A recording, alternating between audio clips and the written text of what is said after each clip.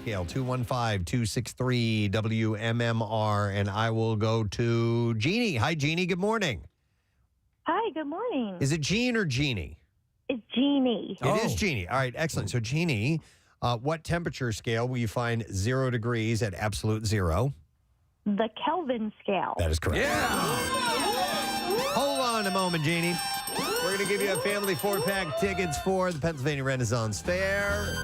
Valid any weekend in September, and get ready to live the excitement and adventure of jousting nights and royal delights with colorfully costumed villagers and merrymakers ready to make your visit an unforgettable experience. And tickets are available at parenfair.com. All right, so I heard this yesterday. You're talking about the Kelvin scale on Twitter. The number -4 degrees looks like a guy taking a dump. Have you guys ever seen that?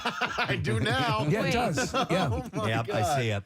That's hilarious. Oh, Yep. yeah. Now, Yep. yes, would not have seen it initially, but Looks yeah. like a It guy took me a little while. with his elbows on his knees, hunched over, taking a poop. That's terrific. Well done, Casey. All right, entertainment stories. Florence Pugh may have skipped the Venice Film Festival press conference for Don't Worry, Darling, but she's singing her praises for the film on Instagram. Despite the rumors of a rift between Pugh and the film's director, Olivia Wilde, the Little Women actress shared a carousel of photos from the film premiere and wrote a massive congratulations to everyone standing on the carpet. We premiered in Venice, a huge, wonderful win in itself.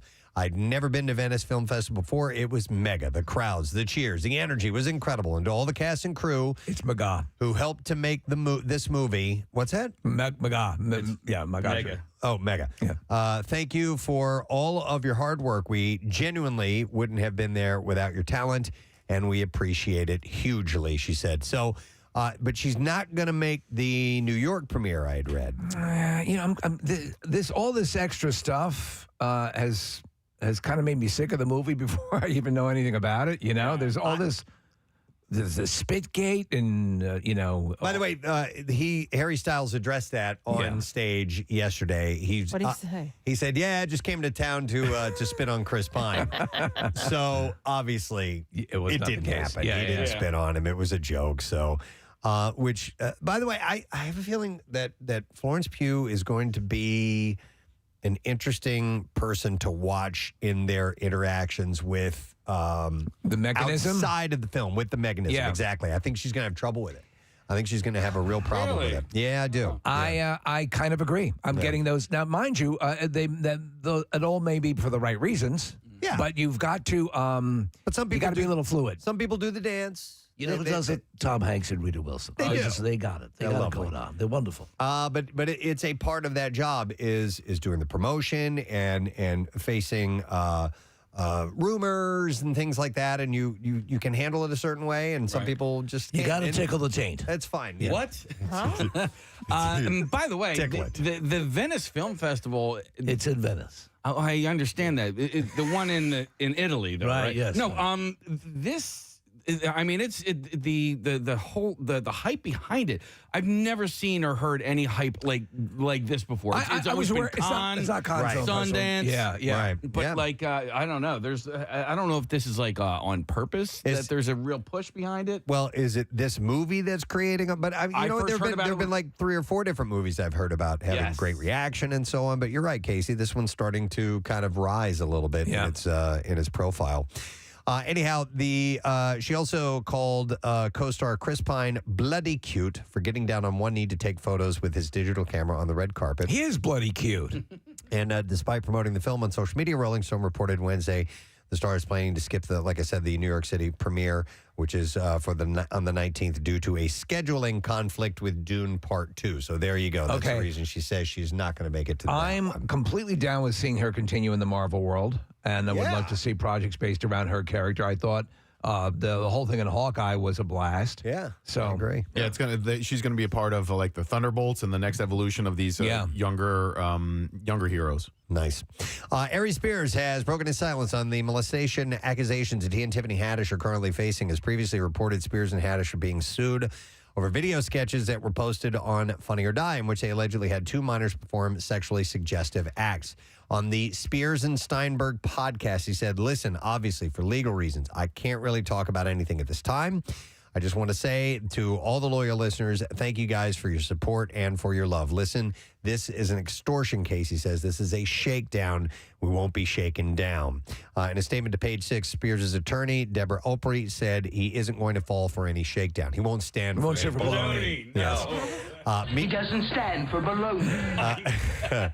So, yeah, this is continuing, and it sounds... I want to hear more of the details of the accusations specifically and you just that they're citing. You just I'm like, we've had Aries on the show a number of times. He's a great guy. He's a great guy. Yeah, so I hope that's what this is, that it's somebody... I don't hope for him that somebody's trying to take advantage of him, but I hope that the accusations are not true. And you know, as of now, I'm kind of leaning towards that they probably aren't true. Yeah. But who knows? We have to wait and see. All right, getting in shape for Baywatch left Zac Efron in a deep depression. The actor told Men's Health that his diet and fitness plans for the 2017 movie took a serious toll. He said, I started to develop insomnia. I fell into a pretty bad depression. Something about that experience burned me out. I had a really hard time recentering. Ultimately, they chalked it up to taking way too many diuretics for way too long, and it messed something up. So that's what if you see him in that movie, he's beyond cut up. He just looks like there's not one scintilla of body fat. So that's what they do.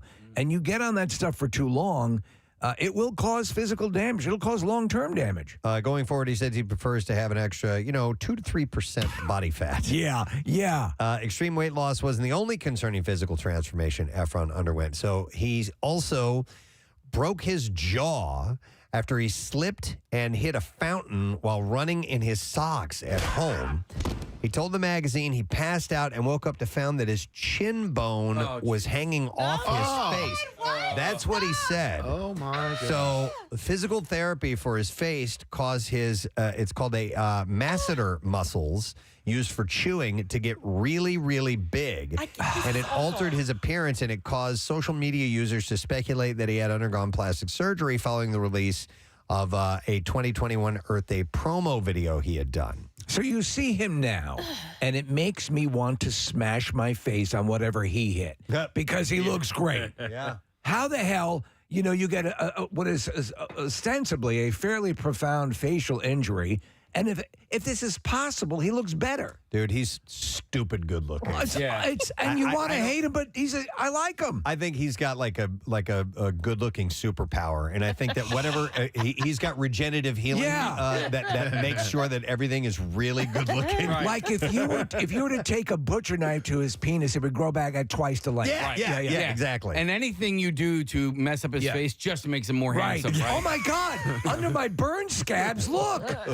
It's like smoother. That mole is gone. Skin. It's got Wolverine powers, but just with handsomeness. Just for good looking. Yeah.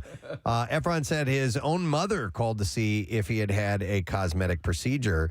Fortunately, the actor doesn't let rumors get to him. He said, if I valued what other people thought of me to the extent that they think that they may think I do, I definitely wouldn't be able to do this work. He is starring. I was going to get No. What's he starring in? He's starring in that movie. Remember, we heard about the beer run during the Vietnam War. Yes. Oh, yeah. The Peter Farrelly coming movie. out soon. Yeah, so he's playing the guy who makes the run. Awesome. Yeah. Awesome. I am dying. I've read that story before. Yeah. And it's a great little annal in war history. Sure. Erin Moriarty is calling out the misogynistic trolling that she has experienced by some fans who watch Amazon's The Boys. The actor portrays the character of Annie January, Starlight. Yeah, she's great. Who's been heavily criticized, and I don't know why. I love her. I have not heard any criticism, and I'm all over this show. So what supposedly is being said? She's being kind of cagey about it and doesn't mention it. Moriarty took to Instagram where she shared an article titled "I Stand with Starlight," and the byline was, or the subject in parentheses was the betrayal of Erin Moriarty by the Boys fans. The article points out the hate that the character of Starlight receives on social media, which transcends to hurtful comments about her, the actress in particular. Do you ever wonder if sometimes they'll concoct, and I believe a lot of these are very true, but I also believe sometimes maybe they concoct these sort of things to just get traction. because everyone will sort of come to someone's defense and say, "Hey, we stand with Starlight." No, I mean I don't. Yeah, I do. I'm not cynical in that sense. I am but, cynical. I'm believing what they're saying. But anyhow, Moriarty posted on Instagram, I do feel silenced. I do feel dehumanized. I do feel paralyzed. I've put blood, sweat, and tears into this role over and over and over again. I've grown up in this character's shoes. Emphasis on grown up. We change and evolve mentally and physically.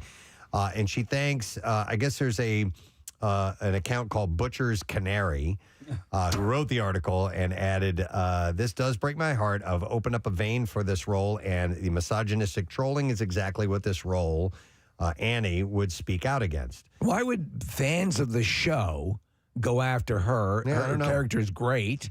Her character's one of the foundational characters. Yeah. I mean, probably for the same reason you just suggested, Steve, is to gain traction. You know, you criticize somebody like this openly, even if it's somebody that's beloved, Right. and then they're going to get attention for that. Right. So the actor continued by saying, everyone's going through their own battles. Let's not add to that. I will never intentionally and especially publicly add to yours. This has only strengthened my empathy muscle. And to anyone who comes at me, I see you. I don't hate you. I only empathize and forgive. Can I go on record as saying I hate when people use the term blood, sweat, and tears? I think I'm over it. It's a great band. Yeah. That's it. But when she talks about putting her blood, sweat, and tears, okay.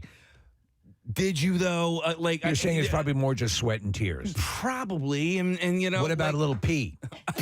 Okay, so that's like when people say "my world," like when they post a picture of like their family or whatever. Like it's nice. No. I like the picture of your family. Just I hate that. Stop it's- don't write my Your world. world sucks. so cliche at this point, and when definitely You and had your a fight. tribe are amazing. You definitely had a fight last night. My we world. definitely had a fight last night. Like when they post the picture and their tribe and all. It's like my shut world. up. You had Yeah. a fight last night. Looking before the split between Stallone and Jennifer Flavin, oh, this is everything. Oh, and then, Yeah. 2 days later, Yeah, right. Go to hell. So unless they actually bleed, sweat, and cry. And cry. So she's definitely has sweat and cried. I mean, her character has cried. So I know. She has bled, you just too. don't like that phrase. I don't like it anymore. Let me ask you. Probably liked it at first.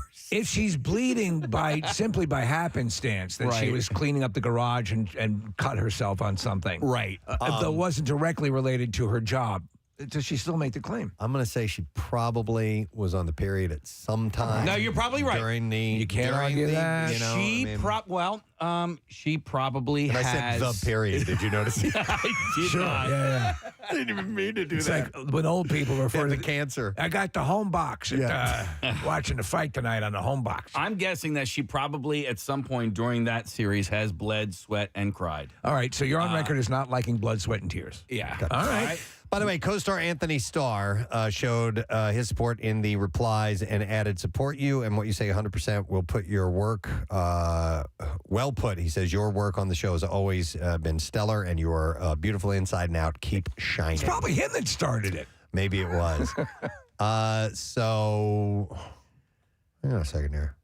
Oh, this is E-I-E-I-O. No. This is a bizarre file story that I stapled today. And the And I was alligator. wondering where that was. And the alligator bit his hand off. my God. Yeah. By the way, how many episodes are you into The Boys? I think I am about to begin my 5th episode. Okay, so you're heading home. I'm getting to it. So, It's great, is it not? God, it is so good. Homelander is just the biggest dick in the world. Oh, my God. And yet you love him. I know. He's so unrelentingly terrifying. Yes. When he gets that look in his face, what's worse? A scowl from Homelander or a smile? Yeah. And of course he goes, I'm just joking. Yeah. Oh, my God. Anyway, if you haven't seen The Boys yet, it's not for the faint of heart. Oh, my God. It is. Don't watch it with your kids. Do not watch your children. Let your children watch this quote-unquote superhero show. Right, yeah. It is insane. You just can't, when you think they won't go there, my God, they go there at another level. Did you see Paul Reiser yet? No. Okay, he's coming up. Okay. All right. We'll move along. Let's go with this. All right, some lighter stuff. Camilla Marone had a girls' night out with some famous friends following her split from Leonardo DiCaprio. Where'd she go? She broke up with Leo. The 25-year-old model was spotted with Kendall Jenner and Hailey Bieber at Sushi Park. Girl, forget about him. And we're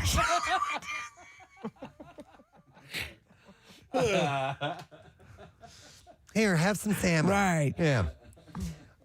We need some chocolatinis. So the outlet points out that both Bieber. Wait, we have a restaurant? Yeah. Yeah. Oh, there she is. Girl, you forget about him.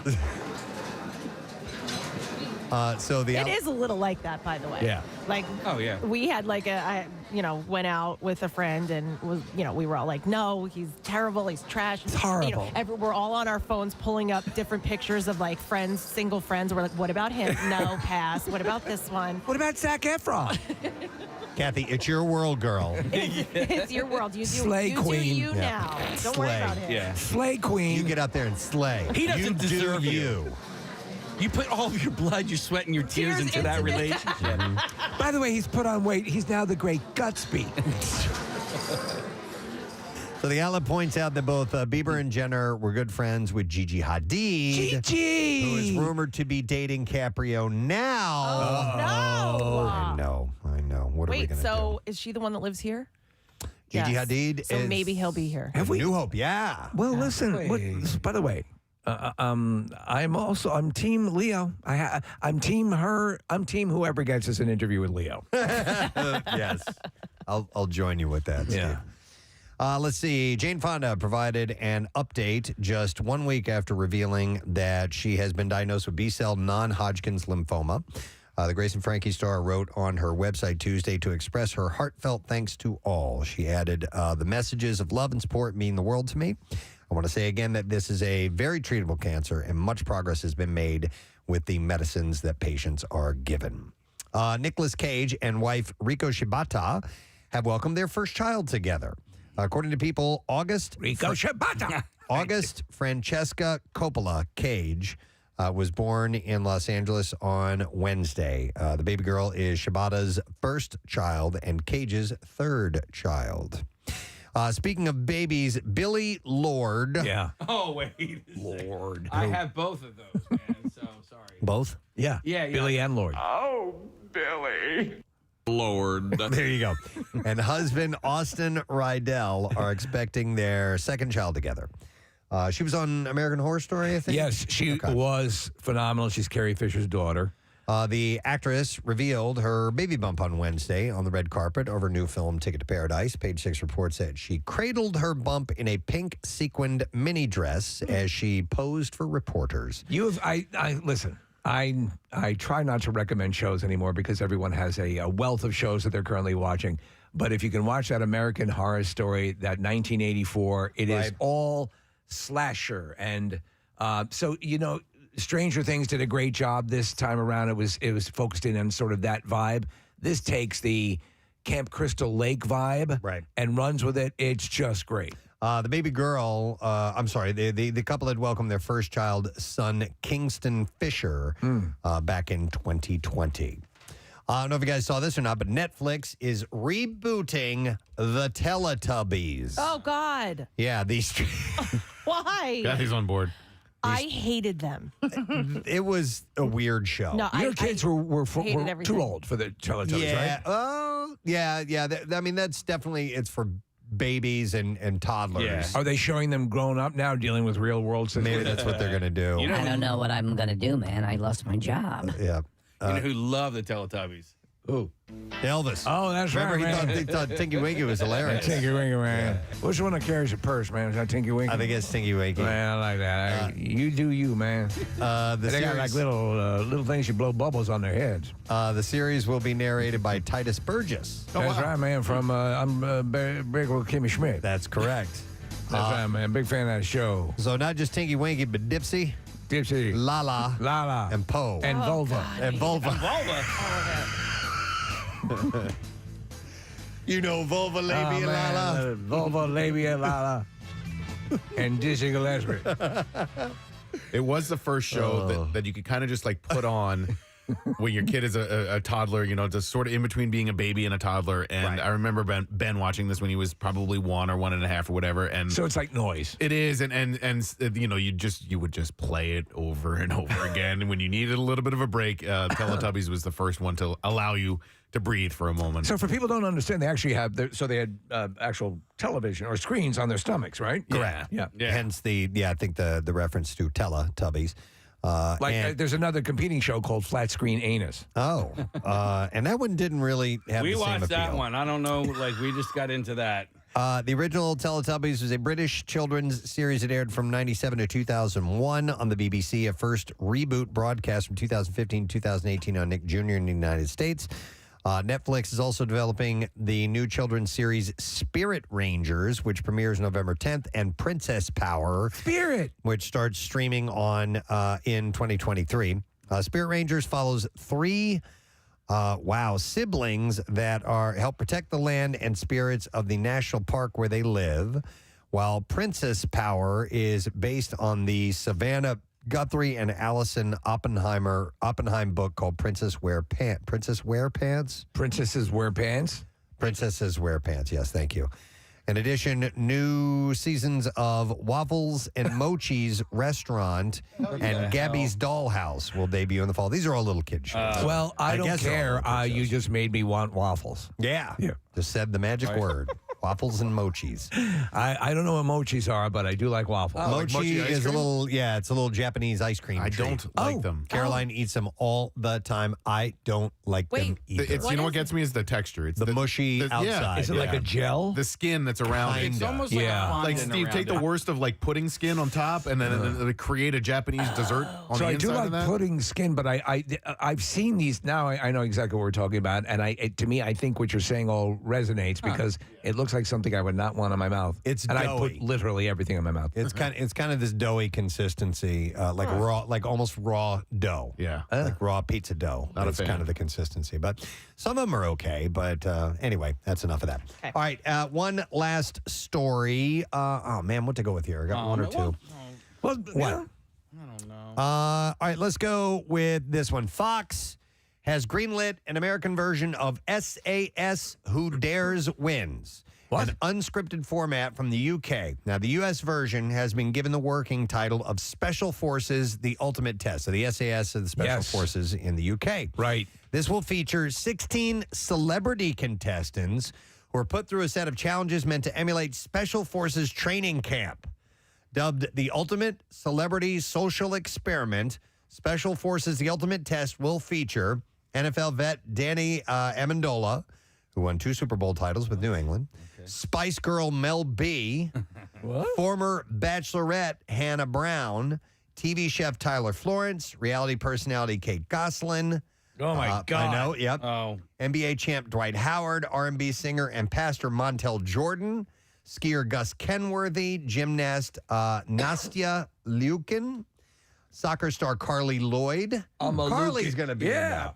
I'm sorry. These guys are all competing against each Yes, other? Seventh Heaven actor Beverly Mitchell. The Real Housewives of Atlanta star Kenya Moore, Baseball Hall of Fame catcher Mike Piazza, reality TV doctor Drew Pinsky, and Trump staffer Anthony Scaramucci. The Mooch. And Zoe 101 star Jamie Lynn Spears. You got to be effing kidding. They're going Be to the train them the contestants. SAS way? Yep. The contestants weighed in on the physical and emotional difficulty of the training camp. And I'm sure it's rigid. Jamie Lynn Spears said it was the mental preparation I was trying to focus on while being away from my kids. It was everything I didn't know I needed. I have so much more respect for the real Special Forces soldiers out there and what they do. So according to the alternative entertainment president, Rob Wade, he said, we put them through the toughest test there is. They're completely removed from society and producers. The staff sergeants control everything within the camp. They live in the middle of a desert, 100 degrees, in a place where the toilets are literally a hole in the ground. Their beds are just a sheet over a metal bar. It's completely back to basics. By the way, SAS debuted on UK's Channel 4 in 2015, has run for 7 seasons thus far. Additionally, the spin-off Celebrity SAS is currently airing in its 4th season. So it's apparently a formula that works in the UK. And a lot of shows that work in the UK Come end up here. working here. So we'll You know see. what I saw the other day? Stephen Amell, who played Arrow, who played on the series, the lead. I did not see this, but at some point he did the Ninja Challenge. Yeah. And like rocked That the guy's hell in out of it. incredible shape. Wow. Like unbelievable. Wow. Like everyone was awestruck. All right, we're ready for clips. Let's do them now. Heidi Klum and Tim Gunn's latest series, Making the Cut, gives established designers immediate gratification by selling items in a show-sponsored Amazon store immediately after each episode. And here, Heidi talks about her 20 years of critiquing fashion on TV. As a judge, or, you have to kind of say what you don't like. I mean, it's not good to just say, I don't like it. You have to say why. So in order for the people at home who are watching understand why you don't like it, maybe they agree with you, maybe they don't. And then the designer also, can take that or leave it. Thing sucks. New episode of Making the Cut is streaming today on Amazon Prime. Here's the next clip. House of Darkness begins with a guy and a girl and a one-night stand and turns into a psychological thriller. In this clip, director Neil LaBute talks about what Justin Long and Kate Bosworth's public perception brought to the leading roles. People see him and they go, oh, even if they don't know his name, they're like, oh, I like that guy. So you kind of let things go that somebody else might not. And Kate just has this perfect, like, kind of ethereal stillness that I think slowly starts unnerving this guy, and hopefully with the audience as well. We kind of go, what's up with her? I don't think I want to see it. House of Darkness opens tomorrow. I think Justin Long and Kate Bosworth are actually an item now because of this. Oh, movie. yeah? Yes. Well, good for them. That's a nice couple right there. All right, and there you go. That is what we have in the entertainment report couple for you this morning. A nice couple.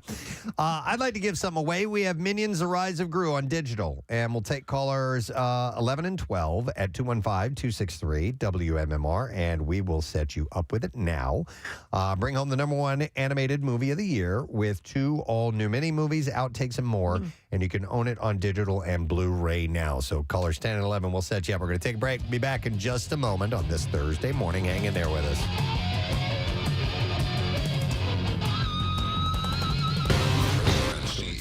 Will it be fast food or fancy food? Schnitzel. Schnitzel? Yeah. Do you like schnitzel? It's not bad. It's it's good. I mean, it's not great, but yum. Yeah, it'll do it. Is that what Christoph Waltz is eating during Inglourious Bastards? No, that's strudel. Strudel, okay. Because I love me some strudel. Schnitzel is very sweet. Do you know what schnitzel is? Is it? No. Is it a baked good? Is it a salty baked good? It's pork. Oh, then no. Fried pork. Okay. Essentially, it's like a fried pork tenderloin, so it's not anything like a schnitzel. I don't like it much. Yeah. You don't like schnitzel? Nah, I'm not a big schnitzel guy. I mean, I like it. It's good enough. So anyhow, Schnitzel Fest event in Bavaria, Germany, apparently used 400 pork chops, 4,000 eggs, 551 pounds of breadcrumbs to create a giant schnitzel. And the resulting schnitzel is 2,663 pounds. Wow. People must have been schnitting for weeks after. That's good, dude. You knew it was coming.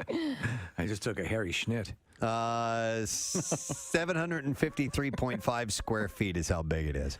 Wow. I've had schnitzel in Germany, in Munich. We were having dinner, and I'm like, how can I not have schnitzel? If you're going to have schnitzel, you have it there. So what did you think? It's good. It's not great.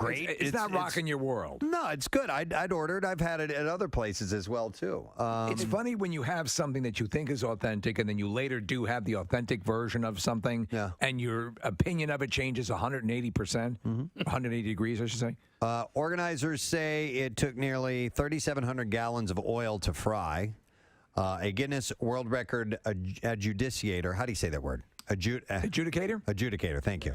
Was on hand to verify the schnitzel's measurements. You say, call me just schnithead. And certify that it broke the previous record of 1,212 pounds, so it blew that record away. And it was then split up into 4,800 portions and sold to attendees at the festival. Yes, we put it on a conveyor belt and it comes right out to Schnitthorn. Keep going. Do more. What were you going to say? You were going to say something. Well, so it's just a pork chop, basically? Yeah, I don't know if it might be the tenderloin case. I'm not 100% sure what part of the pig it is. But yeah, it's like a fried pork chop or a fried tenderloin. Yeah, I never really cared for pork chops. Oh, man, I do love pork. I know, and people, like my father loves them, and I like them only if they are incinerated to the point. No. That's the only way I can eat You got to get them juicy. All right, well, anyhow, they made the biggest one in the world. What cartoon has a character named Schnitzel? That was Chowder. Chowder, that's it. And okay. Schnitzel would only say rattle, rattle. He never said anything other than that, rattle, rattle. I was looking for that, and I came across something that says Schnit in the bathtub, so I'm going to Go play ahead, that. let's hear what that I don't is. know what that is, Okay. but... Oh no, someone decided to take a shit in the bathtub. Not again. You know what that was from? What is that from? That OxyClean parody.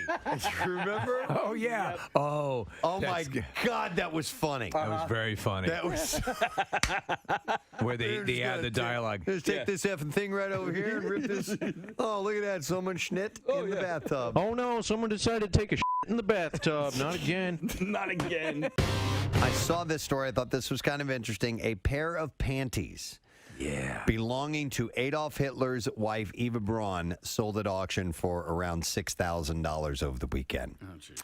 The pink... Put on the panties! Yes, the pink... The ones that I like, the pink ones! The pink silk panties, embroidered with Braun's initials, came from a private European World War II collection. They were sold to an anonymous UK telephone bidder. These are like bloomers. Who also bought her, you're right, they're huge. Yeah. Who also bought her white lace night dress for $5,000. You know there's some guy wearing these things staring in the, in the mirror. Yes. Oh my God! You know, as obviously as staggeringly aberrant as Hitler was, with all of his little things like his all the weird, creepy stuff. Mm-hmm. Him having sex is at the bottom of the list of things I want to think about Hitler doing. Yeah. Auctioneer Jonathan Humbert said that there was perennial interest in items from the Nazi Germany area. In the same auction, a bracelet presented by Goering's wife, Emmy. I got you something. Sold for about $3,000. Oh my gosh, he vintage avid.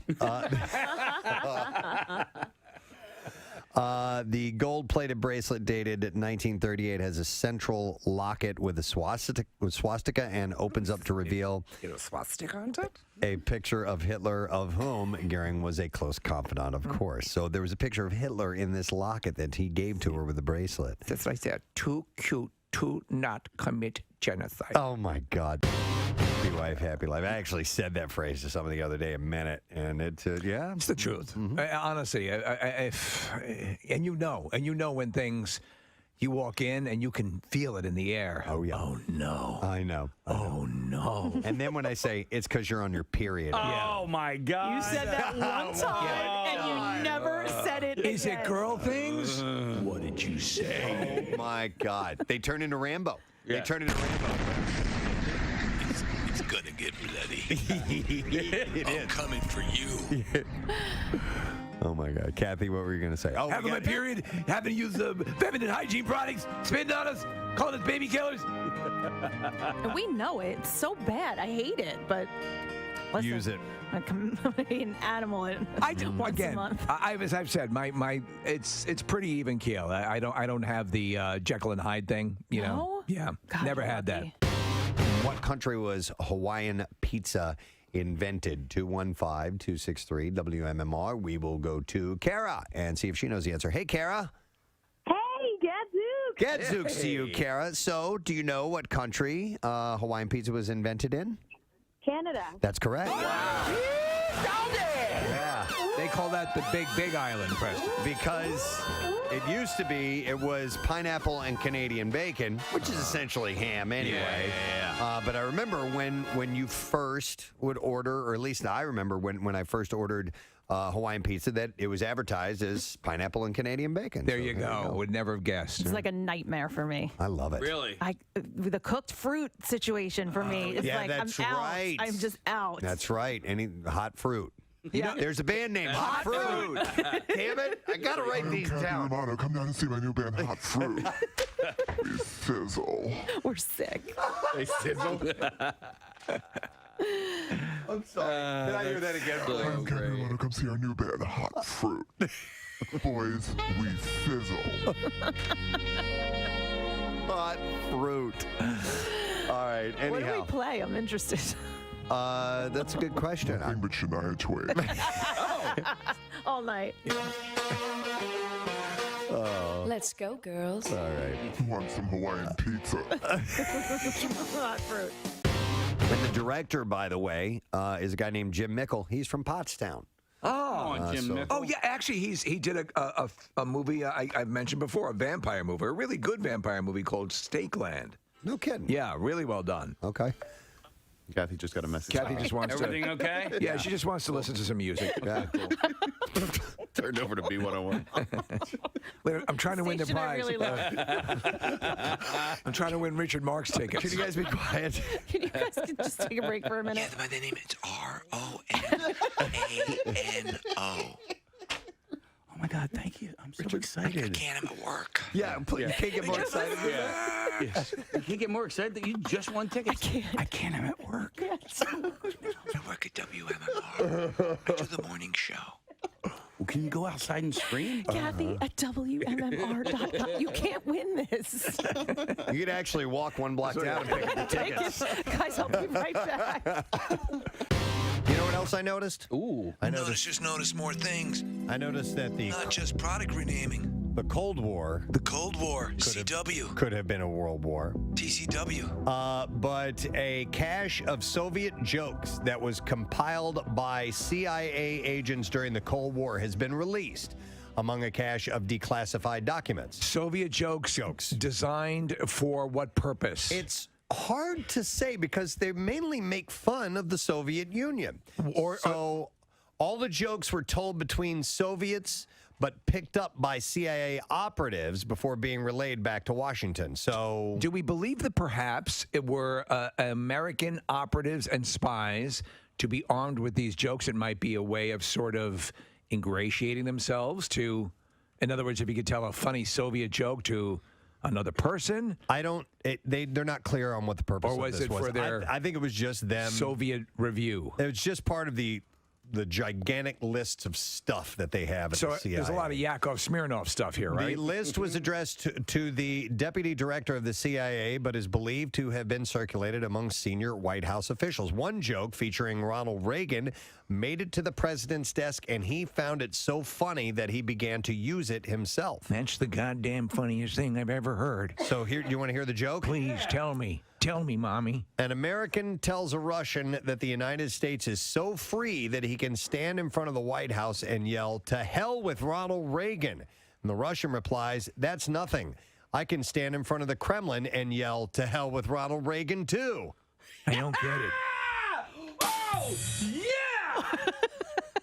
Did you say penis? I must have missed it. No. You said it was a dirty joke. No, I didn't say it was a dirty joke. Oh, yes, you did. What? No, I didn't say it was a dirty joke. You said it was filthy. I think the Alzheimer's is kicking in, Ronnie. God damn it. Yep. Where are my jelly beans? It is not known exactly why the CIA began doing this. It wasn't filthy. Though since there were no polls in Soviet Russia, it could have been a good way for agents to judge public mood towards politicians and the government. Why did chicken cross road? Why? To escape the extreme starvation caused by Stalin. One particular figure of fun was Mikhail Gorbachev. Why do I have stain on head? The last leader of the Soviet Union who worked to end the Cold War by reforming the USSR. While this made him popular overseas, he was often reviled at home, as revealed by this joke, which tells of a man waiting in line at a liquor store. Tell the joke. A worker standing at a liquor store line says, I have had enough. Save my place. I'm going to go shoot Gorbachev. 2 hours later, he returns to claim his place in line, and his friends asked, "Did you get him?" He said, "No, the line there was even longer than the line here." Great city of ours to find some stories to share with you. This is what we call the City Beat. He pounds the beat with his feminine feet. Yes. Spanking his meat. He's the city beaterer. Yeah, the City Beaterer. So I almost saved this for tomorrow for the connoisseur, but I think this would be worth bringing up now. Eagles are kicking off their home schedule Monday Night Football against the Vikings on the 19th. And fans at Lincoln Financial Field are going to have a new menu item and new food vendor to try for this season. Always interested in this. Aramark Sports and Entertainment unveiled a number of new offerings that will be available this year at the 10 NFL stadiums where the Philadelphia-based company is in charge of food service. I didn't know that Aramark, based out of here, did 10 stadiums across the country. That's pretty cool. Yeah, me neither. So here's what to look for at the link. So there is there's a product called Philly John's. All right. Okay. Papa John. What is it? Yeah, Papa John's. Papa John's. Oh my God. No, it's and you know what? I got this from oh man, I got to make sure I give a little bit of credit. Yeah, which John did you get it from? Gert Furfel. No. This is from the Philly Voice. I got this article out of the Philly Voice. Dunkin' Macchiato cereal crusted beef brisket and Monterey Jack cheese croquettes. Okay, what? Served, listen to this, with Rita's, as in Rita's water ice. Yeah. Rita's wild black cherry ice barbecue sauce. Ooh, I don't even. Sounds disgusting. It does. To me. What's the core food element in this mess? It sounds like beef brisket. Okay. So it says Dunkin' Macchiato cereal, crusted beef brisket, and Monterey Jack cheese croquettes. So basically beef and cheese nuggets. Was the chef having a seizure when he concocted this? That are breaded and fried, I assume. Right. But then you get cherry water ice barbecue sauce. No. So it's sold near section 138. And this menu item is part of what Aramark is calling its snack hack program, which company says are innovative takes on traditional fan favorites. I am virtually never on that side of the stadium ever. I am, because I sit in like the 240s, so I'm on that section that's in between. That basically you can look over and see the Wells Fargo Okay, Center. so I don't know the stadium layout by its numbers. So I do, yeah. Yeah, okay, that's why I'm going to ask you this question. Right. So you're in 240? 240. So wouldn't 138 be almost like right below you and over a little bit? Oh shoot. Yeah. Okay, because it would be a level lower. I was right? going the other way. So yeah, I actually I'm an idiot.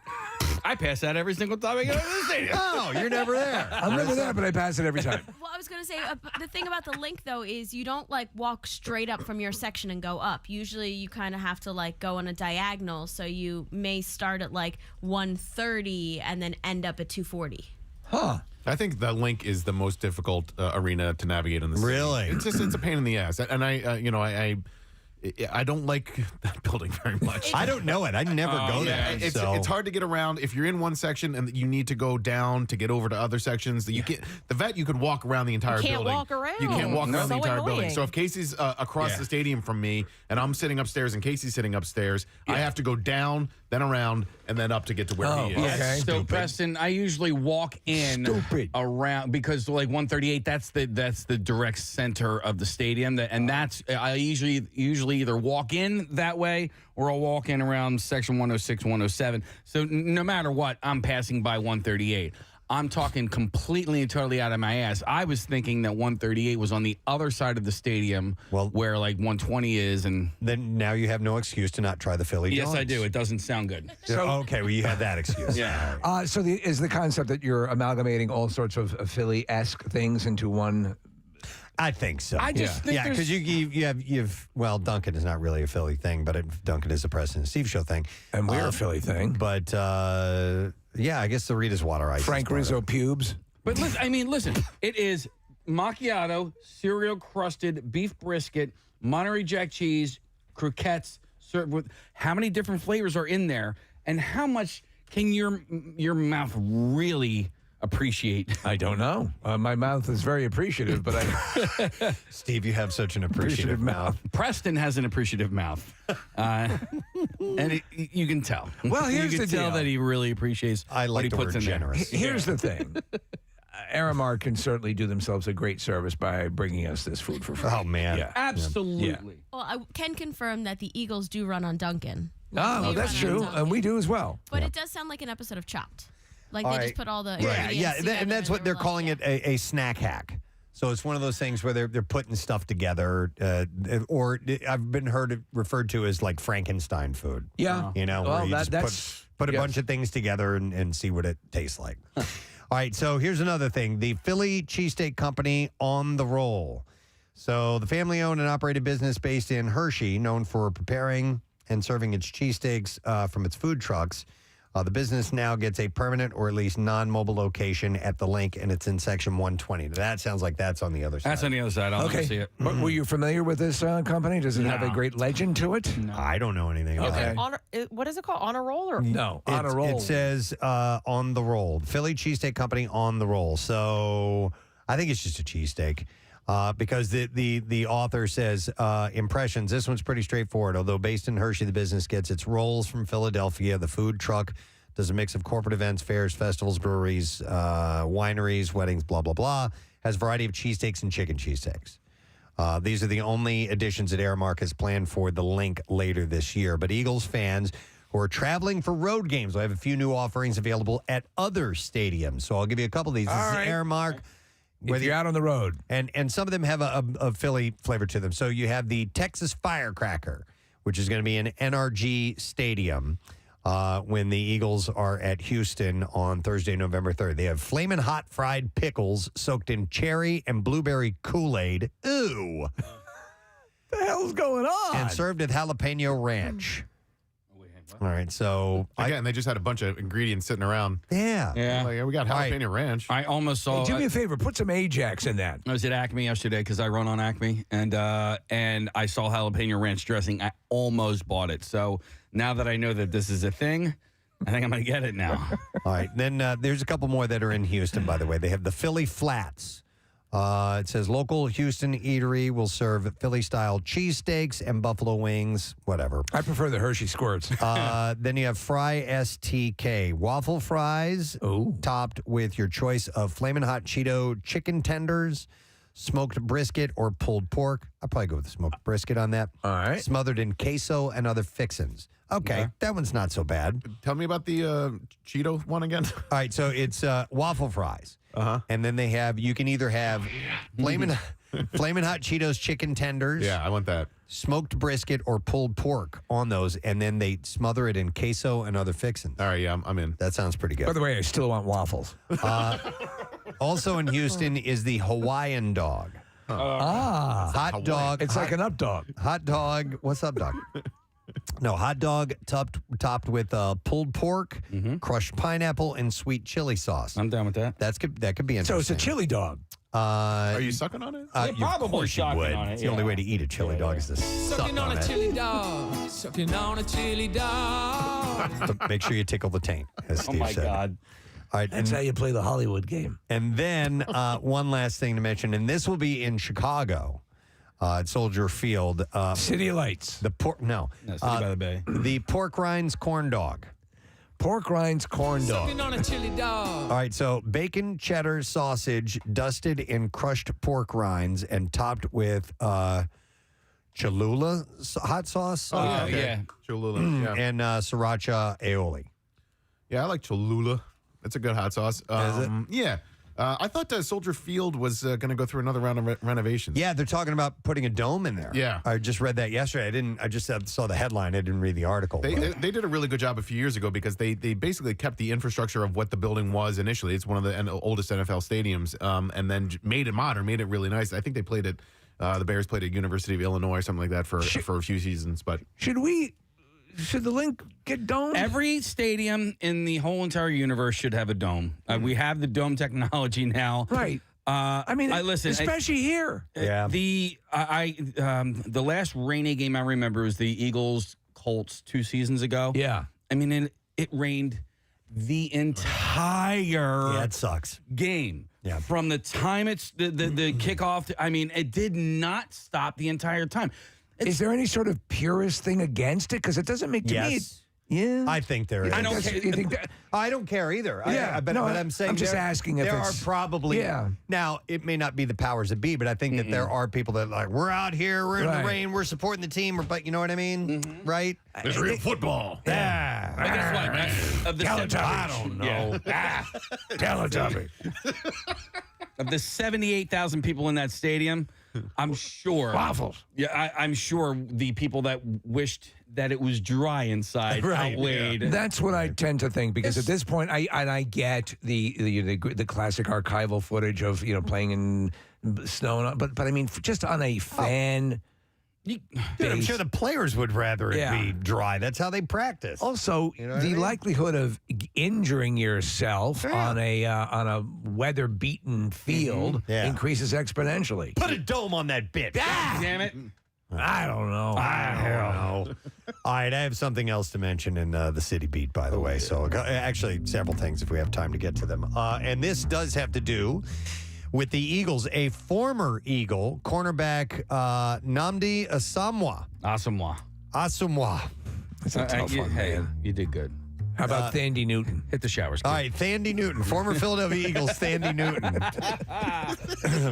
I like that better. Yeah, it works. Continues to make strides in his post-football acting career, landing a role in the upcoming Netflix drama The Good Nurse. Huh. And Wait, he's with Kerry Washington, is he not? Yeah. Okay. so on Wednesday, Netflix released the first trailer for the movie about the true story of serial killer Charles Cullen. Going to be played by Eddie Redmayne. I mean, there's some heavy hitters I in like this. So, and you'll remember this story. Cullen, a nurse, admitted to taking the lives of at least 40 patients at 9 hospitals in New Jersey and Pennsylvania during a 16-year stretch from the late 1980s to the early 2000s. Like an angel of death scenario? Exactly.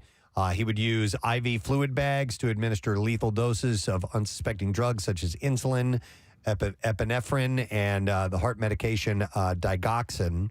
And he would order the drug secretly and attempt to cover his actions up by tweaking electronic records. And for years, he bounced from hospital to hospital, getting fired repeatedly under suspicious circumstances. The administration and authorities failed to investigate thoroughly. So he worked with a nurse named Amy Laughran, I believe is how you pronounce it. And Jessica Chastain is going to be playing Which is her. great.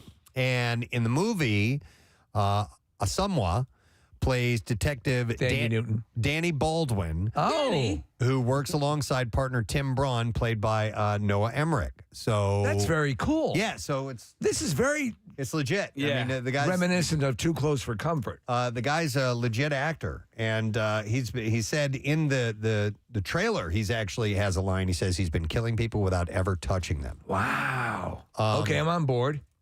Asomugha signed a marquee $60 million free agent contract with the Eagles in 2011. In the offseason, he spent 2 years in Philadelphia, and the rest of the team failed to meet expectations. It was at the end of Andy Reid's tenure. He retired from the NFL in 2013, but since becoming an actor, he's had several notable roles on film and on stage. He played Carl King in the 2017 crime drama Crown Heights, earning nominations for several awards, and he also served as an executive producer on the award-winning war drama Beasts of No Nation. On Broadway, he starred in A Soldier's Play, a murderous mystery about the death of a sergeant in an all-black U.S. Army. Yes, there was a movie. And I think he briefly starred as Annie on Broadway, correct? Oh, my God. Yeah. So who's the best? I'm trying to think of other football that were actors or sports. Alex Caras, hands down. Yeah. George from Webster. Yeah. No, and he was also in that other one. Webster too. Oh gosh, not. Didn't he play like was it Mongo? Oh yes, he's in Blazing Saddles. Okay. Yeah. So there, you know who's a very handsome actor, Casey's Howie Long. Howie Long has been in a number, but is there one that stands out, athlete, Who made that it has got real? into the world of acting, that had an actual I mean, The athletic- Rock, but The Rock, Well, are you sort of. Are you talking about a professional athlete, not a collegiate athlete, Right. somebody who went into professional sports None and is then coming to segued mind. into the world of acting? Right. Marissa wrote a note. He wasn't a good actor, but O.J. Simpson. Actually, I hate to say this, but O.J. was actually pretty good in the Naked Gun movies. Steve, old Broadway Joe. Joe- Remember Joe? Joe Namath. Joe Namath had a few leading acting roles in the late 1970s. He's in a movie with the early Anne Margaret 80s. called CC and Company, I think it was. It's a motorcycle movie. Yeah. Yeah. Yeah, I was trying to think who really. Wasn't Randall Tex Cobb? Wasn't he in the NFL? He was, yeah. No, or Was he in the NFL? I think so. I think he played for the Eagles. I think he was in the Bolshoi. No, Okay. he might have. Matuzak. They just showed him. Yes. Yeah. What was he in? I don't know. Who was Sloth? That was. That was Yeah, that was him. John Matuzak. Yeah. It was Sloth in the Goonies. Wow. So he was, obviously he could act. Rocky Road. Wait, is that his? Is that his voice? I think too? it is. Oh Yeah, wow, yeah. that's totally brutal. He's also in Caveman, Preston. Oh, my God. He's Rachel. He's Barbara Box. Yes, I'm trying to remember the character's Matuk? name. No, Atuk was, that was Ringo. But Atuk Alundalana. And, oh, man, what was his name? Yeah. Oh, that is... I love that movie. Steve and I love that movie. Yeah. Caveman, it's such a goofball movie. Cam Neely's a pretty good actor. He played Seabass in Oh, yeah. Dumb and Dumber. Dumb and Dumber. I'm trying to think who really. Well, so we had a whole Roger list. Clemens. Who distinguished themselves as an actor? Well, Fred Dwyer. Fred Dwyer was Hunter. Hunter PI or whatever. Won 9 Emmys from that. Tonda was the Tonda. name of John Matuzak. All right, anyway, Okay. what? Do wrestlers count? They're already actors. No, we said professional. no. Well, no. I mean, legitimate, competing, John not Cena's- made up stories, sports. Oh, Bob Uecker. There you go. There you Top go. of the list. Yeah. We have a list here. Okay. All right, anyhow, I have a list too. I did. And it's stuff around here. This is a city beat, so get off my Knock ass. it off. Yeah. Lick my ass. Yeah, lick that ass. Yo! Somebody texted in yesterday why we started doing that. I don't know. Somebody called up and said it one day. No, because Kathy had a text that she wrote, kick my ass. Kick my ass. And it came out as lick my ass. Remember we talked about that? Yes, I do I sent remember. it to somebody who was like an acquaintance, not Right. like a friend. It was when I had COVID and I was saying COVID kicked my ass Right. and it auto-corrected to licked. Licked my ass. Yes. Now I love it. I really got rimmed by COVID. Oh my god. Oh my God. It was actually I enjoyable. got fisted hard. Rimmed me out. It's sore throat. Fisted me. All right, so this is really cool, and it's one of those things that is a full-on national championship, but it doesn't get the press that it should. Philadelphia has clinched one of the pool, meaning like billiards, pool, world's biggest honors. A group of Port Richmond barroom shooters they're called Team Lep Life, representing the Crazy Leprechaun Bar and Grill, has won the American Pool Players Association World 9-Ball Championship that was held in Vegas a few weeks ago. Wow. Is this Bucksco? No, Port Richmond's Philadelphia. Are you going to Philadelphia. award points? You know what? There was a Bucksco winner a few years ago, apparently. There's a Delco winner a few years ago as well. The kid I grew up with, this kid named, well, I can't call him a kid anymore. He's a full-on adult, but his name is Kid Adult. No, his name's Corey Dool, and he grew up a street away from me, and we used to hang out and play all the time. And I remember I saw him. There's a Drexel Line Billiards. I remember seeing him play there when we were in high school, and he was really good. And then next thing I know, I turn on ESPN, and he's competing on like the billiards championship. So this is the first time that a Philly team took a first place title in what Guinness World Records has recognized as the world's largest pool tournament. This is awesome. I bizarrely will find myself watching billiards Oh, it's on amazing. TV. Yeah. It's amazing to see what some of those people can do. Yeah. So anyhow, the championships began in 1981. They become international with 8 and 9 ball competitors. The region, however, has not totally gone without bragging rights, and this is why I asked about Bucksco, because I had seen this ahead. In 95, a Levittown team became the APA's World 9-Ball champs, while the team from Ridley Park, there you go, Casey, earned the top honor for 8-ball in 1991. Wait, you didn't grow up in Ridley Park? No, I grew up in Rutledge. Oh, Rutledge. Oh, okay. Yeah, but Ridley Park. Park was a couple towns over. Well, because I grew up in Levittown, so I was going to say if it was directly the towns, but it's not. No, but this year, Philly's Lep Lifers outshone the 559 other 9-ball teams that made it into the amateur championship, with contestants coming in from every state but North Dakota. as well as from Canada and Japan. And over the course of the year, nearly 30,000 teams competed locally and regionally trying to qualify for the big contest, and these guys won it. It looks like one of their players, the one in the forefront, is she kind of looks Meghan Markle-ish. 7 men and 1 woman whose day jobs range from the bar that they play for, a nursing home, a towing company, the airport, IT, and real estate. Wow. Make up the team, and they won the whole damn thing. That's awesome. That's fantastic. So congratulations to those guys, because that's really, really tough to do. Like they had to. I was reading the full-on story. It goes on. They slowly realized, through the course of the season that they're like, wait, hey, we're pretty good. Yeah. We're winning. And they just kept on rocking, and they took the whole damn thing. Just a ragtag team. So congratulations to Team Lep Life and the Crazy Leprechaun Bar and Grill. How's your pool game?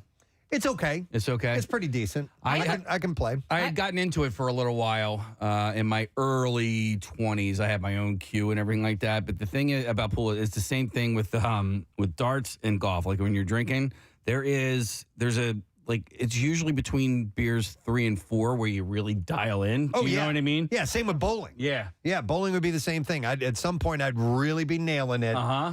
1 beer later. You're like, oh, man, I lost it. I lost it. Did you play, Kathy? I do. You know what? No, I for fun, I would play. A friend of mine had one in her house. No, but what I was going to say is that I have a cousin who would play, casually just when she was out with friends, and then started to get really good, and then people would bet her, and then she ended up on a team and traveling the country to playing. Wow. She was really good. I used to play, there was a bar I would do regular appearances at, and they had great pool tables there. So there was a guy that was there every week, and he was really good, and he would play me one-handed. Really? Oh, yeah. And he would kick my ass. Which he licked your ass, huh? For some reason, he licked my ass. He licked his ass. But it would help him in his playing one-handed in some extent. So he wasn't doing it to show off. He was just kind of, like he could jump the ball one-handed and everything. It was crazy, yeah. But he did teach me how to jump properly and stuff like that, which was the cool. woman who played is the Black Widow? Black Widow, yeah. Right. Yep. Yeah, she was phenomenal. Mm-hmm. She was a champion, I guess, for a while. All right, one last story. I think I have time for one more, maybe 2. We'll see. A guy named Ben Gravy. His Instagram bio describes him as a semi-pro novelty wave surfer, and he's been vlogging his surf adventures since 2015.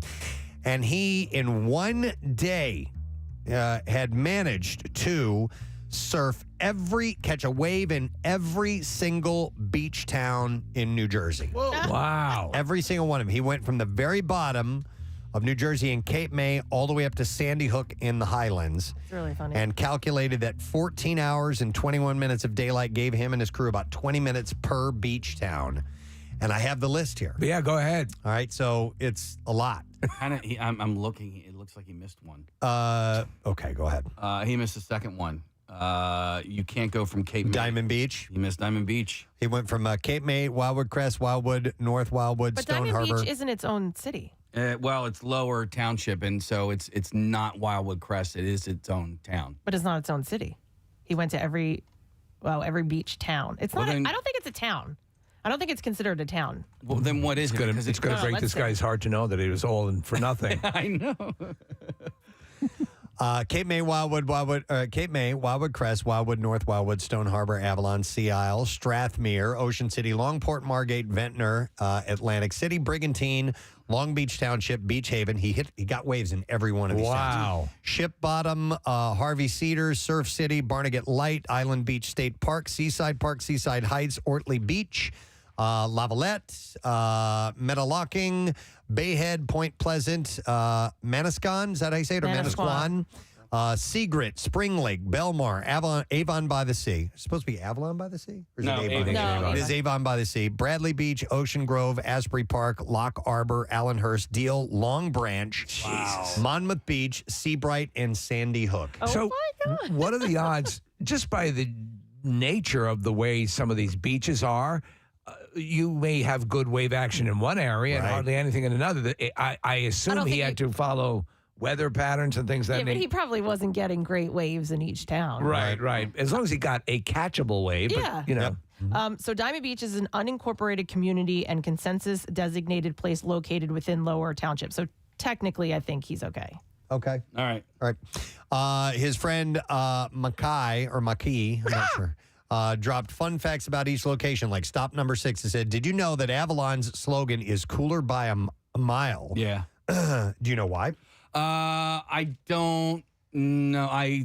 Is it because it's a mile longer than the other town? It is positioned 1 mile further out in the Atlantic than any other barrier island in New Jersey. Ah. So little fun facts like that. That is a fun fact. We're watching his excursion here, and he seems to be catching a number. A lot of these are not in New Jersey. These are not in New Jersey. The second I saw this, I'm like, no. There's a volcano in the background. Yeah, they got 20 footers in Jersey. But So Jackson surfs Jersey a lot, right? Yeah, he goes to Atlantic City a lot. It's kind of the quickest and easiest way for him to go. All right. I know he was going to LBI for a while too, right? Yeah. We have a surf beach in Wildwood Crest. How is it? It's fine. You can surf it, and there's people out there. They have lessons every day, and there's people out there surfing every day. And I haven't done it yet. We got a surfboard, and I have surfed before, but I haven't gotten out into. Have you taken a lesson? No, I don't need to. Okay. I mean, I know the basics of how to get up on the board. But yeah, like I've taken lessons before. Yes, Okay. but not here. And Jace has too. No, I said you sound like Jace. I don't need lessons. I already know how to do that. Oh, all right.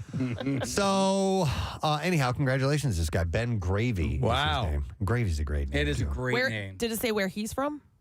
You know what? It doesn't, Kath. What the hell? I'm not sure. What the hell? No.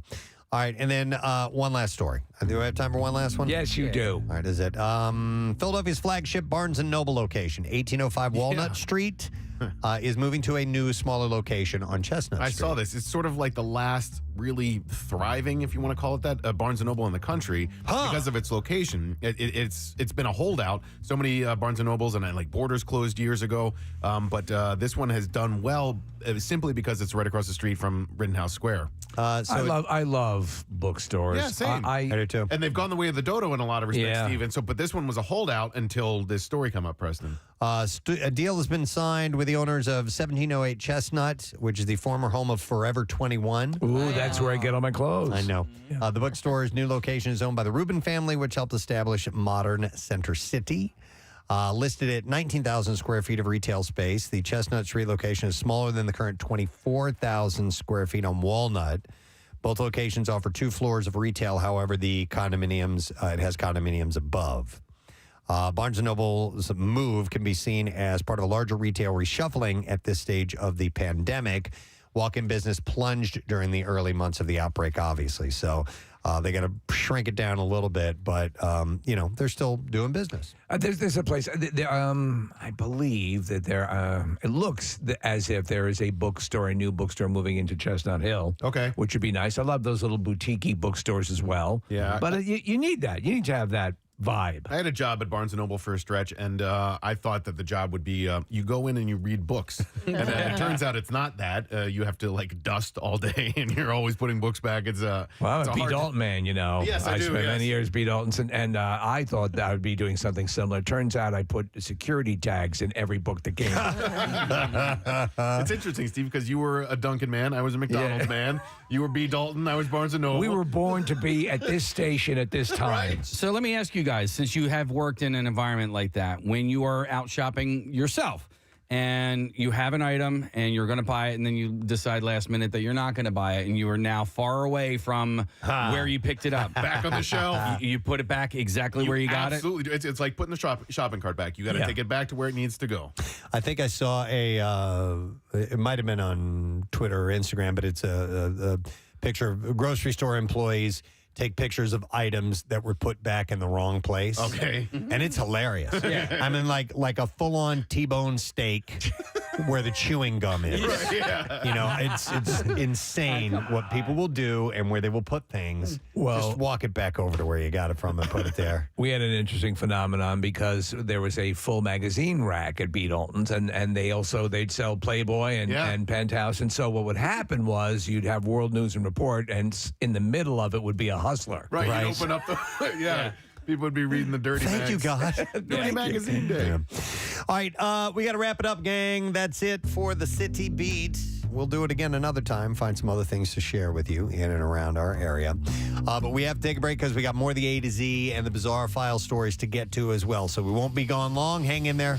Back in a moment. Maybe we don't laugh at the same kind of jokes or something, but you told me that Gorbachev line joke and it wasn't funny. But I have one for you. Knock, knock. Who's there? Orange. Orange who? Banana.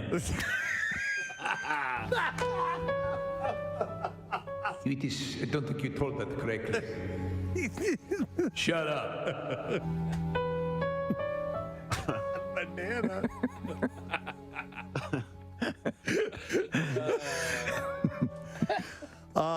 So Stalin. I'm going home. Stalin was also. Knock, knock. Who's there? Stay in your seats or you'll all be shot. He's funny, yes? Knock, knock. Who's there? You will starve in gulag. I'm here all the week. I would say try veal, but there is no veal. Try cannibalism as we starve out all of the population in Siberia because of extreme poverty caused by Stalin. Thanks for coming. Knock, knock. Who's there? They murdered my wife. That's sad. Yeah, but if you think about it, she was nagging. It's a way Homer. Have you heard the banana joke? Heard funny joke from Rocky. Knock, knock. Who's there? Orange. Orange who? Banana. Oh, God. Oh.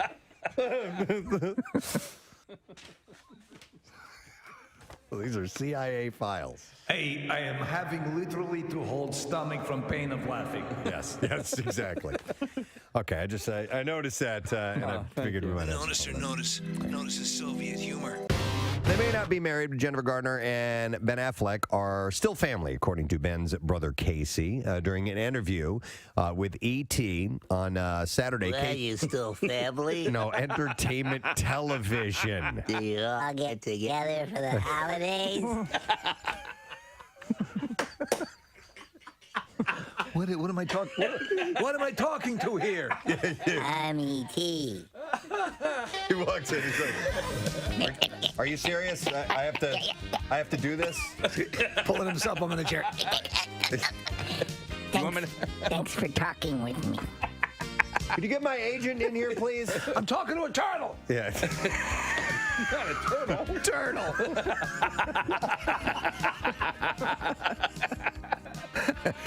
Oh my God. I want a goddamn Oscar. It was during an interview with E.T.'s Kelty Knight. Oh, okay. Whoever that is. I left that part out and I just said E.T., all right? So it was at the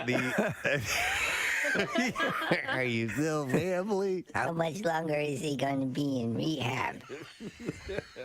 He's holding up his finger.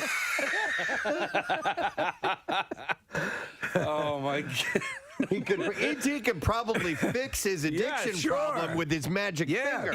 You're right. His heart. Touch his heart. Heart light. Whole new human being. New Ben, new Batman movie.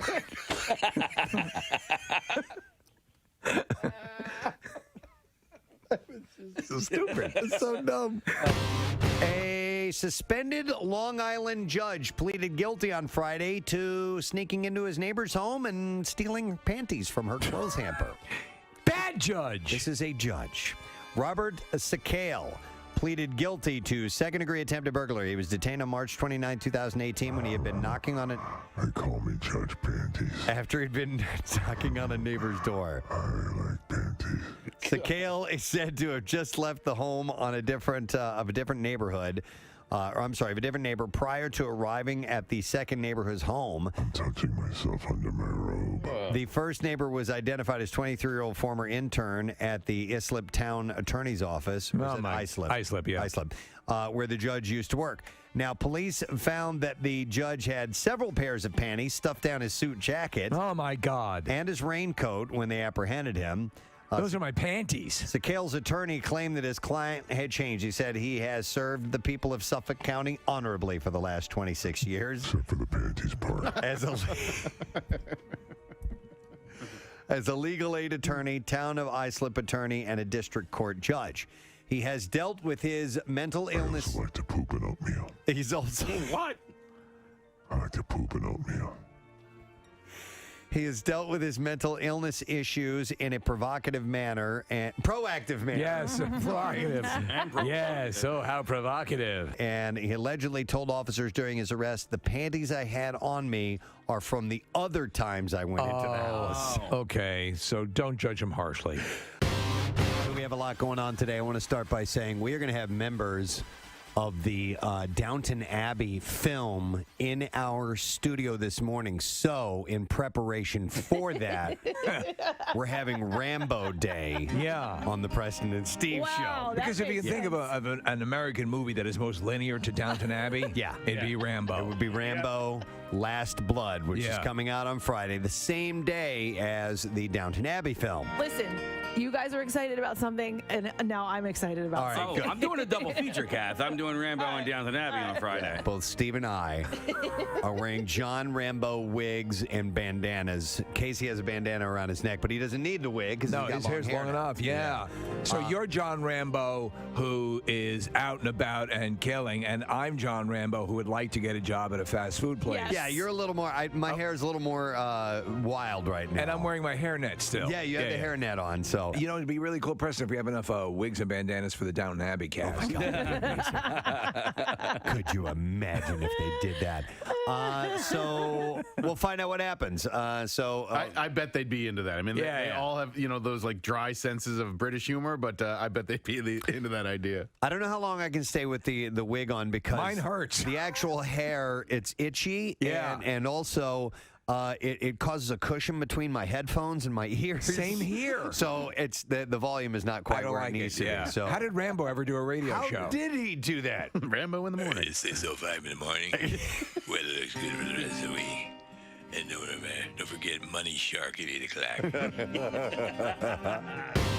Hey, Charlie Sheen was set to compete on season 28 of Dancing with the Stars, but ultimately he walked. He was talking to Us Weekly. You have to walk to get out on the dance floor. Duh. He told the magazine, I was very flattered by ABC and their offer, but at the end of the day, I have 2 left feet and I just can't dance. Charlie Sheen. I'm a freaking warlock. You should be able to create a spell and be able to dance. I'll get on my Nimbus and fly around the stage. Why can't you just get on your Mercury surfboard? Absolutely. The opportunity was linked to a pilot opportunity as well. Yeah, I want to be a pilot for American Airlines. But when he passed on Dancing with the Stars... I'm your pilot. Other side of the plane can see a freaking mountain.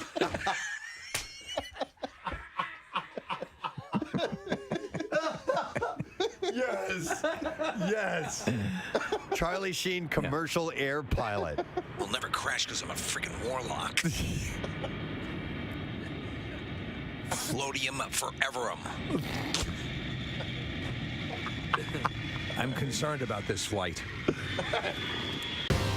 Thousands of dollars worth of bull semen has been destroyed after a cattle building exploded. Oh, no. All right. I just saw a tweet this morning that said, I didn't know semen was flammable, and I didn't know what that was in reference to, and apparently it's this story. So it was the semen itself that exploded? Well, I'm not really sure about that, but emergency services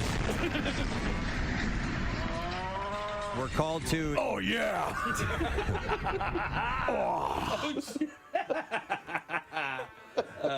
Emergency services were called to... I blew that chick apart. We're called to Yarram Herd Services at about 3 a.m. where 100 cryogenic cylinders containing cattle semen exploded in the blaze. I can't imagine there's anything flammable and. No, I think it just... It's probably the containers themselves or something with the wiring or whatever. Well, maybe they're pressurized. But it took 10 fire crews more than 10 hours to contain the fire at the building, which is a cattle breeding service. Vice Committee Chairman Aaron Thompson said the loss would be, quote, a huge blow for farmers, with the cylinders being worth between $500 and $1,000 each. He said... the entire town next door got a facial. He said, we're coming into the artificial insemination season, so... are we?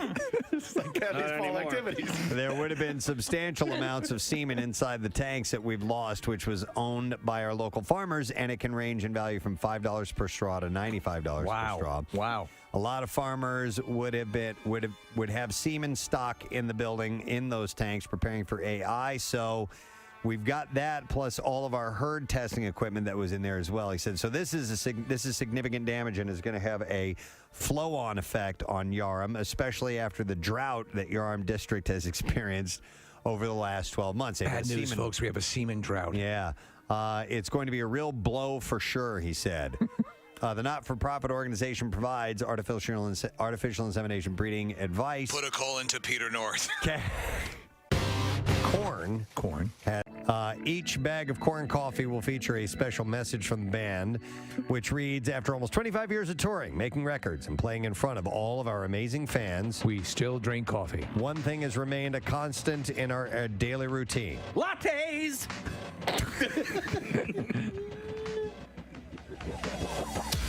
I was not expecting that. I know. Lattes! No, it says coffee. The ritual, the brew, the aroma, and most importantly, that very first cup every morning that sets the tone is something that we look forward to every day. Well, this is interesting. We're actually watching footage of them sampling the various brews. Yeah. It says, because of our passion, we've gotten together with a roaster and handcrafted our very own blend, coffee. It's called corn coffee. Next up, corn licorice. Corn recently began recording its new album in Nashville, Tennessee, by the way, but now they have corn coffee. That's part of waking up is corn coffee in your cup. That's right. Yeah, cup. This is... cup. Always at the ready. Yeah, a couple. We need to have Nick coffee or something like that. Yeah. Have a cup. This is our new blend. It's called Nanapuya. From the hills of Nanapuya. Yeah. Brought down by mules every day at 2 o'clock after the afternoon rain. The beans are enriched with monkey urine. If only we had a coffee sponsor to do this for us. I know. Yeah. Right? Nanapuya. Well, that's good. Have a cup. Yeah, a cup. God. Or no, the question would be, would you like some? Yeah, a cup. No, not Nanapuya. Yeah, cup. Come on. Yeah, a cup. That'd be ridiculous. Do you want a thermos or a cup? Yeah, a cup. Okay. Oh, one Nanapuya for table 7. Okay. What is that one? That's you. That's Mini Wookie. That's Nick. So you ask, have you decided what you like, sir? Nanapuya. Nanapuya. Nanapuya. I don't remember Mini Wookie. All right. Anyhow, corn has coffee. Corn coffee. It's almost an embarrassment that we live in this city and that we don't. You know, I think you're right, though, Preston. Stop and check it out, at least to some degree. Why groups of people decided that it would be a good idea to memorialize this person in that form. Also, don't hesitate now and then to throw a rope around on it and attach to your boat hitch. That why is intriguing to me as well. What the hell is the point of dragging a statue into the river? But, you know, when I heard the news report it this morning, they reported it as if, like, here we go again. Now, there was only one other incident, but... Yeah. There's a lot of statues being pulled down for various reasons, whether you had down south with the Confederate statues and things of that nature, and if they believe, well, you know, there's it's kind of the thing, but this thing seemed like, what's that about? Yeah. Hey, what did Rizzo do that was so great that he gets a statue? He was just a really popular mayor. I mean, like he was larger than life in a bunch of different ways in stature, and so because of his tactics, he was well known. He left his mark. Good and bad, and deserved a statue as a result. Yeah. You're a real crumb bum. and he gave us If that, honestly, I would give him a statue just for that. For Crumb Bum? I'll take you out back, bunches. Yeah. My arms tied behind my back. Yeah. I'll pound you into the pavement, I will. That whole audio, you look like a lush to me. He's telling the reporter. Yeah. Would you care to talk to CBS? You look like a lush. I'll pound you into the pavement. You want to relive that? Yes, I do. All right, Casey's finding the audio of Frank Rizzo when he was confronted. He wasn't happy about it. He was out walking his dog, and maybe the Viking was the Nordic Frank Rizzo. They were confronting him about. You look like a lush to me. What's your story? The B file, if you don't mind. I got this one. It says, "Hey, it's Nicole from Maui, Hawaii. Want to request a huge birthday shout out from my brother Bobby. He turns 30 on September 8th. That's today. He was supposed to join me here for his birthday, but unfortunately, his flight was canceled due to the lack of pilots. Super sad, bro. I miss him so much and just want to wish him the happiest birthday. Love you, bro, Montana. I'll see you soon. Thank you, guys. You all rock. MMR rocks. And that is from Nicole. So here you go. Here's another one. Says, sorry to bother you at work, but I wanted to give a shout out to my fantastic school for their first day today. And I meant to read this yesterday, by the way. All right. So the second day. Yes, we are lucky to begin after Labor Day, and the staff is so excited to welcome back our students for another great year at the Meadowbrook School. We are a private school located in Jenkintown. Thanks, Preston and Stevie Rock, and that is from Mrs. Metrigrano, who is a second grade teacher. And her first name is Nicole, so thank you, Nicole. We appreciate that. And one last one. Hey, it says, hey, gang, what's the dill? Well, our dill is baby number 3. We delivered on Thursday, September 8th. And I'm sending this on the evening of the 7th. And I'd like to request a shout out for my wife, Allison Diorio. We are prepping the zone defense, but we're prepping for zone defense, but privileged for the new edition. And we're just getting out of diapers, too. Rage on. Thank you so much. And that is from Ken in Raleigh, North Carolina. Wow. So thank you, guys. And congratulations to you. That's wonderful news. All right, let's do the Bizarre File now. WMMR presents Preston and Steve's Bizarre File. Brought to you this morning by Horizon Services. Book early with Horizon Services, heating, cooling, and plumbing to refresh your heating system for just $79. And then lock in your AC tune-up in the spring for just $59. Book fast at horizonezbook.com. Well, a speeding woman is accused of driving under the influence of cocaine and alcohol when she crashed into another car, killing its driver, who was under the influence of methamphetamine. Oh, my God. So you had two people jacked up, and they crashed into each other. Summer Butler faces charges of DUI resulting in death in connection with the fatal crash. Police reported a 2-car crash, and they said the car was making a U-turn in a center lane, causing the front of another car, which Butler was driving, to collide with it. The driver and the passenger in the first car were both ejected from the vehicle. Butler's car traveled about 150 feet before it stopped in some landscaping. All 3 people involved were taken to the hospital. There, police said Butler was, quote, acting erratic and had to be sedated by medical staff. 150 feet. She had to be booking. While a trauma paramedic was attending to Butler's injuries, a small baggie containing a white substance fell out of the left side of her bra. Police confirmed the substance. That's where I keep my Coke. Was cocaine. Nearly 2 weeks after the crash, blood test confirmed Butler had cocaine and cannabinoids in her system. The blood draw also found she had an alcohol level of 0.102, which is above the legal limit. The victim, who died in the crash, had a blood alcohol level more than 3 times above the legal limit. The person also had a substantial amount of methamphetamine in their system. What are the odds? Butler's car showed she was traveling about 70 miles an hour just before the collision. The speed limit in the area is 40 miles per hour. All right, here's a story out of Florida. Having a lot of alligator stories lately. All righty. This one is pretty intense. I mean, a lot of them are intense, but this guy, I can't believe he survived. So for the first time, we're hearing from the man who lost his arm in an alligator attack earlier this summer. Damn alligator bit my hand off. Oh, my God. Eric Merda, who's still adjusting to life with one arm, said that he spent 3 grueling days in the swamp after a gator bit off his arm while he was swimming in Lake Manatee. This is about 90 different ways he should be dead. There have been at least half dozen alligator attacks this season around the Tampa area, and Merida is one of those who lived to tell the story. He said, not the smartest decision a Florida boy could make. All right, calm down. Merida said on July 17th, he got lost in the woods at Lake Manatee Fishing Camp. When he finally found the lake, he decided to swim across rather than walk around. I can do this. He said, the gators will leave me alone. I look over, there's a gator on my right-hand side. So I went to swim, and she got my forearm. So I grabbed her like this. Stop it. She was trying to roll, but she snapped her head, so my arm went backwards like this completely, he said. Jeez. And he continued to fight for his life. The alligator dragged him underwater 3 times. He said, she already got my arm. So when we came up for the 3rd time, she finally did her death roll, and took off with my arm. God.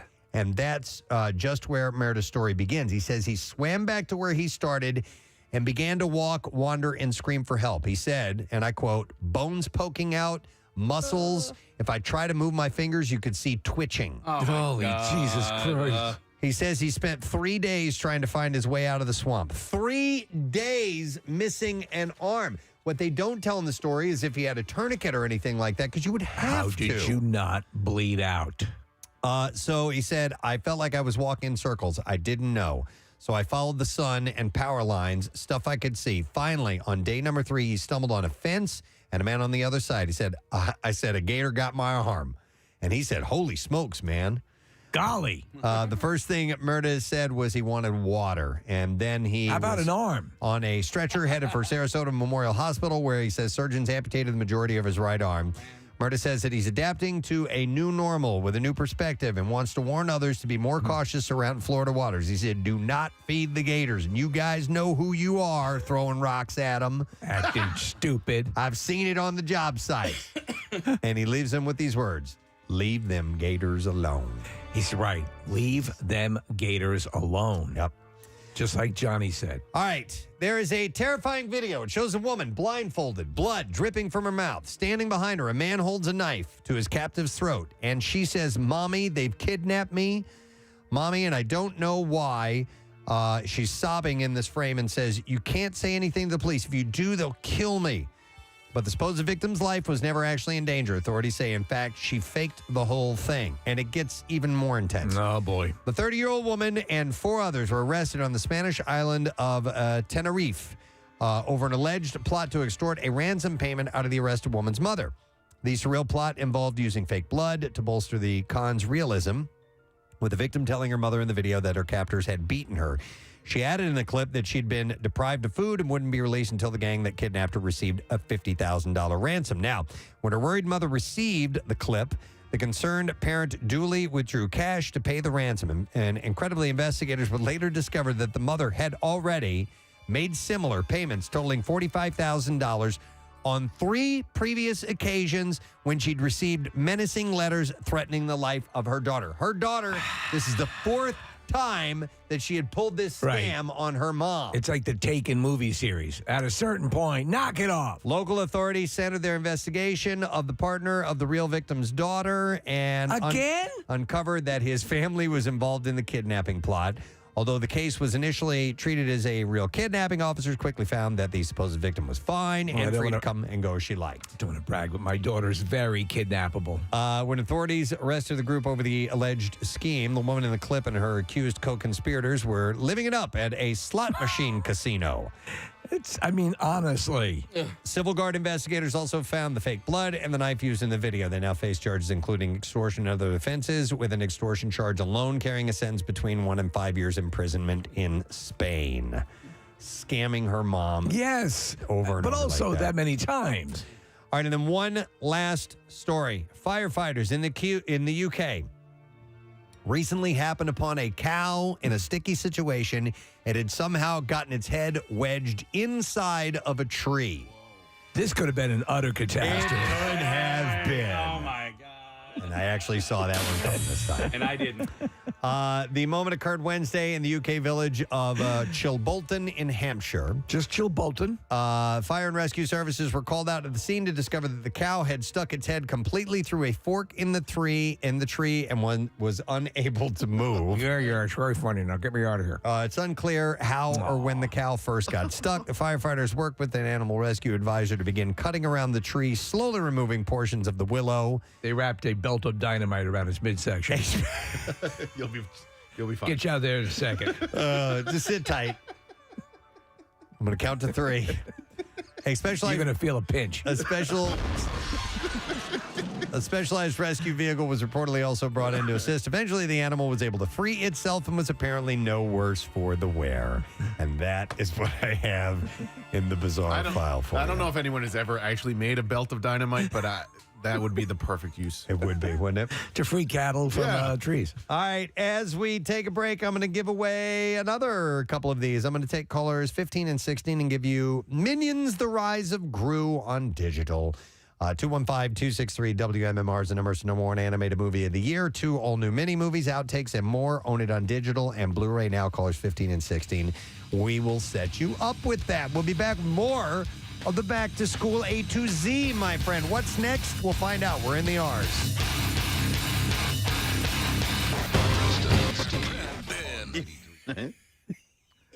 You can't find it, Case? I don't know. Here, let's Here try you go. this one. Crumb Bum. Crumb Bum, see Frank Rizzo. It says Rizzo. See Crumb Bum. This says call Stan Bowman. Here we go. Yeah, that's it. Hey, Rizzo.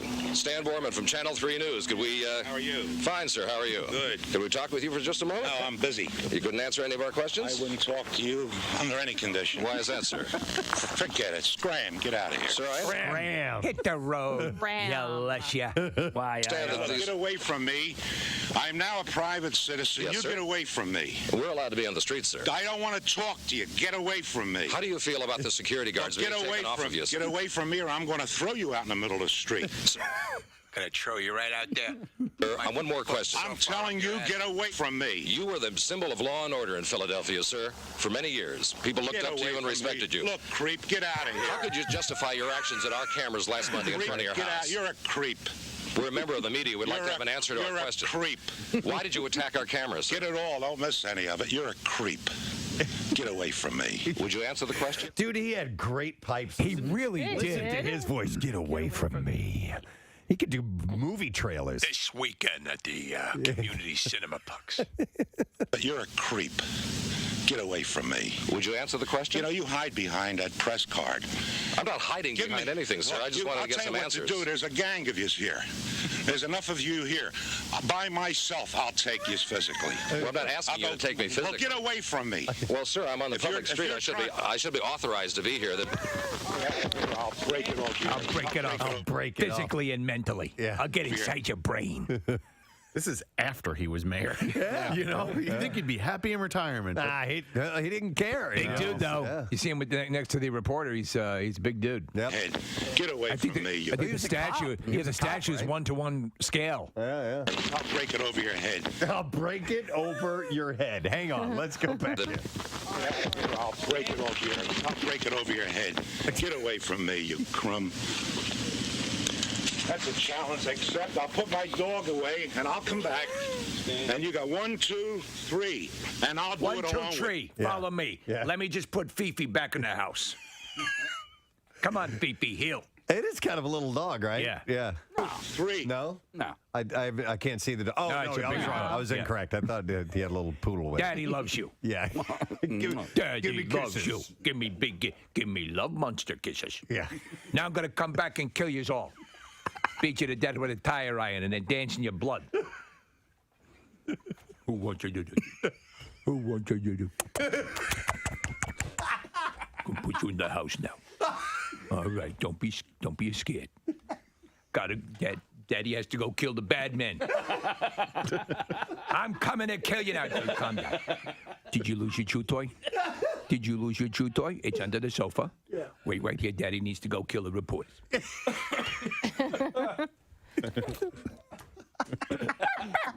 Yes, I know. Talking. Yeah. Get up in the living room window. You want to see Daddy kill the bad men? Yeah, that's right. Sets him up where he's got a nice view of the street. I'm doing this for you. Yeah. 2, 3, and I'll do it along with you. In that back of that fence, just the 3 of us, 4 of us, me and you. 4, 5. I tell you what, call some of the family members. Bring them out here too. Show you what kind of a man you are. You're less than a man. You're a less man. Okay, you're a crumb creep. A crumb creep. You're a moon creep pie creep crumb. You're creep brulee. That's what you are. Creep brulee. Yeah. As if someone's taken one of them little torches and fried the top of your head into like a caramelized sugary thing. You are creep brulee.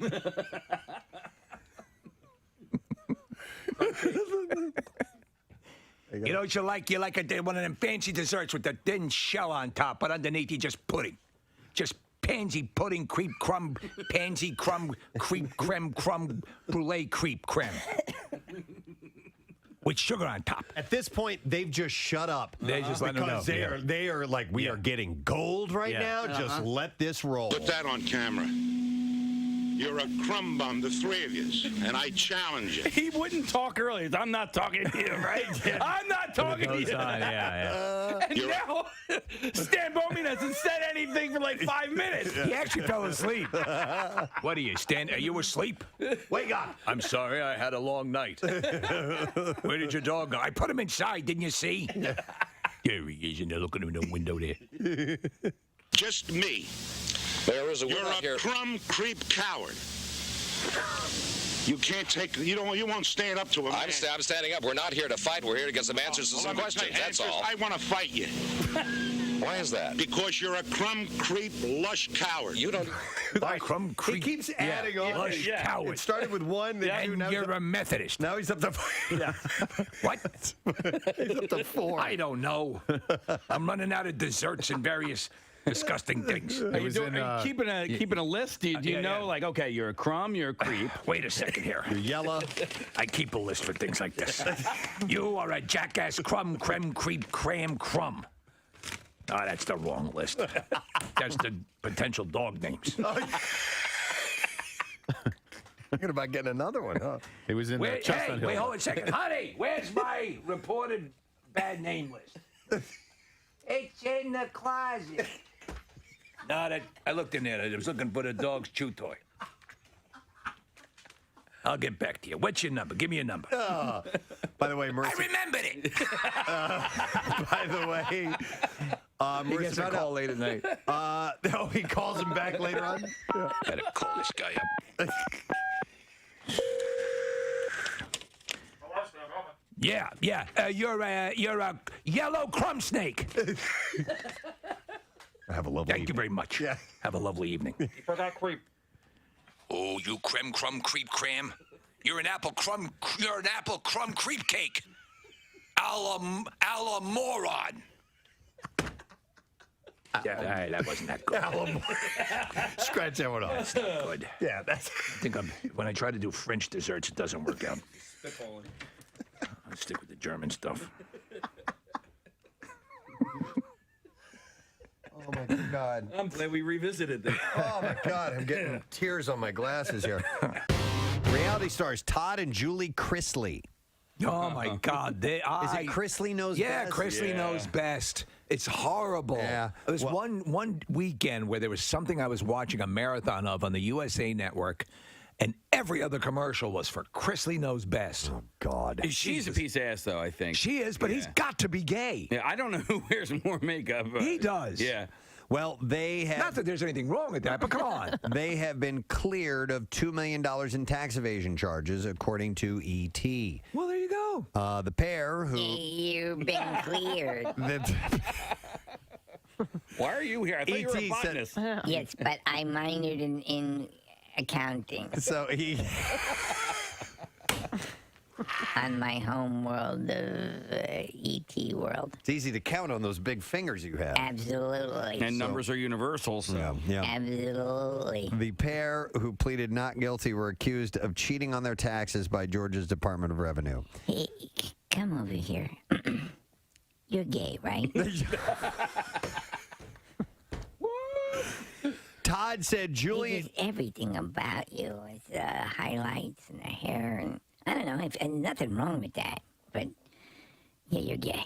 So Todd said Julie and I knew all along that we had done nothing wrong and that when the facts came out, we would be fine. Well, there you go. Now, the other question is, Preston, about this video, this sex video that they were supposedly extorting their own daughter with. You know this story, right? No. I don't remember that. Oh, yeah. There's like a porn video. And Is it her in? That's, now, this is a whole morass of crap, but they're still trying to hash it out. It was her and E.T., but it was just finger stuff. Yeah, I'm going to finger blast you like you've never been blasted. Oh, my God. Light you up You're like going to feel it down there and up in your mouth, too. Like a jack-o'-lantern. I'm going to turn you into a Chinese puzzle. Oh, my God. Does he I'm going to blow your goddamn head off. Does he not look like the villain in Lazy Town? He does. Yeah, Robbie Rotten. Yeah. A little bit. Yes, you're right. You look like the villain in Lazy Town. All right. He also said, this is Todd, not Wait, E.T. whatever happened to the girl in that show? We're just glad that the Department of Revenue was willing to keep an open mind and look at the evidence. Well, of course. He presented a good case. Ironclad. Mm-hmm. There he is, Preston. There's a... Yeah. A little bit. Robbie around Rotten. the teeth. Looks a little bit like him. All right, Aaron Paul tells E.T. Oh, Jesus. You were in Breaking Bad, right? That making El Camino a Breaking Bad movie was a blast. Crystal meth. He said that we were really, truly such a family, and it felt like a crazy sort of messed up family reunion, just telling the same old messed up story. I had a family on Earth with Elliot and his brother and sister.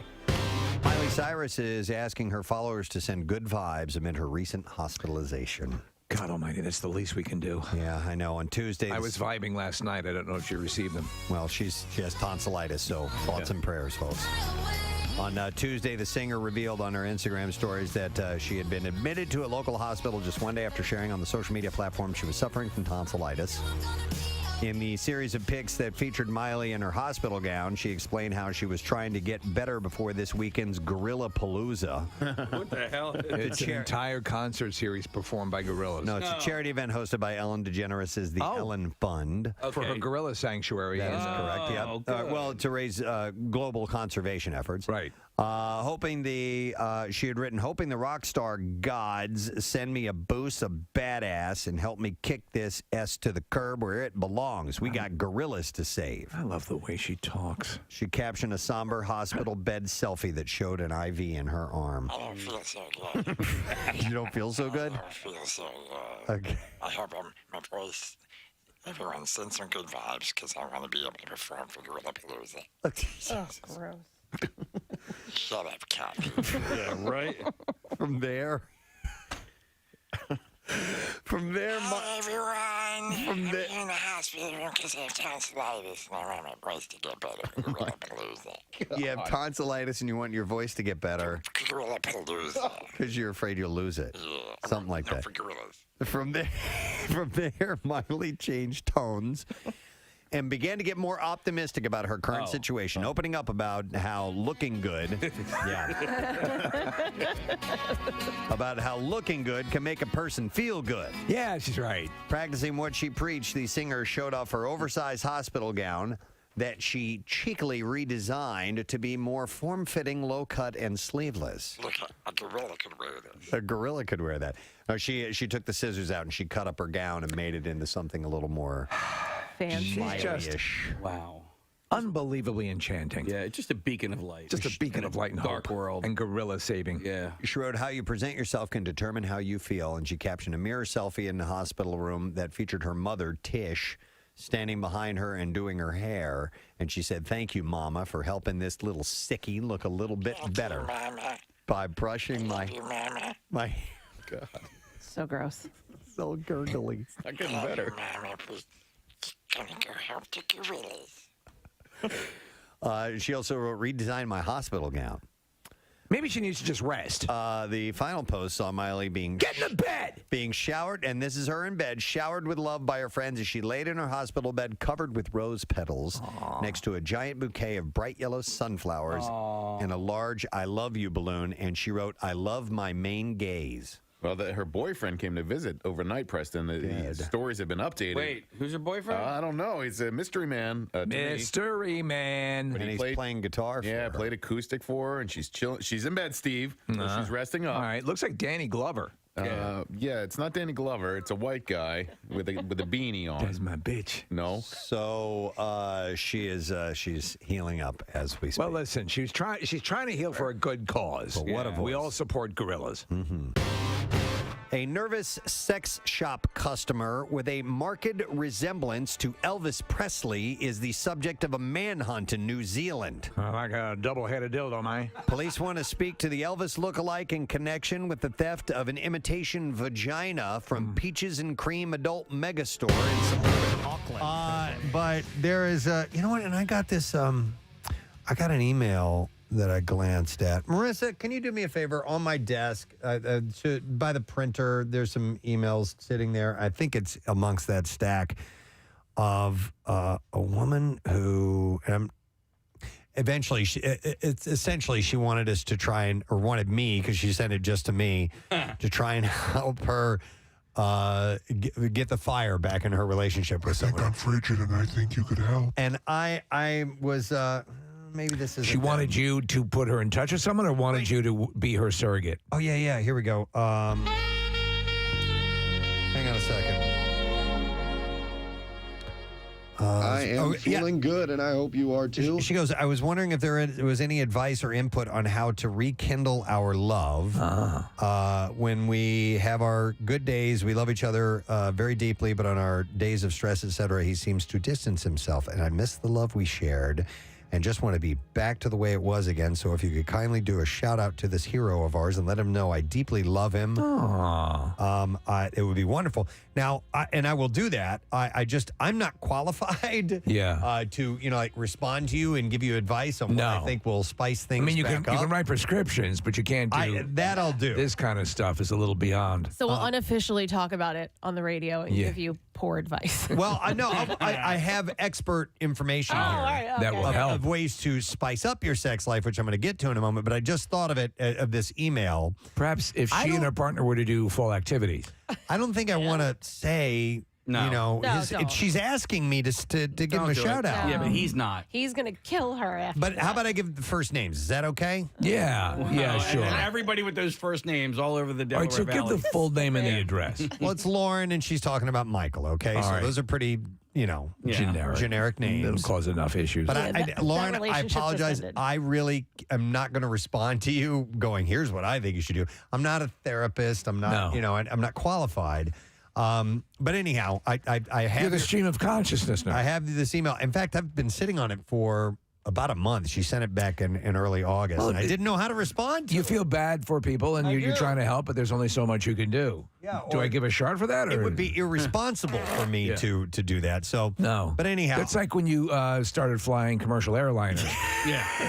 You were never piloting them. Yeah. I was never officially Right. trained. I mean, you've but I seen play a movies. lot of video Yeah. games. Yeah. So, but anyway, there is an article, and it's from sexpert Kate Taylor. And she states that actually it is normal to experience a drop in libido during the summer holidays. That sex lessens up in the summertime. So we're talking about holidays in just when you're actually on European holiday vacation? Just All right. vacations and the summertime in general. When the living is easy? So she shares her 30 top tips to reignite passion between the sheets. All right. All right. All right. I'm always interested in these. I have always been interested. You were mentioning the summer. This expert. The month or time of a particular month where the most people are born, because in like with animal species and stuff like that, there's a season. There's a season for a lot of different animals. We are animals, and I was wondering if there was a particular. You're an animal. I'm an animal. In the sheets, you're an animal. If there's a particular time when humans are hornier than other times, so lack of of better terms. Man, if the animals can find the strength, why can't we? Turns out it's August. Really? August is the most overall the most popular month for birthdays, which makes sense considering a late August birthday means December conception. Okay, so then it would be December. And so this speaks to what you're talking about, where cold That's weather. when Jesus was born. Well, There you go. cold weather, there's romantic fires, holiday parties, and the right equation for doing it. So I'm June. That stands to reason. When you, people are cocooning a little bit more, and there you go. But who knows?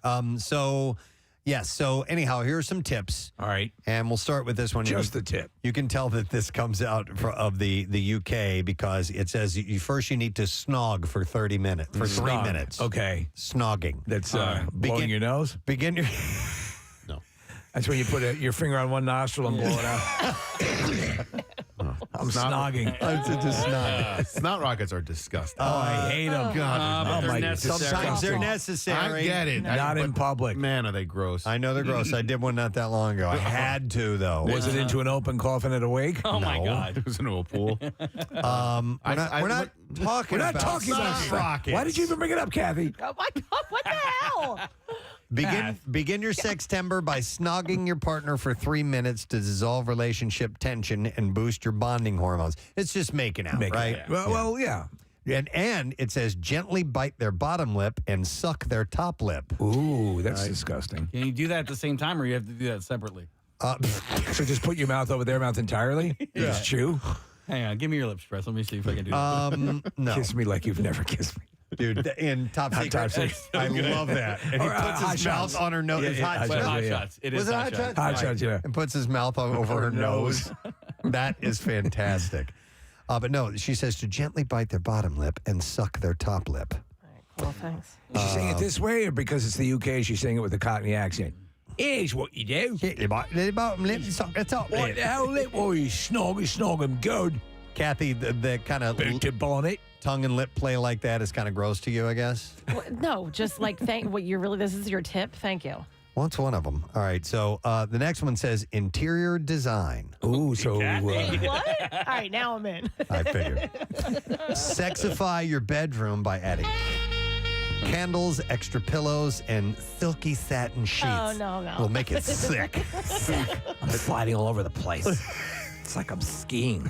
I hate candles. I don't burn them in my house. Oh, yeah. It's too smoky in here. I can't see you. What about silky satin sheets? Silky satin. No, I don't like that silk sounds, sheets. No, me neither. Those suck. Sounds hot. You slide like- too much.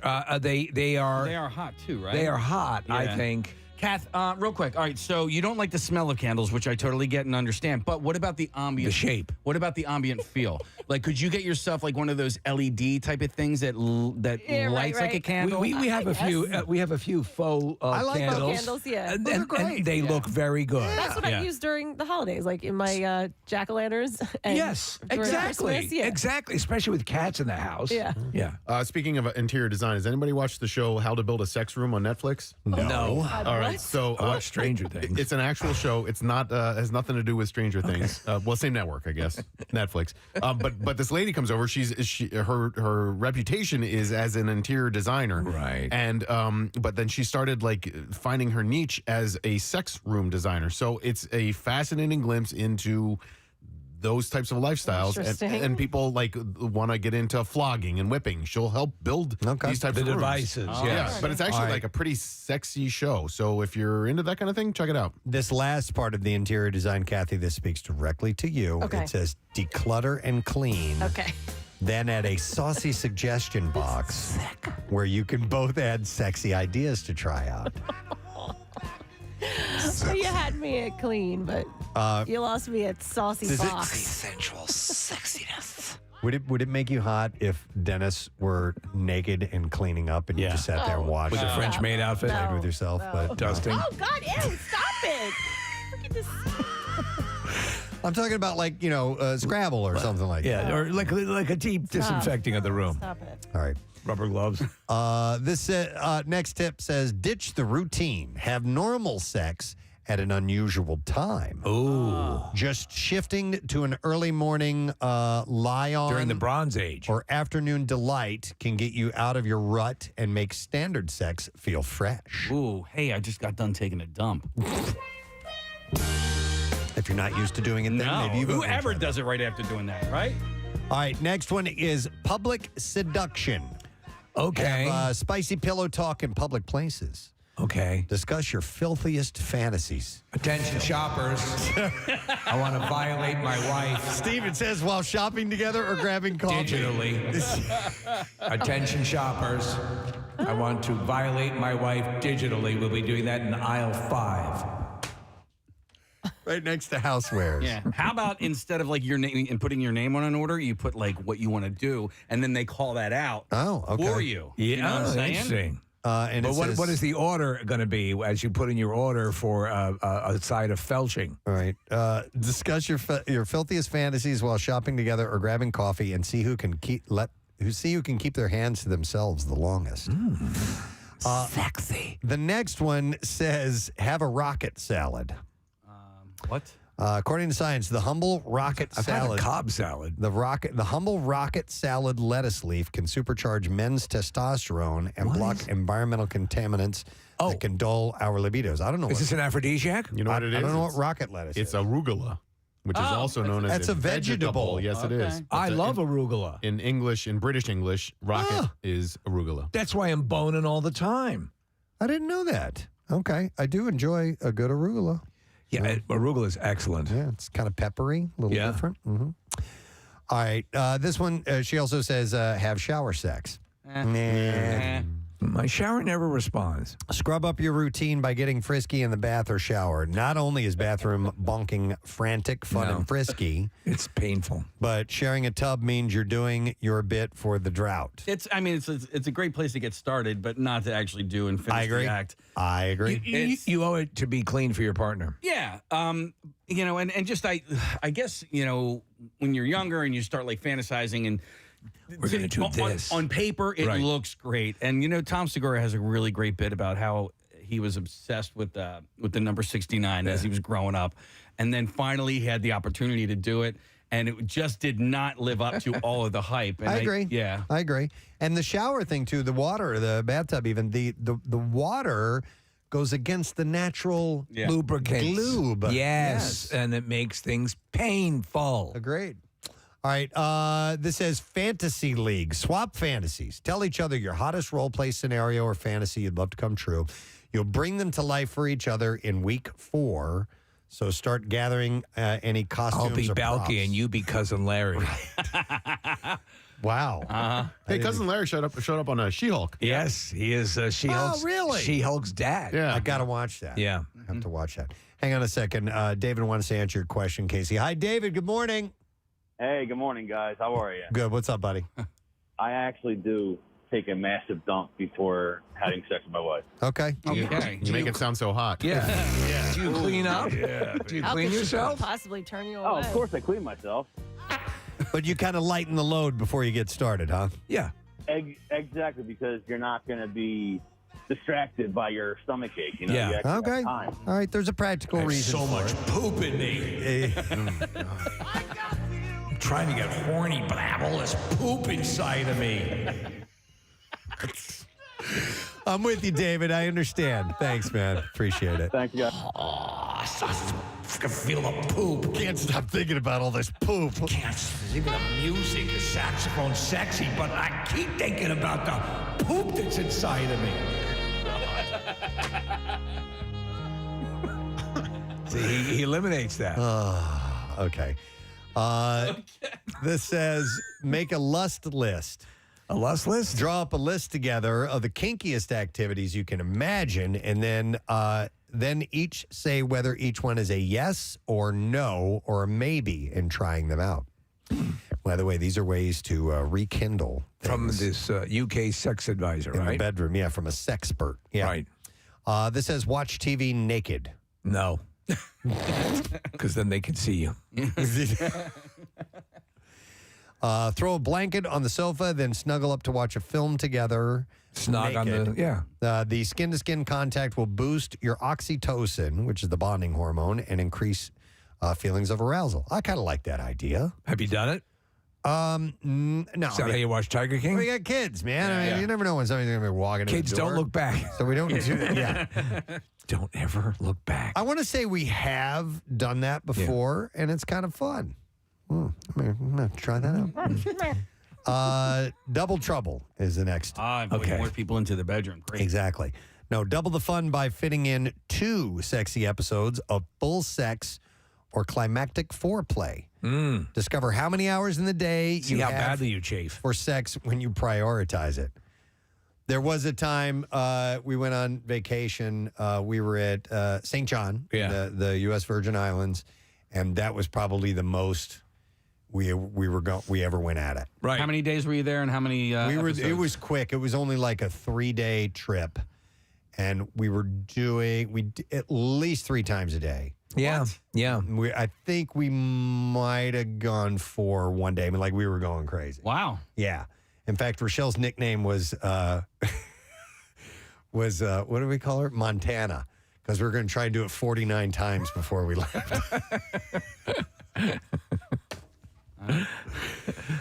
Wait. Oh, 49ers. Yeah, 49ers. Gotcha. I was like, are they the 49th state? No. Joe Montana. That's what I was thinking of. Yeah. I thought this was a geography pun. It was a Joe Montana. The highest altitude? You guys never left the resort. You didn't even see any of the island. We didn't. I know. You're right.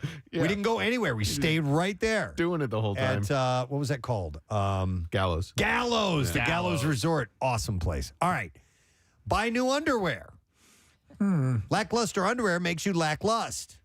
Spice up your smalls by buying a few new pieces for you and him. What are you laughing? Model them tonight with a striptease. Hey, I got some new underwear. Please check me out. Check out my sack. Look at this. Look at my new underwear. Doing a striptease for her. Fruit of the loom. All right, it says cinnamon buns. Ooh, I do like cinnamon buns. Oh, my God, you guys are getting turned on. I like waffles, too. Warm, spicy cinnamon is a powerful aphrodisiac. Oh, cinnamon is fantastic. But as an aphrodisiac? Wake up your partner with cinnamon coffee. Here's some cinnamon coffee. And a hot cinnamon roll. Made you some cinnamon coffee and some cinnamon rolls. Now clean up the goddamn bedroom. I did it. You know what happens after the cinnamon coffee and then the cinnamon rolls is you got to poop. Yeah. Take a dump. You got plenty of I shouldn't have done that. Now I'm full of poop. I can't get horny. I'm all full of poop. Oh, I went to Barry's Buns over the weekend. Bran muffin, black coffee. I brought a whole tray of sticky buns, cinnamon Barry's buns? Yeah. They're yeah. wonderful. And the thing that came up, I forget how it came up with it, was it Cinnabon itself that was offering what they call that cinnamon soaked nub in the middle?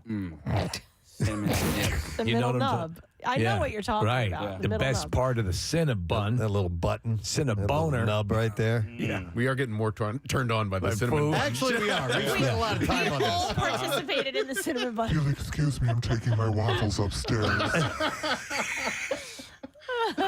Steve kept talking about waffles. All right, this was written in the perspective of a pervert of advice for women. Oh, all right. Because the next one says pleasure him. Ooh. It's all about him today. Bring him to climax in his favorite way. It's all about you. And says at don't Rafferty's Super.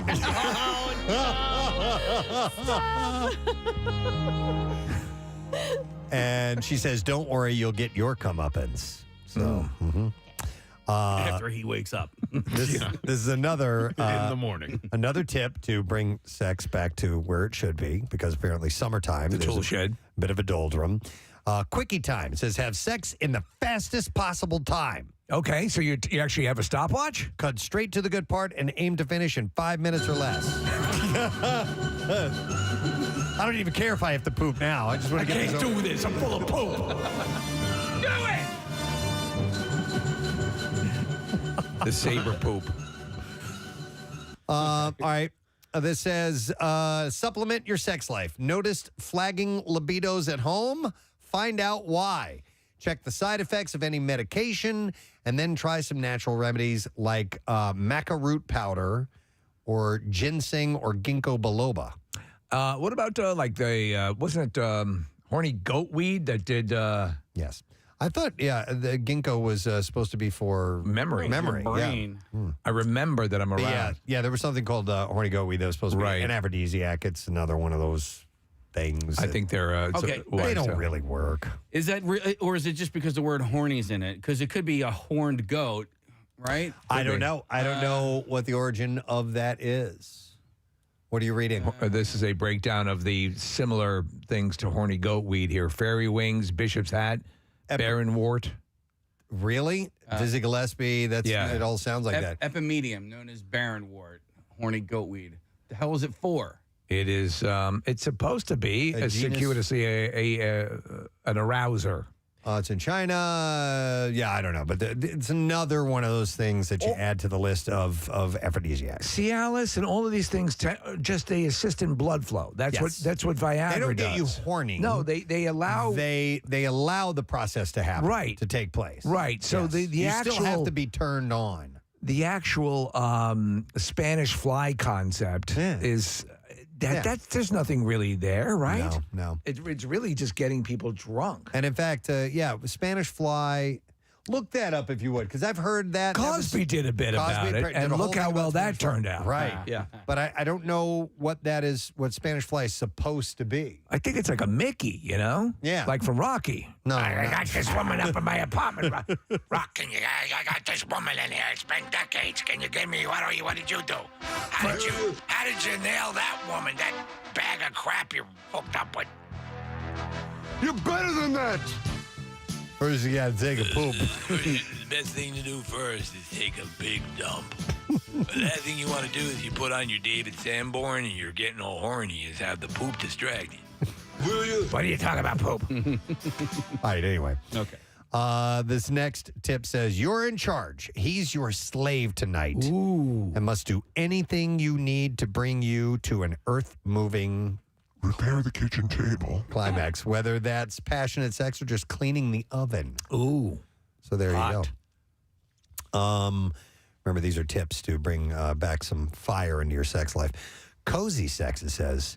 Energy flagging. At the restaurant? Try a slow, no, not C-O-S-I, C-O-S-Y. Try a slow, comfy position like sofa surfer. So, yes, different furniture, tables, things like that. Always fun. Murphy bed. Is sofa surfer a sexual position? I think it's just like doing it on Marvel the sofa. character, isn't it? Marvel character, that's right. The surfer. That's a silver surfer. And it's Lawrence Fishburne. Mercury surfboard from Mars. Freaking sofa surfer. He lies back on the sofa. You sit on top of him at a 90-degree angle. Let me see how many diseases I can put in you. Oh my God. This is called the sofa surfer. He lies back on the sofa. All right. You sit on top of him at a 90-degree angle. All right. Get my protractor. Feet on the floor. All right. Wait, whose feet are on the floor? Oh, I see. Okay, so she's sitting sideways. You got it? Okay. He lies back on the sofa. You sit on top of him at a 90-degree angle. Oh, okay. Like an isosceles Feet on the triangle. floor. So essentially, she's just like sitting up and Yeah, standard. That worked. Been there, done that. Yeehaw. Yeah. I don't know. I don't think I've ever done that That's not sideways. at a sideways thing. Yeah, it is 90 degrees. Do you want, Press, do you want sideways. do you want to show She's her? just upright. No, Here. at a 90-degree angle. So It's like a Bolivian parabola. how could you do it on the sofa? How could you have both feet? lie down here. How could you have both feet on the floor? Casey and they're Nick gonna will do show it. you. Okay, yeah. All right, watch. Now he's I thought. sit on top, both feet on the floor. There it is. No, well, all right, hold on. No, all right, now get up. This is what I'm talking about. getting up yet. Let him finish. No, wait, go back. Hold on. Yeah. No. That was awesome. Nick, sit up. Nick, sit up. Which way? Like this? Yes. Yeah. Now, kind of go. Well, I guess that wouldn't be 90. Lying then. on your back. Right, right. His back. Yeah. Do it again. Okay. But like You don't know your. Yeah. Yeah, like this, right? Yeah, like that. Yeah. Exactly. Yeah, then you both finish. Thumbs up like your Fonzie. What else do we want to have him That's what try? I was talking I mean, about. we got him over there. Well, that's sort of like a reverse cowgirl. That's reverse cowgirl. Yeah. On the couch. Yeah. This is 90 degrees. Reverse couch girl. I picked the wrong day to not wear underwear. Are you not wearing underwear today? No, these are. What happened? They're I like got regular liners in there. shorts. And a lot of times shorts, does it have like a mesh Liner, inside? yeah, but there's no undies. I'm so glad you guys did that. Hey, well, Kathy wasn't getting it. I know. Educational. That wasn't. When I go commando, I use you. panty shields. Okay. I got to tell you, as the guy doing all the work, it wasn't that taxing on my legs and my knees. So, Kathy. Okay. It's a total body workout, Kathy. You're almost doing squats, kind of. Yeah. Okay. So another thing you could do is massage. And the sexpert says that how far this goes is up to you. Warm some coconut oil and massage each other for at least 20 minutes, gradually building up to a happy ending. All right, so I've tried that approach, and the problem with the massage is that it just relaxes her too much, and she just wants to go to bed. You don't want to do it. And I actually get pretty good. I've done it a few times with Claire, and she's like, oh, I'm so relaxed, I want to go to bed. There's also a masseuse that she deals with who's like always going to eclipse me. Right? Like, yeah. Like, does the whole thing. All right, how about this? Another thing you do, it says, read all about it. Women are highly aroused by words and sounds. Listen together to free erotic short stories on literotica.com. Schlong. Or read out. Oh, it's just words? Yeah, I'm just saying. It's like, balls. Balls. Nutsack. Oh, my God. Okay. Or read out your sexiest passages from books. Oh. It could do Call that. me Ishmael. Well, it's Moby Dick. Yeah. Let's see what else. Solo fun. Oh, so like Star Wars. Yeah, just like that. Ita bosa. Ita bota solo. Han shot first. Why are you sitting? Why are you sitting on the couch that way? And meanwhile, Salacious Crumb is the cock sitting in the corner. Let me get more film. No, solo fun. It says, take.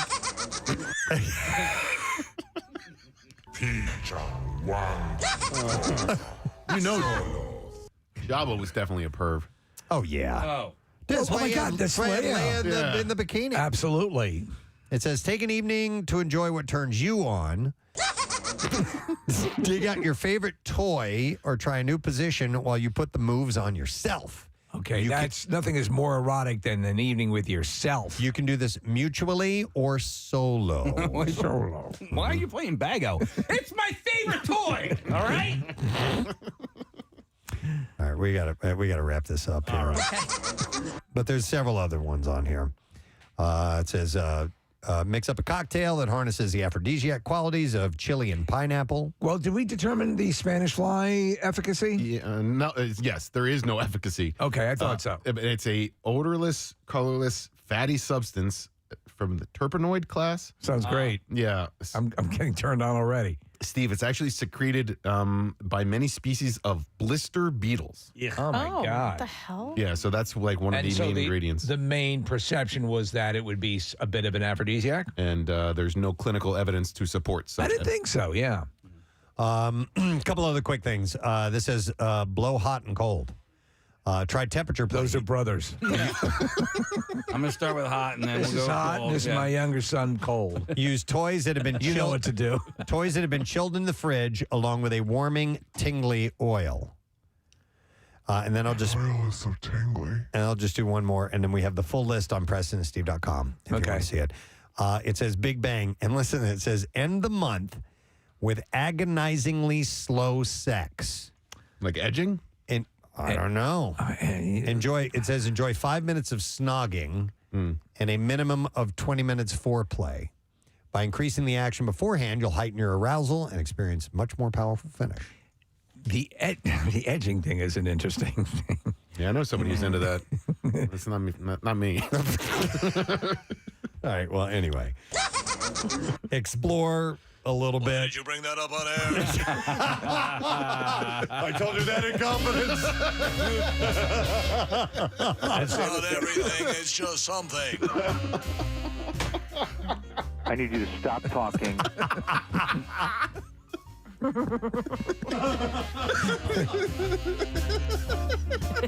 Santa's got to go.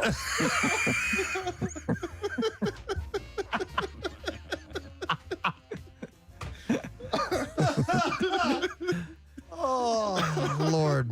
It's a good time to stop. Sure. Yeah, that's right.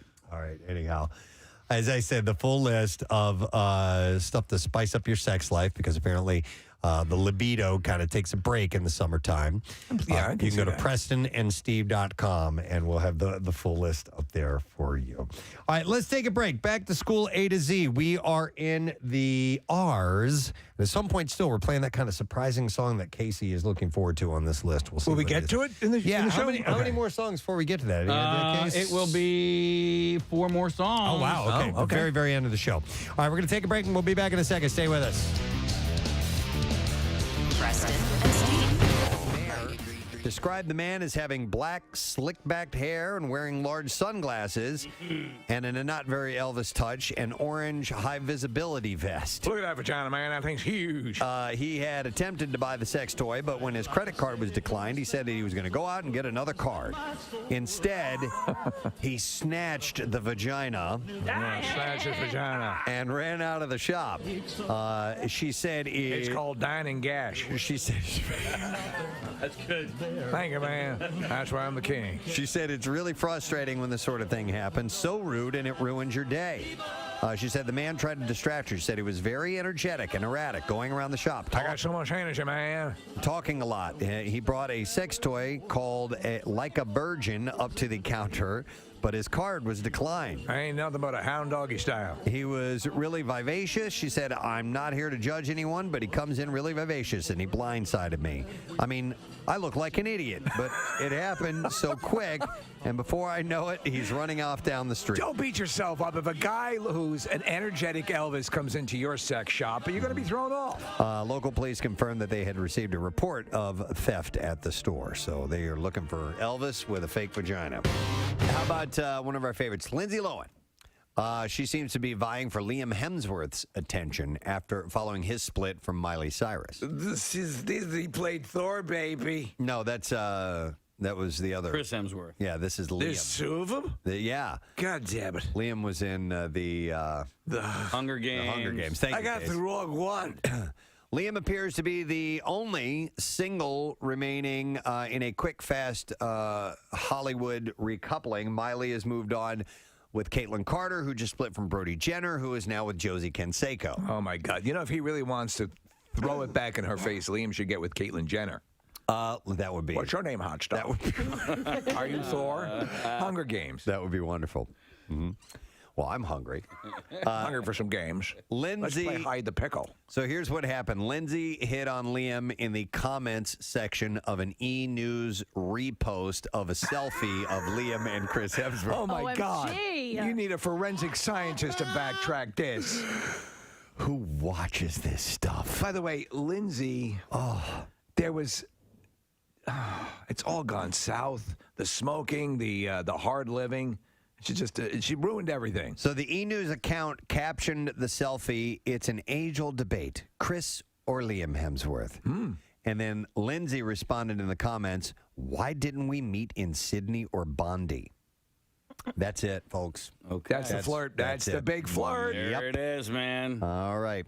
I got sense and time off. Liam and Chris. You can make me a Vegemite sandwich. Because you come from land down under.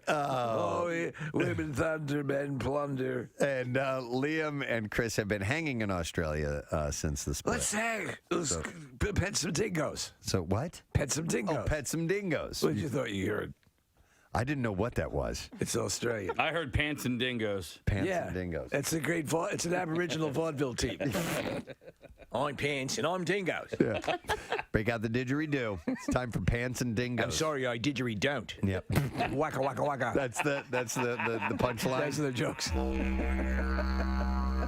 And then instead of like a slide whistle, that's what they play. The Aborigines like, yeah, it's good.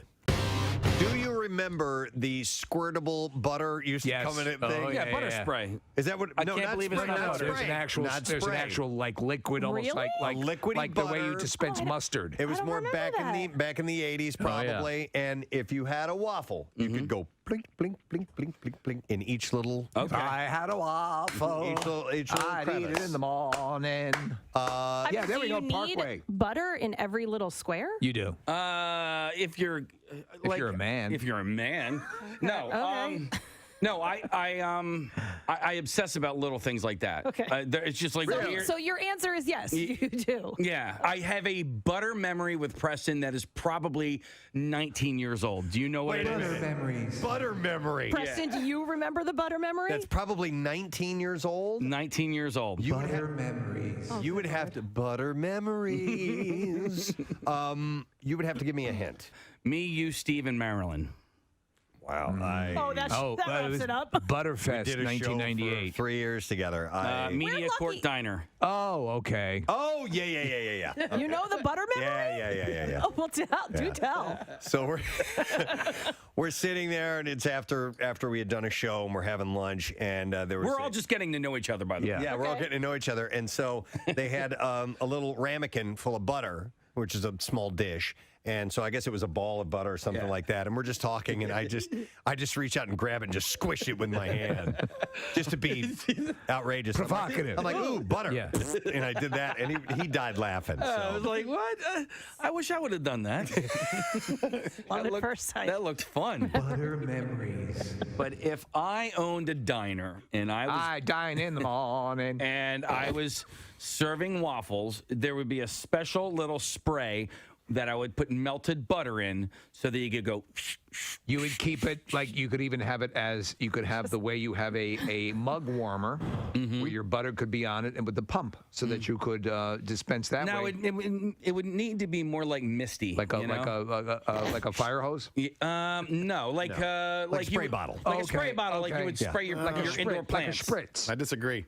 I think that the butter, like the spray butter, you're lessening the quality of the butter product. And if you're going to have like actual butter, you're going to need to have like a vat of melted butter. This is your diner, so I'm not trying to tell you how to run your business. You open your own diner next door and do regular, normal, boring pats of butter. I kind of want to work with you, like almost like as if I was your therapist, and to make you okay with not having butter in every square. Like it's all right. No, I know. It's still going to taste good.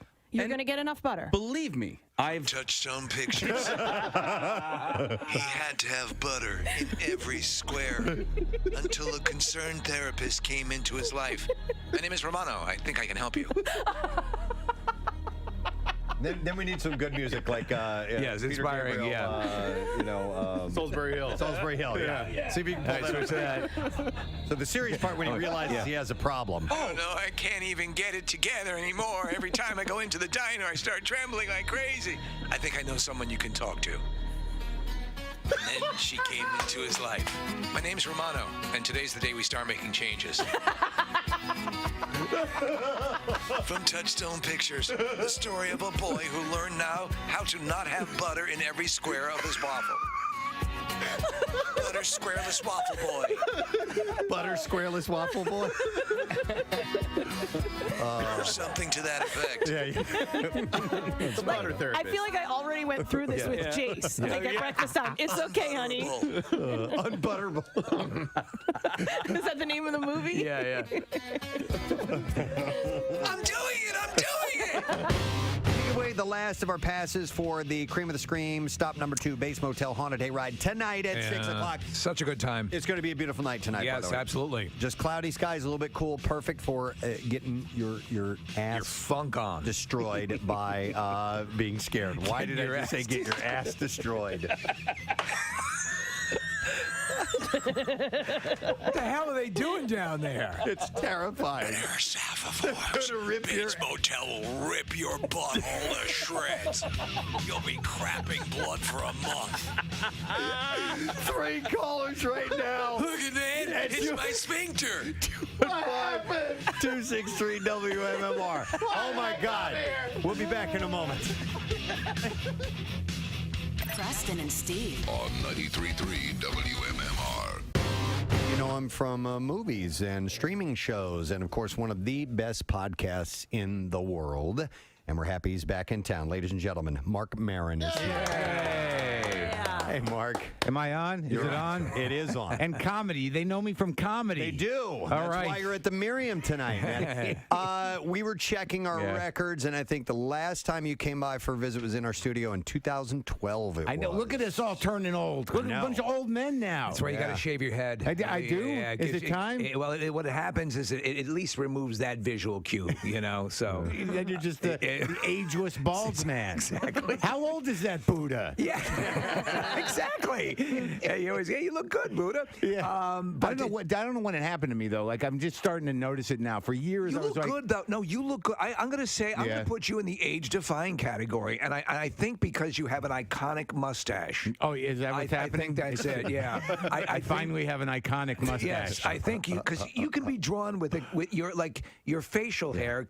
You're in one of the rare class of people, celebrities, who can be defined by their facial hair. Just in a sketch. I used to do the sort of a soul patch zapper thing. Now I got some. Now I got a full beard going. But I think I just noticed it a couple weeks ago. I think I slept one might have been last Wednesday. I woke up old. Like I feel like everybody hits that moment where you look at yourself in the mirror and you're like, it happened. I don't know when it happened. Do you know what it is? It's like sometimes.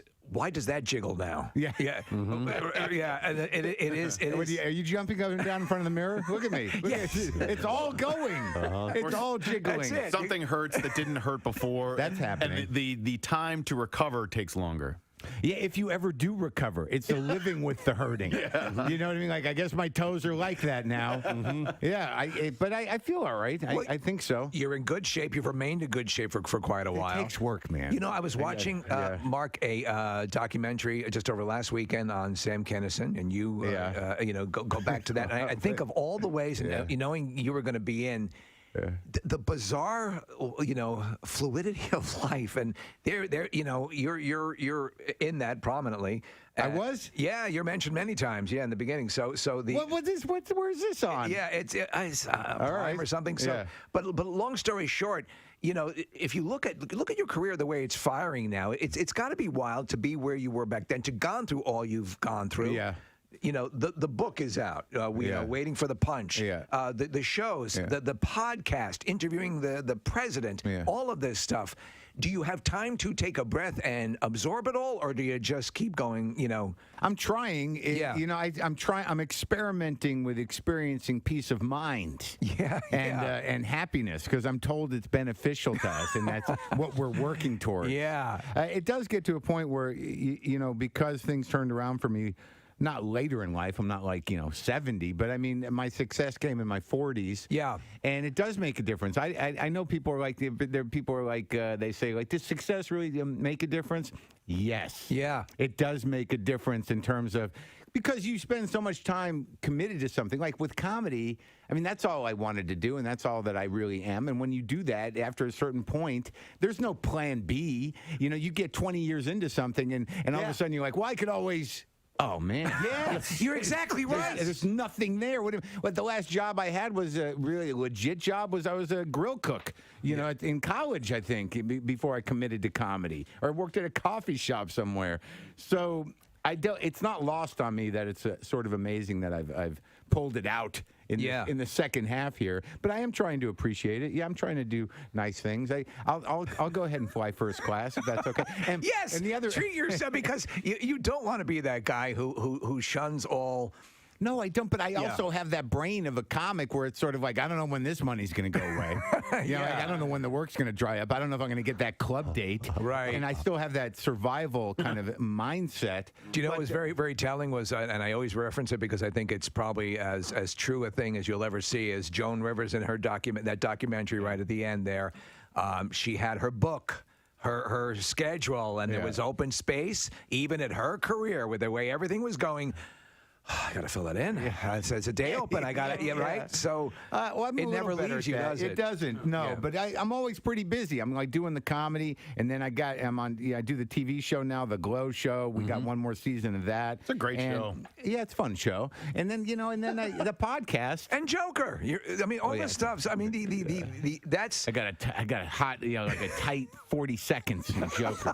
Hey, you got more than Brian Callen. Callen's like, is that him? Yeah. You got more than Gary Goldman. No, Gary Goldman was kind of featured, but he's doing his act. Yeah, I love him, by the way. Well, it was funny because I did. There's this whole thing where I did it was a longer scene with me and De Niro. Like it wasn't the whole movie, but we did a walk and talk thing heading up to the dressing room where we enter, and that's where that's the scene in The Joker. But there's a whole other thing where I'm like, how you doing? What's going on? Let's not do this. Do you excise that? Well, yeah. Because I asked the guy, Todd Phillips, I said, before I saw the movie, I said, am I in it? Did I make the cut? He goes, well, we cut the walk and talk. And I was like, all right. He goes, we had to, because he said, there's not a scene in that movie that doesn't involve the Joker. Yeah. So it's completely from his point of view, or he's always in every frame. So anything that didn't involve him, that he wasn't in, they took out. And it made sense to me. Okay. And he said that one, like that scene, that walk and talk, had nothing to do with Joker. So that I guess it makes sense. That I have just stacked together and reveal them. And listen, on the surface, if I were to just reveal one of these and say, hey, let's talk about this, it'd be pretty stupid. These are dumb surveys. But and sometimes. they're very random. But if you start to talk about a few of them, some things come from them. So Show us balls. All right, so so let's dive into some of the surveys, and let's go. We will start with this one. Survey says, in a survey of 2,000 U.S. adults with pets, when it comes to spending money on pets, 52% have a monthly budget for their pets. 45% think that dogs are more expensive than cats, and 45% have an insurance policy for their pets. Anybody have insurance policies for their pets? So yeah, it's very smart to do that, to have insurance on your pets. Really? The medical insurance. There are a couple of insurance companies will offer it. There's specific pet insurance companies They that have like offer the it. pamphlets at the pet store when you go. They're always out. Right. So what happens, as you well know, any pet owner knows, you start taking care of the medical needs of your animals, which you should do anyway. You can be dropping like human level costs. Oh, yeah. To take care of them. Never thought about insurance, though. That's pretty interesting. Yeah. It's probably How pretty much? smart. Any idea, what it costs? The premiums are. What the deductibles are? They're actually pretty good. There's a company called Pet Plan, and I believe it's still in existence. But also your normal insurance provider probably provides a pet plan as well, a pet insurance. Again, there's been a while since I've dealt with this, but the costs run high for a lot of the medical care, just for dental work for your animals. Yeah, so real. It's wise to do it, and it's good for the pet. Yeah, Steve, I just pulled up a list on Forbes.com, and so there's nationwide, like a regular insurance company has it, and then there's one called Pets Best, Many Pets, FIGO, Prudent Pet, so there's a whole bunch of options out there. And it's a smart thing to do. Okay. And do you think, Steve, dogs are more expensive than cats or vice versa? I would think that cats are more expensive because of the litter and the stuff you have to buy. They also live longer. Right. Well, yeah. Yeah, I'd say cats. Okay. But I mean, we've paid out a lot for, and also we do, obviously, my wife has Max Fun and started a new thing called Punky's Pantry, and any of those things require a decent investment, and you know how it is, Preston. You're an animal lover as well. Yeah. You look at the little faces and you go, yeah, we got to do this. You know, whatever you can. Yeah. All right, so I'm looking more into the pet insurance, and it varies based on the breed of dog that you have, and obviously for a cat as well. If your dog's a smoker. Yeah, I got to consider that. They exercise regularly. Yeah, right. But it ranges anywhere from $10 to $100 for monthly premiums, and then most pet parents can expect to pay between $30 to $50 for dogs, $15 to $30 for cats. And if your cat has a high-stress job? I have Jed on the line. Hey, Jed, good morning. Good morning. Hey. Oh, my gosh, I'm on the radio. Yes, sir. What's up, man? Hey, I just had like a month-long hospital bill with my dog who has pancreatitis. Yeah. And her total bill was $50,000. Oh, my God, dude. Yep. And without pet insurance, I would have been screwed. But no kidding. So you had the insurance and it covered this. Wow. Yeah, it cost me out of pocket $13,000.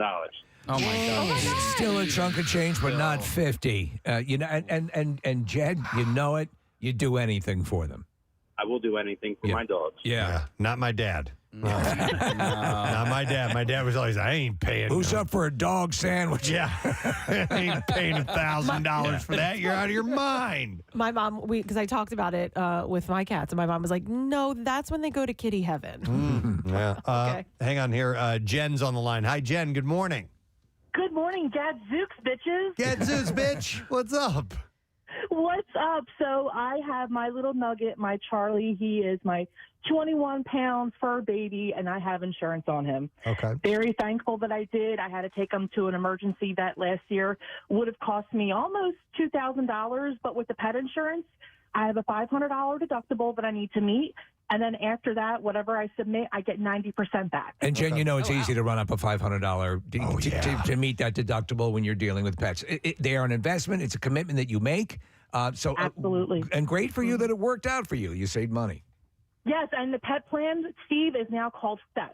It's called Fetch Pet Plan. That's who Charlie has. Great. Okay. Thanks so much. Thanks, Jen. And I'm assuming that it works for if you're going to like an emergency vet center, because that's where you get so expensive. There's one down the street for me. I called one time, and they literally warn you. They go, before you step in the door with your animal and we even look at it, it's going to be $100. So it's just $100 before you even Just to take a look. Just to walk through the in. door with your animal, and then after whatever it is they need, whatever their emergency is. A lot of times these pets are not ours, so we're fostering, or we're trying to get medical things taken care of. The Max Fund helps, with the trap, neuter, and release, as well as the medical concerns of animals, and works with Morris Animal Refuge and all that, and other the great animal charities in the area.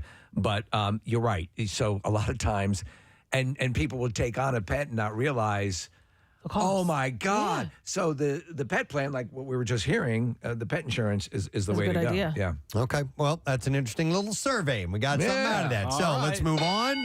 Survey says of balls. 2,000 U.S. adults, when it comes to content creation, 41% have considered joining the industry of being a content creator. 30% say that they have already gone viral.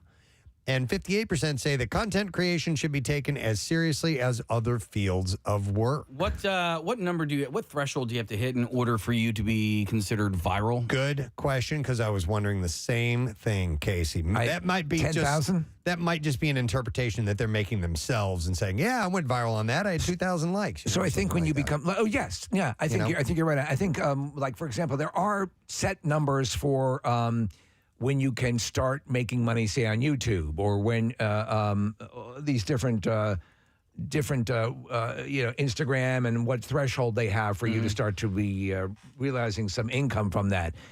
It's funny, Preston, because a lot of times they'll come. We do stuff and we create stuff for online, but we're burning up 5 hours of content every day here, so it makes it that's our occupation to do it. If you're going to do it, and you really want to attempt to be profitable and make a living off of it, you've got to throw everything in. Well, and that's why it says here 58% say content creation should be taken as seriously as other fields of work. Yeah, it's work. Dude. It's a job. It's time consuming. There's a lot to it. But it's a risky proposition. But if you're good at it, yeah, you can make it happen. That's why I don't really dabble too much in it. It's because it's a lot of extra busy work on you're top wrong, of though. what we do. You do dabble in it. It's your job every day. It's just not your job to create that specifically.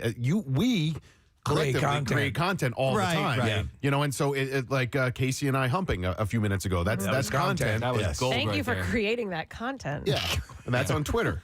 Hey, with our podcast, because we download 2.5 hours or so of podcast a day. Pretty much the meat of the show. Yeah, the meat of the beat. When we have FCC standards that we have to meet.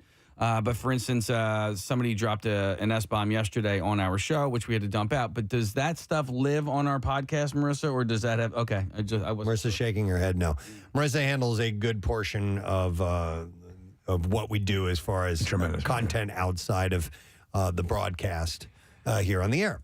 So it's a lot of work. It is. So I started helping, Craig Lagans and Rockstar Rob had Comic Book Gurus, and that was an audio thing. They were coming in and taking care of themselves prior to COVID, audio podcast. So I'm helping them out. We do a video podcast, which we're starting sort of incrementally getting up and running, and you can, go log on to PrestonSteve.com. But just that thing, getting that mechanism in place, Preston, to your point about having to throw a lot into it, just getting to that mechanism that'll hopefully make it easier to run it and put out content, that takes a ton of work. Yeah. So it's not something you just happen into. Yep. So keep that in mind. It's one of the surveys. What we I'll do have. sometimes is if I really want followers, Preston, I'll appeal to my OnlyFans page. In those followers who are There you paying, go. know, when I do that self-pleasuring bit. Right. Yes, we do that routine. And then ask them to check out the gurus. Yep. All right. Survey says of 3,000 U.S. adults divided evenly among Gen X, Gen Y, Gen Z, and baby boomers. When it comes to Gen A, right, Casey? And Gen A, Gen I. When it comes to travel and communication, here's what they had to say: 60% overall would be completely lost if their phone was lost or stolen while traveling. Wow. 37% are traveling more now than they were pre-pandemic, and 47% say that texting is a top method of communicating while traveling.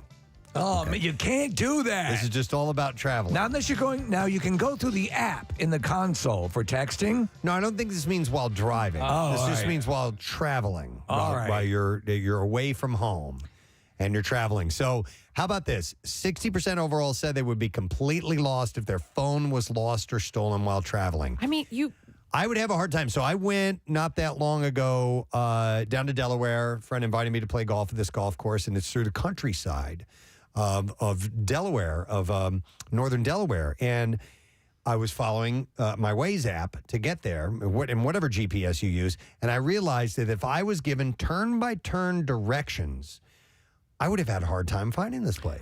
Because of the, Because it's more rural. It's rural Yeah. and winding roads Right. and crossroads and things like that didn't quite, and I was like, man, I'm glad that I have this. And trust me, I remember the days I used to be when I was a teenager, I delivered pizzas all over the place, and I had to have a street guide. So I've followed maps my life, and I know how to do them. But it is so much easier. Oh my God. And I would get totally lost now. I've become dependent on it. But I actually was wondering this just this past weekend because I had to use Waze and I had no service and Waze still worked. So how It does probably that happen? caches a bit Yeah, of the I think that's what information. it does. So that you have a bit at the ready. You can download. Well, you can download basically map versions. Well, and there's also the Road to Hana in Hawaii. God. Yeah. They have an app because most times you do lose service, and so they have an app that will continue even if you don't have service. That's the twistiest road in the world, too. Yeah. So I have been we were driving to Kentucky, and we lost service or Waze crapped out on me or something like that. And I'm like, I don't know what the hell to do now. Where do I And go? I couldn't get service back. Like it was either something with the app itself or with the signal. I don't know which it was. But I'm like, I don't know where I'm going. Like I literally didn't plan for having something go wrong with this GPS. And that's when I would probably have to pull over and get a map. Do you keep a hard? No. A map? So my No. car used to have An when I was atlas? doing stand up. I got Rand one. McNally, Yeah. Hagstrom. I had three different types of large book maps. Yeah, we had United flipped the full States. page. Yeah. And before I'd go out and do stand up or go out on a club tour or go to different colleges, I was like Magellan there, Preston. Yeah, sitting with the everything open, plotting my course. When I drove to here to live in Philadelphia, I used one of those. Yeah. I had a big, thick book. It was all the interstates and roads of the U.S. And I would have that with the large yellow line across my path. And also, I would write out my own turn-by-turn directions. There you go. Remember when you had to print out directions for MapQuest? MapQuest. And MapQuest was considered a godsend. It was. Yeah. Steve, I still have the Atlas in the car, too, for the same reasons. But, Kathy, I think those apps are GPS-based, not cellular-based. Right. So, But so you don't have to be hooked up to a cell network in order for the app to work properly because you're using a GPS satellite system, not the GPS cell doesn't system. work through your cell system. It works through a GPS What would system. you recommend for somebody driving across the country with a go-go DJ? No underwear. You're going to need a back. Yeah, I would take a backup map with you guys. Casey's doing his drive across the country. Casey's big adventure on the 19th with Jackie Bam Bam in the car, mind you. The navigator, most likely. We'll see how that goes. But yeah, you guys should have a hard copy of an atlas just in case something happens. So anyhow, but yes, apparently 60% say they would be completely lost if their phone was lost or stolen while traveling. And texting is top method for communicating while traveling. I could see that. And 37% they're traveling more now that the pandemic is over. I think that goes without saying. So, by the way, another survey connected to this, the same 3,000 people were asked about when it comes to connectivity. Yes. 50% of millennials stay more connected with friends and family when traveling than when they're at home. 37% of Gen X say they're more connected when they're traveling than in their daily lives. And 48% of Gen Z call an immediate family member when the unexpected occurs during a trip. What? That makes no sense. Okay. Like when their cat gets whooping cough? Maybe that's it. I told you these surveys are pretty dumb, which is why I put a lot bunch of them this together. way, it works. Yes. All right, we'll move on to something else then. Another survey that was done is what are the most popular cooking methods for tailgating? Okay. All right. We'll order from Marciano's Bakery in Manhattan. There you go. Yeah. What would you say? What The would you guys most say? popular methods of cooking would be barbecue. Yeah. Grill. Yeah. Portable grills, 67%. Wow. Okay.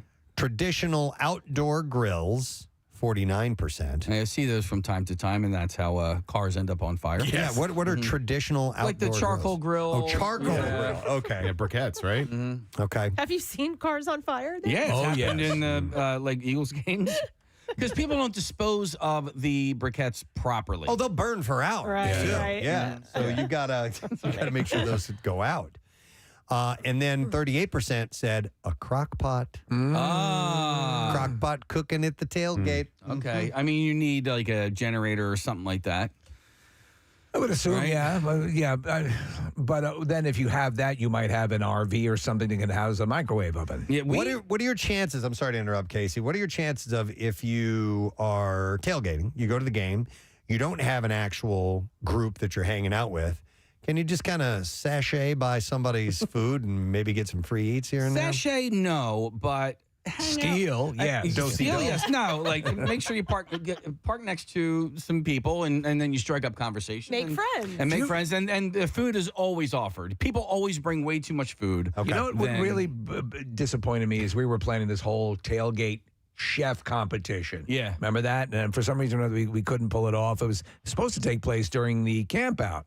And because a lot of times, you know, of the times that I've experienced cooking out, and I don't know if it's because you're out isolated or whatever the story is, but stuff always tends to taste really good. Yeah, I was at the Fish concert in July at the Man, and it just so happened to be National Hot Dog Day that day. And I was standing just talking to some friends, and somebody walked up and said, "Hey, do you want a hot dog?" And I was like, "Yes, I will." Do I ever? Do I? Don't mind if I do. I wasn't actually that hungry, but because it was National Hot Dog Day and I hadn't had a hot dog yet, I ate it. Yeah. And then, a few minutes later, I was asking about the person that brought the hot dog, and the people are like, "I don't know who that was."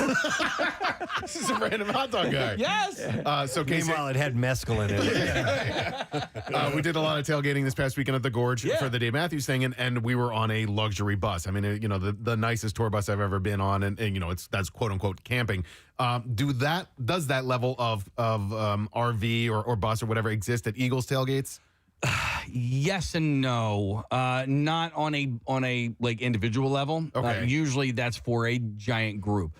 Like I usually park at FDR, and there is a group that is pretty close to Broad Street and 95, and it's a party. It is for dozens of people, and so you will see that for that type of a setup, but you don't usually see that for a couple of dudes hanging out. Okay. Wait, I just want to go back to. Did you say mezcal? Mescaline. Oh. Hallucinogenic. Oh, okay, never mind. I thought you were talking tequila, like I thought- mezcal. That is the most disgusting thing I've ever tasted in my life. What? Have you had mezcal? Yes. Not in a long, long time. Oh my God, I didn't know that it didn't quite taste like tequila. It's a little bit different. Yeah. Oh God, yes it is. Uh-huh. Oh, it was awful. I was like, what? I literally said to the bartender, I was like, what is this? What did you just give me? She goes, when you ordered it, I was like, are you sure? Because most people, or she said a lot of people don't like it and they don't know that it's not like a typical tequila. Were you doing a shot? No. It was just in a enema? drink, but it was, Okay. oh God, it was terrible. So anyway, Okay. sorry. I thought All right. that's what you had said. It's all right. I want to sidetrack anyway because our former intern, Ben, as you can imagine. Is on the phone line here and has something to share with us. Hey, Ben. Hey, Preston, what's up? Yo, bud. As you can imagine. All right, so you were calling in about something technical here. Yeah, so this is something I learned the hard way when I was driving to Kentucky. I was using Google Maps to get there. And I was in the middle of rural West Virginia, and the app on my phone crashed. Okay. And when I reopened it, I had no data, and I could not figure out where I was supposed to go. I just had to drive aimlessly to find, like, a McDonald's to, like, get on Wi-Fi just to get the maps going again. But something I found out after that, Google Maps has a feature. You can go into your settings and you can download like a region of the country to be stored on your phone. Right. Yeah. So but if you don't do that, you're like, as you drive around, like your maps are actually being downloaded as you drive. Okay. All right. So, but if you download that map, you'll just have the map. You won't have a GPS guiding you the way. If you download the map, it can give you directions. Yeah. Without data, it can't do like traffic or anything. But okay, if you because like I go in and you can tell it to like, hey, download. It's geolocating your car in a regular scenario. So is it doing the same with the downloaded map? Yes. Okay. And even if it wasn't, at least you'd have a map, right? Right. You know, and would be able to. Yeah, having a map never hurts, but Yeah. Okay. you know, Unless- I don't really like maps anymore. Yeah, Right. I can imagine. Thank you, Ben. Not just for breakfast. you can anymore. imagine. As you All can right. We'll see you later, bud. All right. I love All Ben. right, see you guys. All right. As you can imagine. As you can imagine. Right, that's all I hear. All right, let's go to something else here. A different survey. Let's talk about. I have so many different things. Sex? Here's a stupid one. You want a stupid one? Yeah. What are the best times to open a bottle of wine? Now? Yeah. At any moment. 33% say with friends and family. 27% say during any weekend. 25% say at a party. Right. Okay. And 25% say on a summer evening. And then another 24% say alone or me time. Yeah, I How was just gonna about say when by you're yourself. arguing over whether to have children or not? Open some wine. I thought you were talking about, is there a time when wine is Better best to open. opened? As Just far for the as quality of the wine quality, itself? right? Yes. No, this is when you want to get drunk. Okay. Yeah. In fact, it should be, what are the best times to get drunk? Right after work. All right, that's a dumb one. These are a lot How of about waiting in the pickup line at school? All right, regarding routine bathroom cleaning tasks. Okay.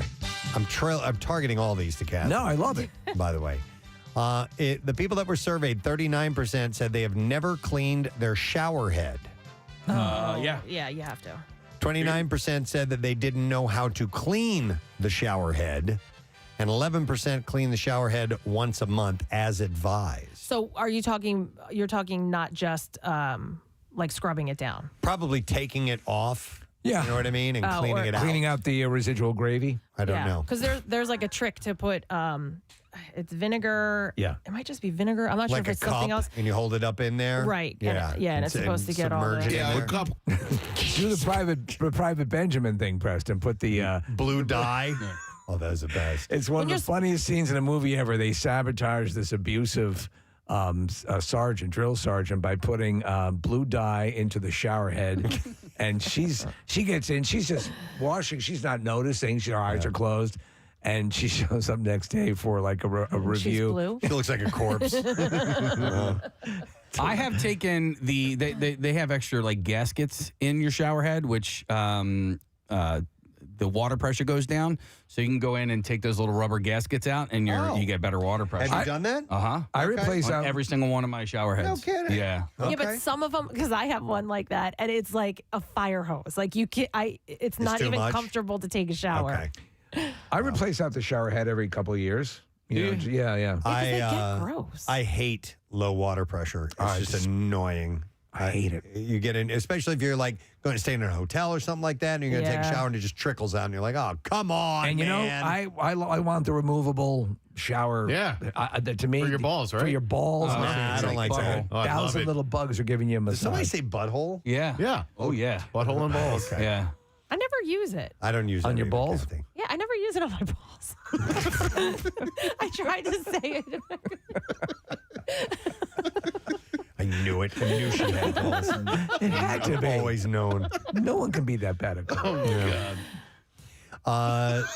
So anyhow, no, but I remember seeing Kathy like commercials for like OxyClean. Yes. Where they you take Yes. or it might be Dip it in or whatever. Yeah, Yeah, and yeah. all of a sudden magically it runs so much Right. better.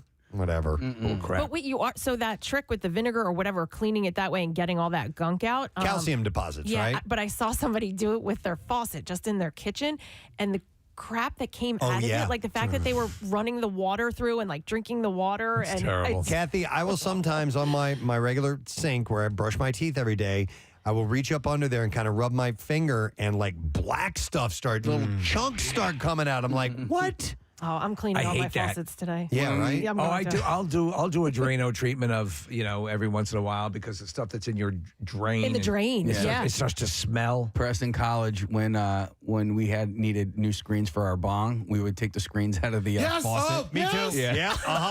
My house back home had no screens. Steve, in the in the faucet, there's a little screen up underneath The there. same and you size. you need a screen for your bowl. And if you're taking it out and you've cleaned it and it's falling apart, where do you get them? Well, I'm not going to the weed store. I'm a kid. I'm going to get in trouble. And so you steal them from your faucet. That's great. Oh, Casey, that's hilarious. That is the best. I actually made a pipe one time out of a faucet. Really? Yeah, the type that I found it in my grandmother's house. The valves that you use for the back of the toilet, turning the water on and off. Yeah. And I used to call it I called it the dial-a-hit. Yeah. Because you could open and close the valve. And Wow. yeah, it was That's pretty good. Pretty ingenious. My roommate one time, he made one. He like Out of a park bench? No, worse, Steve, because I never used it because he made it out of wood and then he painted it with like lacquer. No. I was like, dude, you're that's going poisonous. You're smoking chemicals.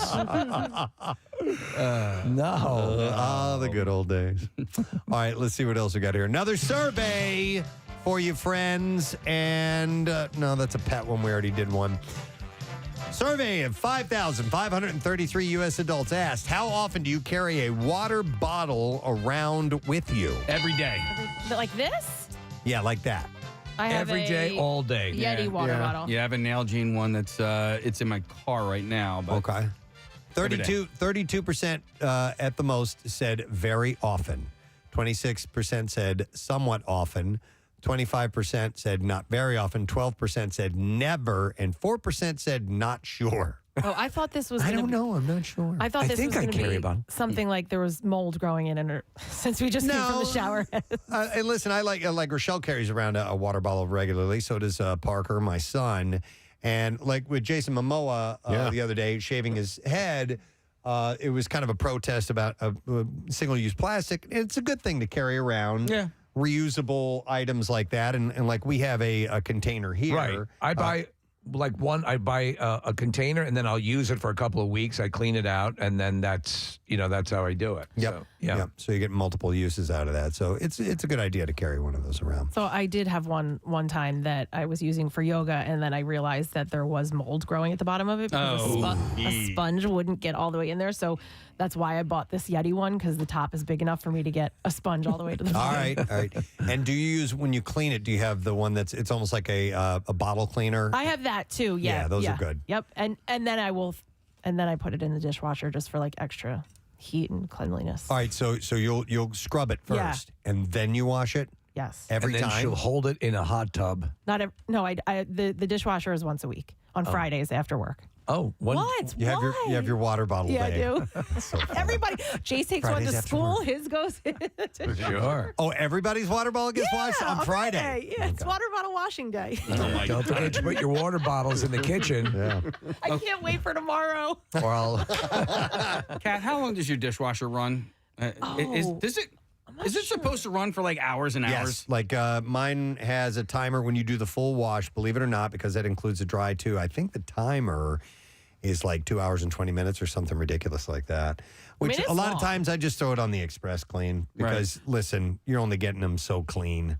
You know what I mean? Yeah, it just, to me, I'm like, it just seems like I could get it done so much faster. Well, put some you clothes in. can with my hands. Yeah, if you hand wash Yeah. stuff, it's done super duper fast, but it's inconvenient, you know. But There's a speed wash on my washing machine too, and I'm always like hesitant to use it because it's not. it doesn't get it clean I don't enough know. Is for it not you. getting it clean enough? It gets it clean enough. Are you sure? Yeah, I'm sure. All right. There's no way she's going to do it. I know. She never will. I It's did just it's almost clean, but it's not fully clean. Well, the only reason why I would is I did notice when you do that, it automatically puts it on the hottest water. Like, you know how you have that option? you So don't I need- guess the speed clean is because there's hot water? Sure. It's my understanding, though, you don't need scalding hot water to get a good clean. The main thing that the hot water does is it helps get rid of greasy substances Right. quicker. Because when oil and grease heats up, it will run off. If you ran like if you had a bunch of grease on a plate and you ran it under cold water, the grease is just going to stay on. Grease there. is the word. Grease is the word. You need to heat it up, baby. Rest in peace, Olivia. Anyway, that's the last survey. That's all we have time for. We do need to, but thank you for listening to Survey Says. We do need to take a break because we have more from the Back to School A to Z to play for you in the R's. Find out what we played Renegade last. Let's see what's next when we come back. Preston and Steve on 93.3 WMMR. People like also I'm fairly critical of Marvel movies, and I get I've gotten a lot of pushback. Well, as you can from see, the, we're fans. yeah, but I get a lot of pushback from the grown male nerd community. Yes. Has it gets very mad at me. But when they found out I did Joker, they're like, "No, you're a hypocrite," and they're very excited that they think they won something. Yeah, but we got him. We converted him. No, they were like, this guy's opinion means nothing. Right. He's a sellout. But the bottom line is, you get a call from your agent, and they're like, "You want to do a scene with Joaquin and De Niro?" I'm like, "Yeah, it's in a comic movie." I'm like, "No, I didn't." Yes, of course. What am I? Of course, I'm going to do that. Yeah. Right. So, all right. Can I ask you what your stance is on these comic movies? Because are you up there with like how Bill Maher feels about them? Yeah, I don't know. Like, Bill has a tone. Yeah. Yeah. That's delicate. That's delicate. And I don't know if I'm within that tone. Okay. I mean, I think you could put me in a mildly condescending. Right. Sure. I have a problem with it culturally because I do believe that there's a fanatical sort of commitment to them. I do believe that because of their popularity, they do push out other entertainment options. And I do believe that, I don't know that as a grown-up, I've earned this age that I'm at. I don't want to feel sort of bullied to go see children's movies. Okay. So I understand that. I understand that because people who like those movies, even if they're grown-ups, they're sort of like, come on. They're almost like missionaries for them. They're just like a bunch of Disney stooges, who are trying to tell you it's like this is their life. Well, right. I've been a fan throughout all my life, and so it attaches to pivotal moments of my childhood. That. Sure. But I understand it's the same way vegans try to push, the whole thing. And I think one is more healthy. Like I don't think you're getting any health benefits from the Avengers movies. Well, Batman's like the DC Marvel's different. And I've used that joke. Like when people were like, "Yeah, you're doing it's a DC movie." So, it's a little darker, a little more grown up. A little more grown up, yeah. I do understand it because I love the movies. Yeah. I'm not a comic book guy. I didn't read the comic books growing up, so I don't have this like long vested interest in like, oh my God, it's finally happening. I think it's a belief system. Right. I mean, these guys have been reading. Go ahead. But no. My wife doesn't watch any of them, and I tried to have. I think that's something a lot of men say. But I tried to have this argument with her. I'm like, no, it's really, really great cinema. But now, like hearing you talk, I'm like, okay, you know what? Listen. You're allowed to not be into them, and I need to just kind of like drop it right then and there. Like, okay, wow, I think this feels like some sort of peace talk. We've made a breakthrough. I mean, you're just going to drop it right there. That's interesting. You sure you don't want to get online with an army of your peers? No, and talk it's about too much work, man. That's an argument nobody's ever going to win. So that's what gets me is why have that argument? Maybe just for the catharsis of having the argument itself. No, I tell you why. And my producer Brendan has explained this to me is because this is a group group of people that were sort of marginalized in a way. The nerds were always sort of the brunt of the joke. Yeah. And now they own culture. They do. And they're not going to let it go. So anybody that's going to start pushing at it, they're like, no! And it's always shrill and awkward, and they're having feelings. Well, And you look at like Scorsese just caught. I think that was a reasonable. And he's assessment. just saying. And listen, if Martin, you certainly have to entertain Martin Scorsese's view on things. It at its basic core, it's fun. That's what it is. It's a diversion. It's a harkening back nostalgically for childhood. Right. But it's not a I don't want to leave childhood. But I know what you're saying. I get bored. Yeah. I'm bored. Right. You know what I mean? The stories are simple, and I get it. Like I know they're like you got to see the one with Hugh Jackman and what's that Logan. one? Oh, if you want to start, because I'm going to try to watch some. Yeah. Just for watch Logan. I think I'll start at the beginning. I've seen Iron Man. Yeah. I saw that, and I think that maybe Iron Man. I don't know. It's okay. You don't. It's really okay. Again, it's funny because we deal with obviously the station plays music and a song will come up and it's the ultimate subjective thing. How do you respond to music? But that sucks. People speak in concrete. This is great. Yeah. It's the same with comedy. It's the same with everything. These things are subjective. You don't have to like them. Right. But I mean, my problem is with those movies generally, I really do get bored. I mean, if you're not thrilled by dudes flying around and throwing buildings and rocks and cars and things, I don't know. It was never my thing. And I read some comics, but even the comics I read when I was a kid were not those. I read like Swamp Thing, and then I went into the Gaiman stuff, Hellblazer and Sandman. I liked good stuff. I liked a lot of the underground world of comics. I like Daniel Clowes. I like that guy. What's his name? Burns, who does the 8-Ball comics. So what do you Peter like? Bag. Do you like horror movies and stuff? Nope. Or you're not into that stuff? No, I like have monster no movies? patience. No patience for that. Like, just kill the guy. I don't know what that feeling of suspense is not one of my favorite entertainment feelings. What in the pop culture realm? What's your go-to genre? What do you most find yourself being drawn to when you go to a movie? If you have, that's a good question. I don't know. I've been watching Succession.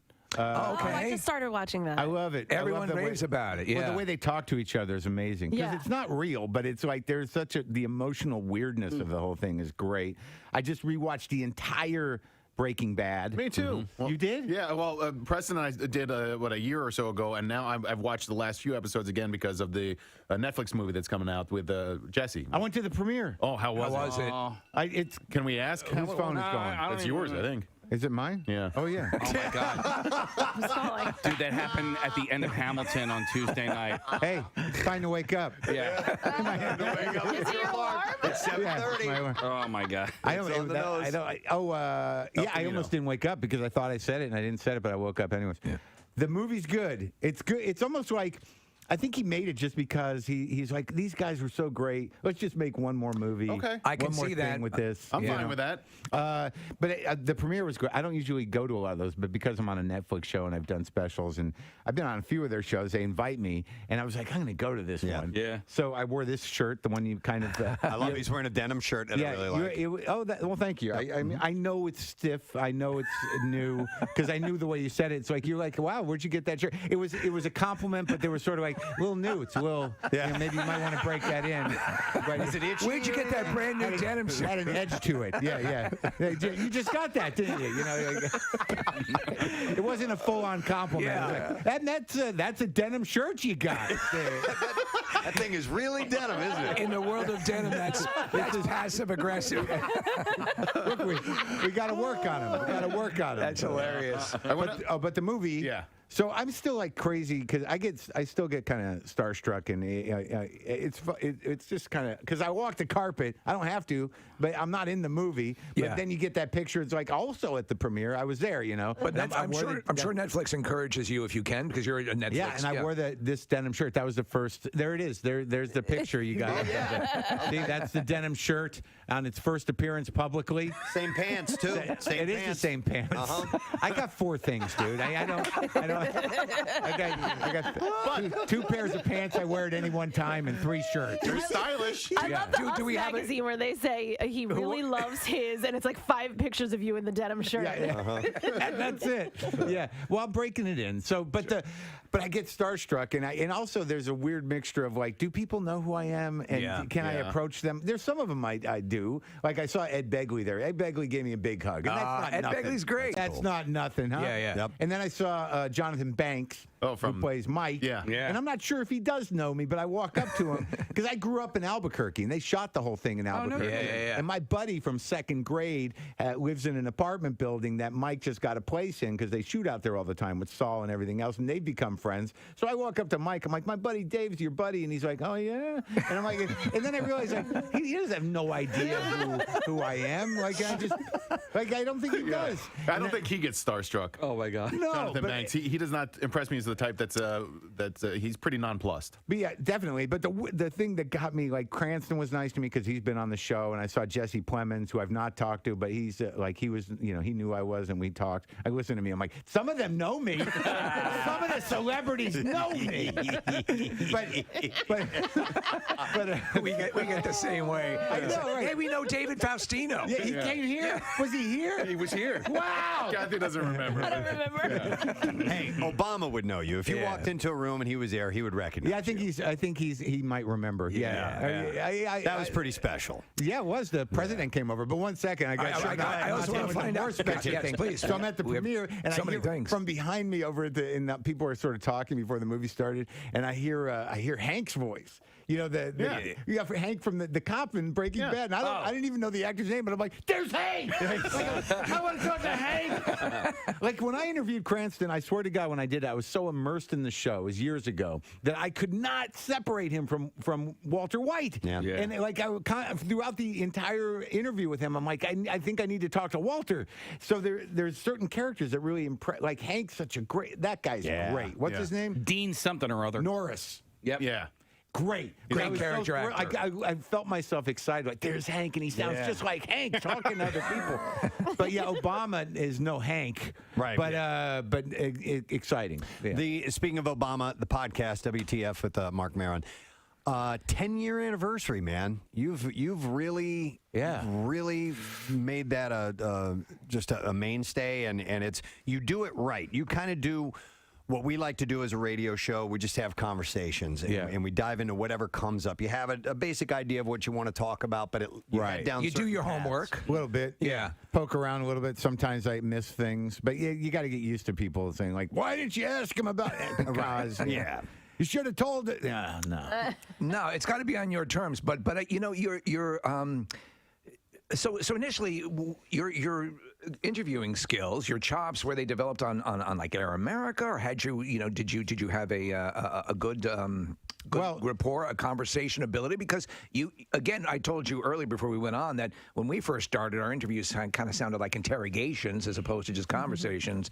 And when did this switch flip for you? I think that's a style initially. Yeah. You want to get these moments. It was like the audio equivalent of clickbait. Yeah, right. Yeah. You're exactly right. You kind of want to let's get them on this one. Like I don't do morning radio as much as I used to because I don't know what I'm walking into. I know you guys, right. But even phoners, you want to be on a phone with a bunch of monsters who are just looking to tear you down, and you've got no way to defend yourself because you're on a phone. Yeah. So. But my style really was more about inviting people I knew over to talk about my problems. Yeah. So having celebrities over to talk about my problems and maybe find some midway. It's a disarming entree into a good conversation. But I was in trouble. I was bitter. I was cynical. I had people I had to apologize to. But so it sort of evolved like that. From like a 12-step almost. Almost like I need to make an amends or like do you like me or like I'm not comfortable with you. But it was always very personal, and it just kind of evolved from there. I know you've been dealing with nicotine withdrawal, and I wanted to ask you how that's going. It's all right, man. Yeah? Yeah, I think I'm coming through it. I think I'm at like 7 weeks. And I wasn't even smoking, man. I was doing those lozenges. So that was the deal, huh? I loved them. I haven't Did you smoked ever in flirt with years. the vaping thing? No. Okay. No, I knew right away that there had to be something wrong with Something's that. going to be an issue. Well, what's in it? How are they making that? Who's in charge? That's the question, Yeah, isn't it? I want to know if it's a kind of a well-known, historical cigarette company making me sick. These vapes. It's like, where's the goo coming from? What are you putting in there? Where's your goo coming from? If it's not Philip Morris or R.J. Reynolds, I don't want anything to do with that. Chinese goo. Chinese goo? What is it? How is that not going to be bad? Well, why'd you start trying these lozenges? Who turned you on to that, or where'd you get the idea to do that? Well, I've been wrestling with nicotine my whole life, but I haven't really smoked a cigarette in over a decade. So there was a period there. What happens with me is I got off the smokes. I think I had one cigarette during a Keith Richards interview, but I knew I was on the lozenges, and because he made me smoke with them. All right. Of course. Keith Richards, and he's got a bit of charm when it comes to getting people to do things. It's claustrophobic. Well, you've got huge chunks of Walls. cement on each side of you. On either side. Right. So that would suck. Yeah. So those of you that are stuck on that massive backup on the Walt Whitman, could be worse. We need a Preston and Steve motorcycle so that what we can do is send donuts out or people stuck in an accessible way to get stuff out to people trapped in the horrible rush hours that the area feels. But a motorcycle, a hovercraft? Hovercraft would be awesome. Dude, I'd love that. However, you need something that's sort of lean and mean that can dart between traffic. That can go in and out. And the of large stuff, props would be an issue. To piss everybody off. I mean, a helicopter would be ideal for something like that. Have We you could do seen drops. The plethora of new drones, flyable vehicles that they're okaying, that the FAA is looking into as far as there's a lot of drones, but there are a lot of personal flying vehicles that are now available that are pretty badass. I like that. Yeah. I can only imagine the nightmare that will occur when a lot of people end up with those. Well, yeah, because you when you crash, Yeah. like you fall to the ground. Yeah. I saw a guy trying to shoot free throws. He was on a hover thingy, and he was standing at the free throw line, and he shot the ball. The ball bounced off of the rim, hit one of the blades of the thing that he was standing on, and then he went down like a ton of bricks. So it's one of those platforms? Was one of the platforms? Yeah. Like the Green Goblin. Yeah. You know what fictional mode of transport I just saw? I finally got around to watching Dune, and those like dragonfly helicopters. They're called ornithopters. Okay, man. Yeah, Those are badass, aren't they? I really want one of those. Somebody should invent that. Yep. All right, anyhow. And big worms. Yeah. Yeah, we can ride on big worms. They're fun. You just got to get your hook in them. All right. Let's do the Bizarre File. Here we go. WMMR presents Preston and Steve's Bizarre File. Brought to you this morning by Horizon Services. You can book early with Horizon Services, heating, cooling, and plumbing to refresh your heating system for just $79. And then lock in an AC tune-up for the spring for just $59. Book fast at horizonezbook.com. All right. California officials say it'll cost up to $14 billion to upgrade aging wastewater facilities that are dumping nutrients from treated human sewage into the San Francisco Bay. And here's the thing. That sewage that's being dumped in there is feeding a giant algae bloom that has lingered for more than 2 months and has killed tens of thousands of fish. The algae bloom, which appeared in late July, has grown to an immense size because of the tons of nutrients from urine and feces of the 8 million Bay Area residents that is released into the waters daily. It's a San Francisco treat. One plant alone dumps 85 million gallons a day that contain 5.5 tons of nitrogen. Yeah, it's a poop bloom. And so this giant bloom is eating all of that. Scientists say the bloom was triggered by climate change, but its size, amount of organisms, and how long it's lasted is due to the human waste. All that poop. All that lovely poop. Is it hard for you? Listen, and Tony, you love poop. Love it. Is it? Can you have sex while you have all that poop, or no? Like a champ. Okay, very I'll good. pound your wife like a jackass. Some people have to think. They think about all I that don't know. poop. Not me. I love it. Bring me more. This massive, long-lived bloom has resulted in the death of up to 10,000 fish that were suffocated by the algae. that has covered the bay. The $14 billion San Francisco would go to updating the aging.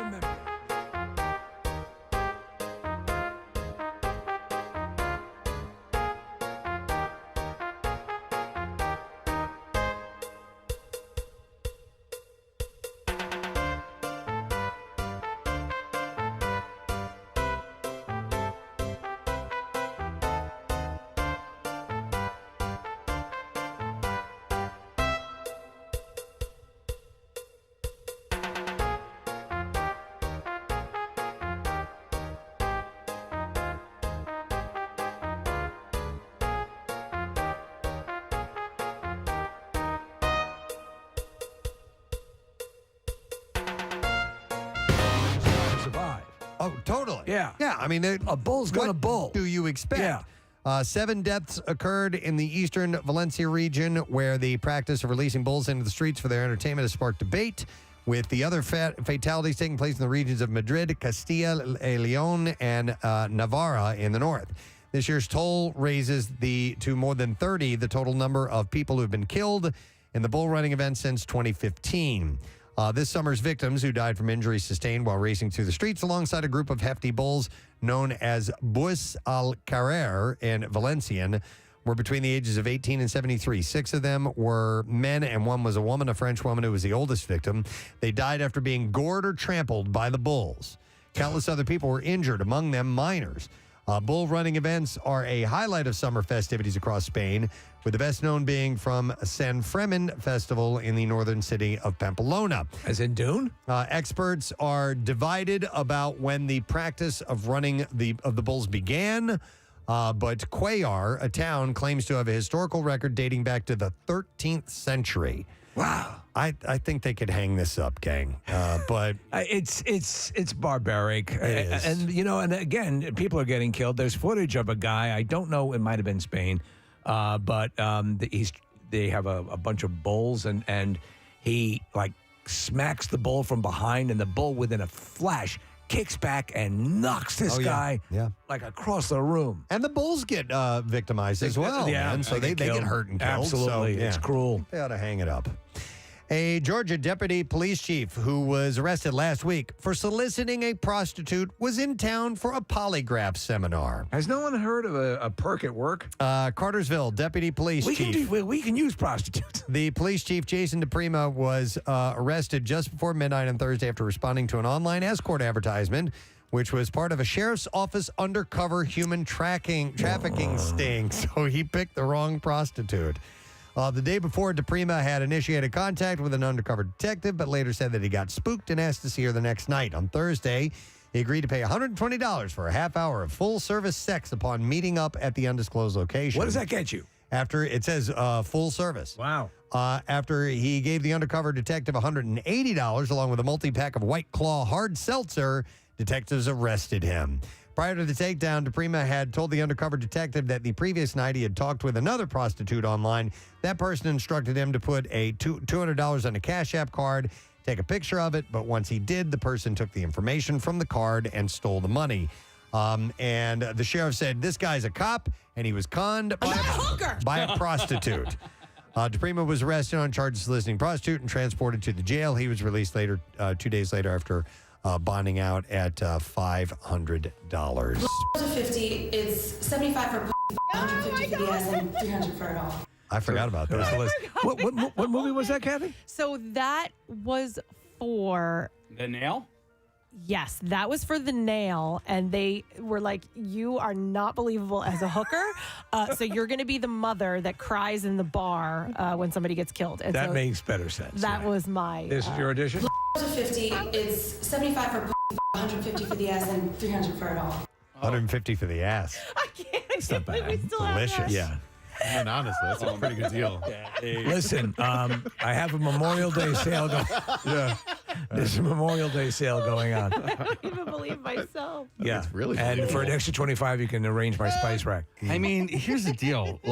Apparently she'll say anything if it's for a movie audition. So maybe we can get her to fart if we could just get her to She just say- mentioned her balls earlier.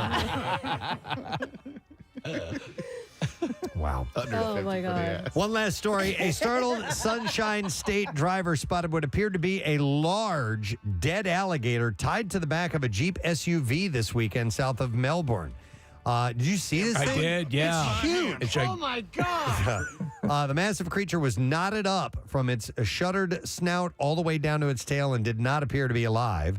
The driver behind the vehicle, Karen Kress, snapped a photo of the terrifying sight. Yeah, did you see this thing? Look at how big that is.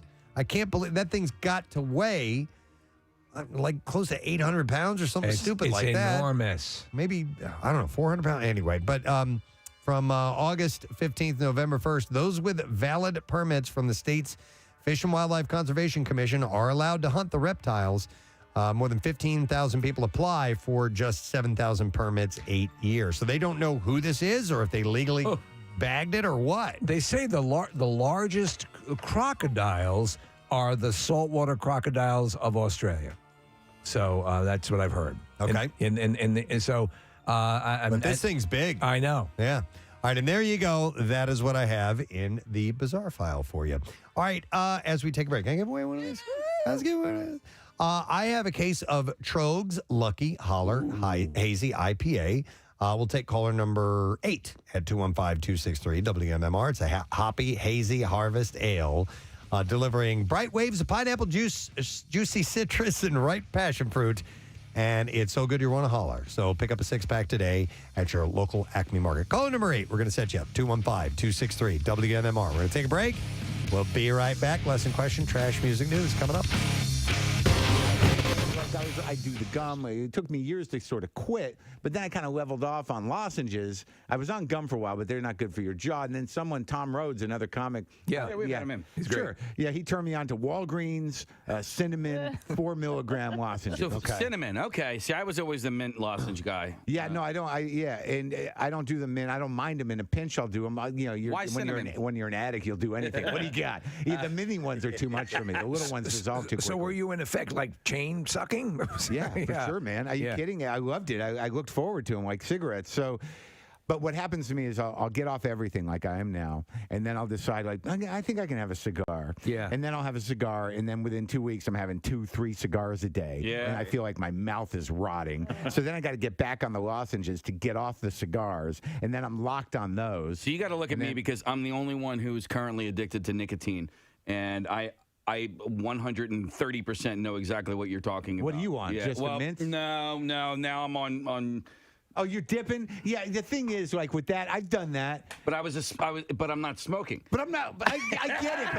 But my lungs are okay, Mark. I get it. I mean, there was a period. I was getting imported snus from like Norway or Sweden. Like someone got me involved with snus. Yeah. Which was I think Swedish, right? Yeah. Originally. Yeah. But there's a whole catalog of. There's 100 different snuses from Sweden, and they say like it doesn't cause cancer, which is ridiculous. You're not spitting. But I was ordering this stuff that was so strong, like it was like heroin. Like, it's just a packet of snus, and I put it in, and I'd be like, oh, man, I got to sit down. But like in my mind, as a sober guy, I'm like, but I'm not doing anything bad. Right. You're sober too, guy? I'm sober 7.5 years, and I was actually nicotine-free when I got sober. Yeah. And then about 3 months into my sobriety, I'm like, well, you need something. I need something. I got this gigantic hole that I need to fill, and I'm going to fill it with nicotine and caffeine, and that's kind of where I'm at now. But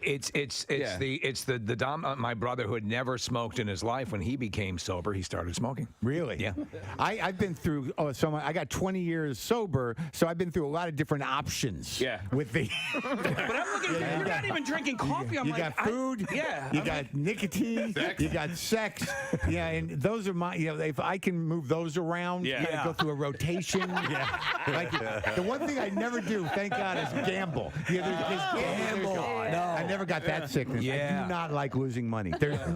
I've never had an experience with gambling that I won so much money that I felt so great that I got to spend my life trying to do that. That's funny. I get nervous while gambling. I don't. There's no rush or high is the rush. That the nerves. That is the rush. Yeah, but it doesn't work for you. Right? Yeah. Mark, have you ever seen some? Because I've seen a good friend of mine. The first time we went to Vegas, I saw that switch flip. Oh man! And I literally had to take his ATM card because he was gonna go hard. Really? Yeah. And I said, dude, you need to put this in check now because he would have tapped out everything. It was crazy. I lost. I think the most I lost was $800 in an evening, and I'm still mad at the hotel. Of course. Like I tapped out at like 40. Yeah, it still hurts me. More from the connoisseur. Good food stories here. Will it be fast food or fancy food? Schnitzel. Schnitzel? Yeah. Do you like Schnitzel? It's not bad. It's it's good. I mean, it's not great, but yum. Yeah, it'll do it. Is that what Christoph Waltz is eating during Inglourious Bastards? No, that's strudel. Strudel, okay. Because I love me some strudel. Schnitzel is very sweet. Do you know what schnitzel is? Is it? No. Is it a baked good? Is it a salty baked good? It's pork. Oh, then no. Fried pork. Okay. Essentially, it's like a fried pork tenderloin, so it's not anything like a I don't like it much. Yeah. You don't like schnitzel? Nah, I'm not a big schnitzel I mean, guy. I like it. It's good enough. So anyhow, Schnitzel Fest event in Bavaria, Germany, apparently used 400 pork chops, 4,000 eggs, 551 pounds of breadcrumbs to create a giant schnitzel. And the resulting schnitzel is 2,663 pounds. Wow. People must have been schnitting for weeks after. That's good, dude. You knew it was coming. I just took a hairy schnit. 753.5 square feet is how big it is. I've had schnitzel in Germany, in Munich. We were having dinner, and I'm like, how can I not have schnitzel? If you're going to have schnitzel, you have it there. So what did you think? It's good. It's not great. It's not rocking your world. No, it's good. I'd order it. I've had it at other places as well, too. It's funny when you have something that you think is authentic and then you later do have the authentic version of something and your opinion of it changes 180%, 180 degrees, I should say. Organizers say it took nearly 3,700 gallons of oil to fry. A Guinness World Record adjudicator, how do you say that word? Adjudicator? Adjudicator, thank you.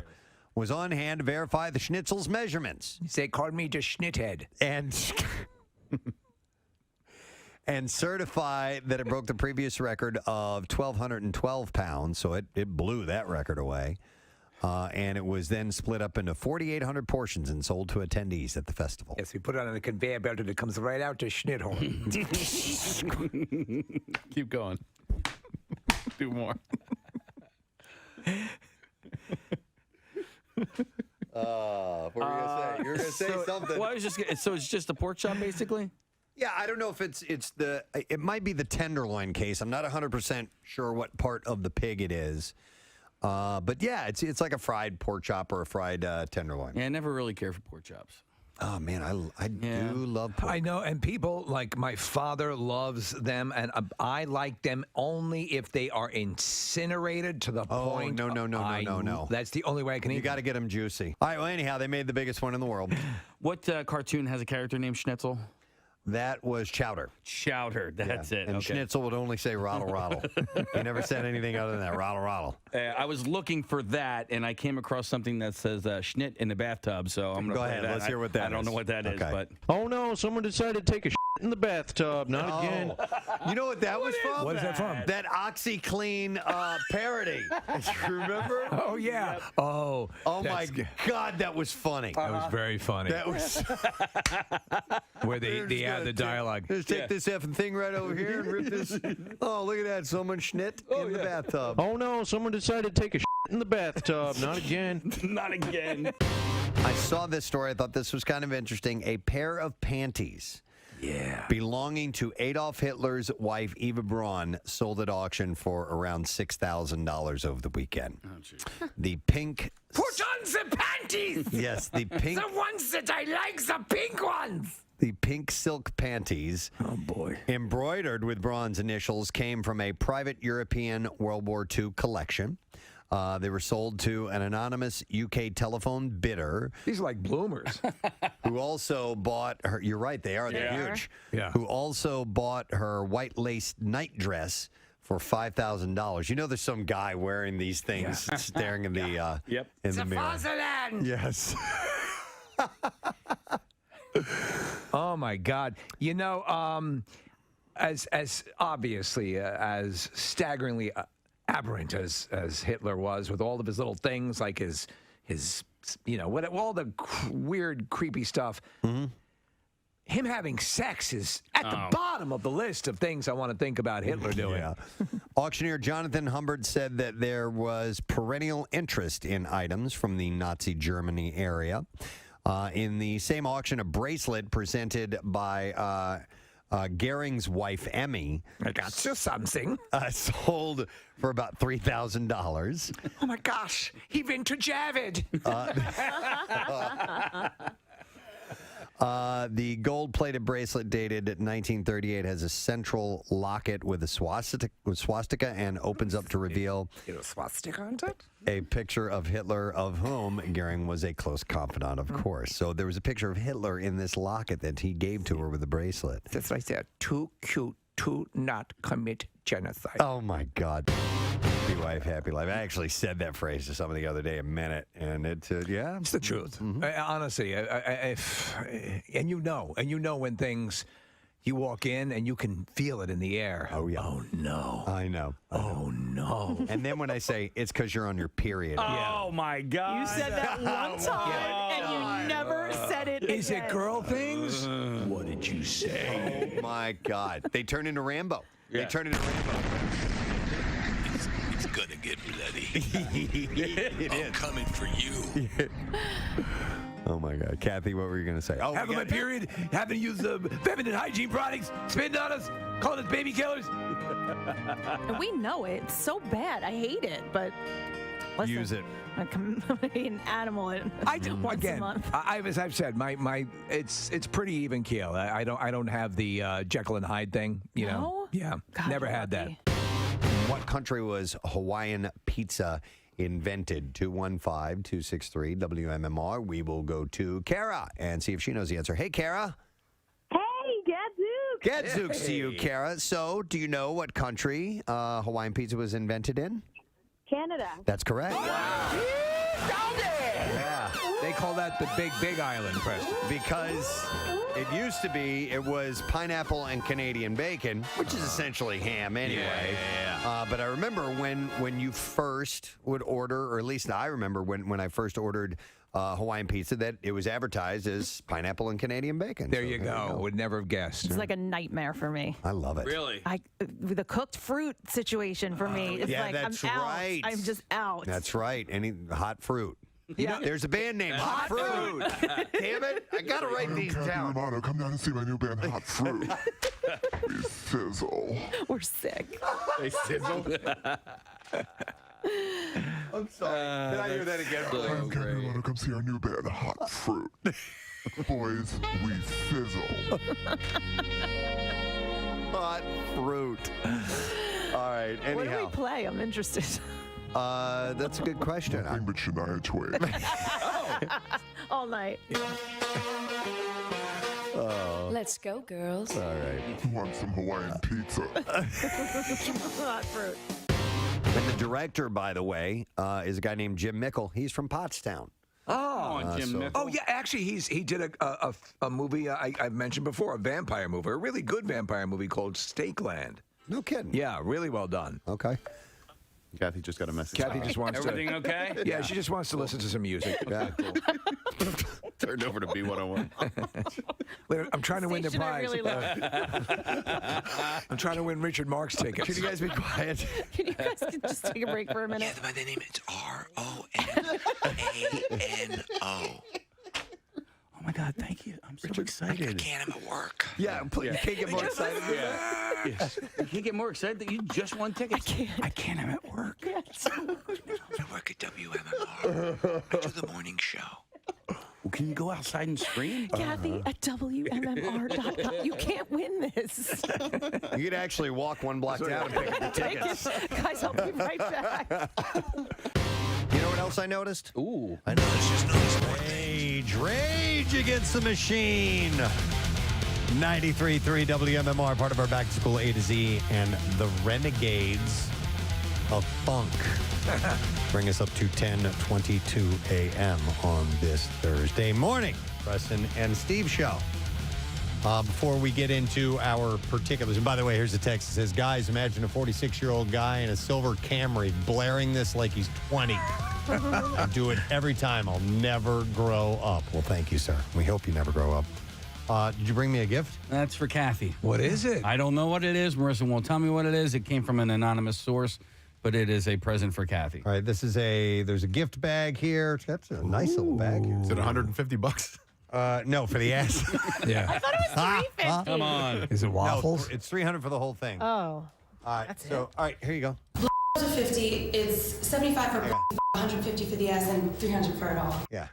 300 is actually pretty economical. Hey, it's a good deal. You do get a savings, and of course, she will give discounts to the military. Kathy's going to open up this gift, and I have to be careful with you. it looks like food, maybe. Something like Is that. it waffles?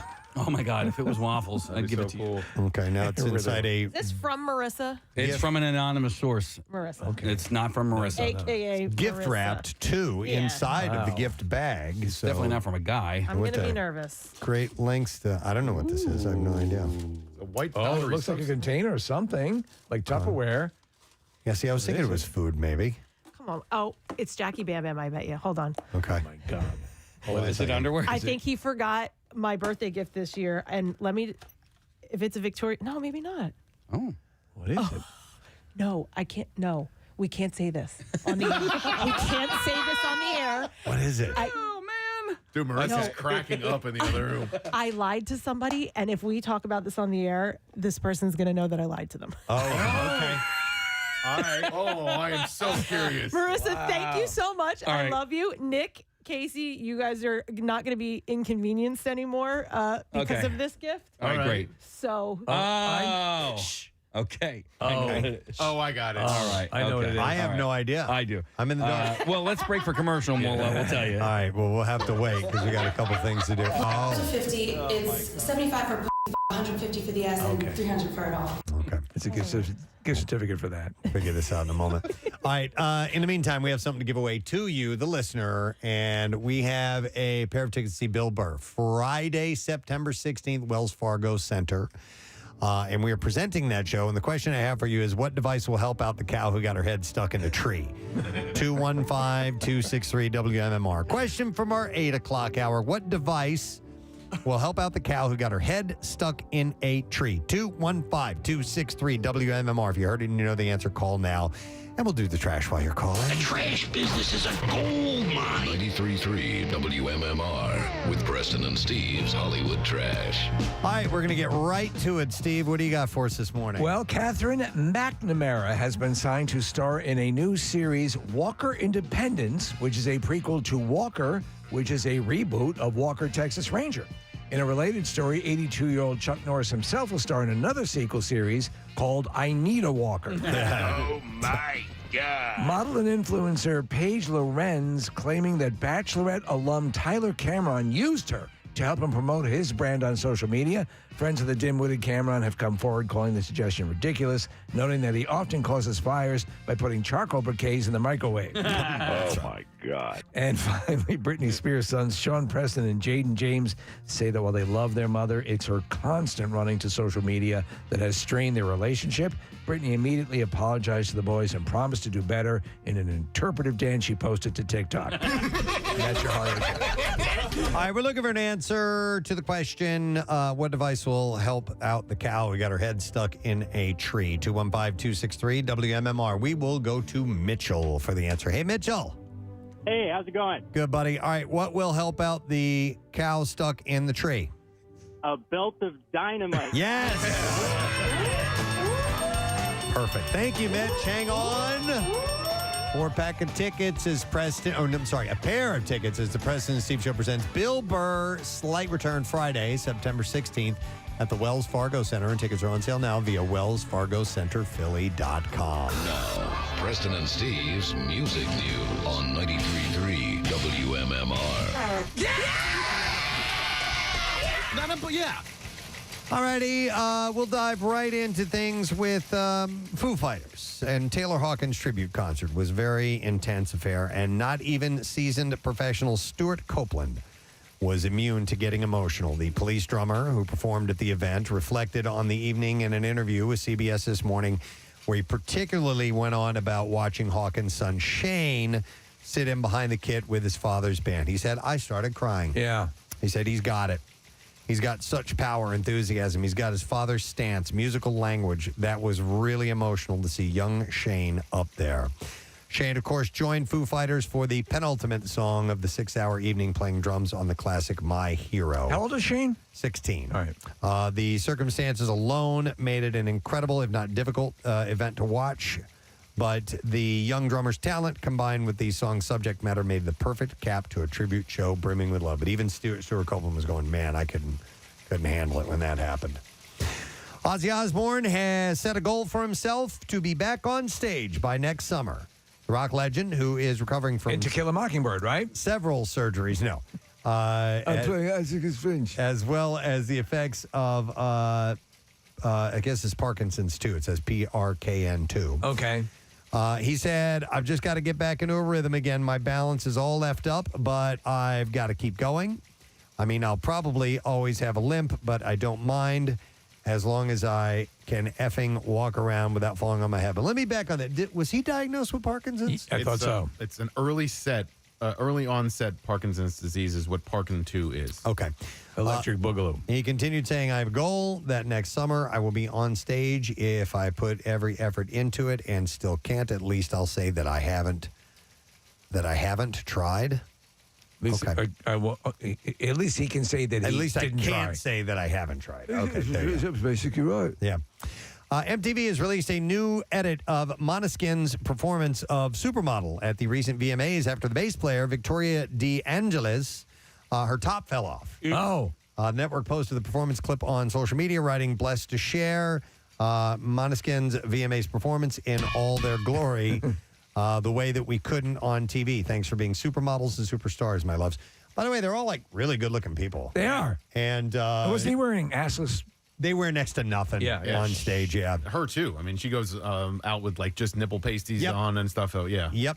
The so-called uncensored clip still has DeAngelis' nipples blurred out. They will launch their Loud Kids World Tour on October 31st in Seattle.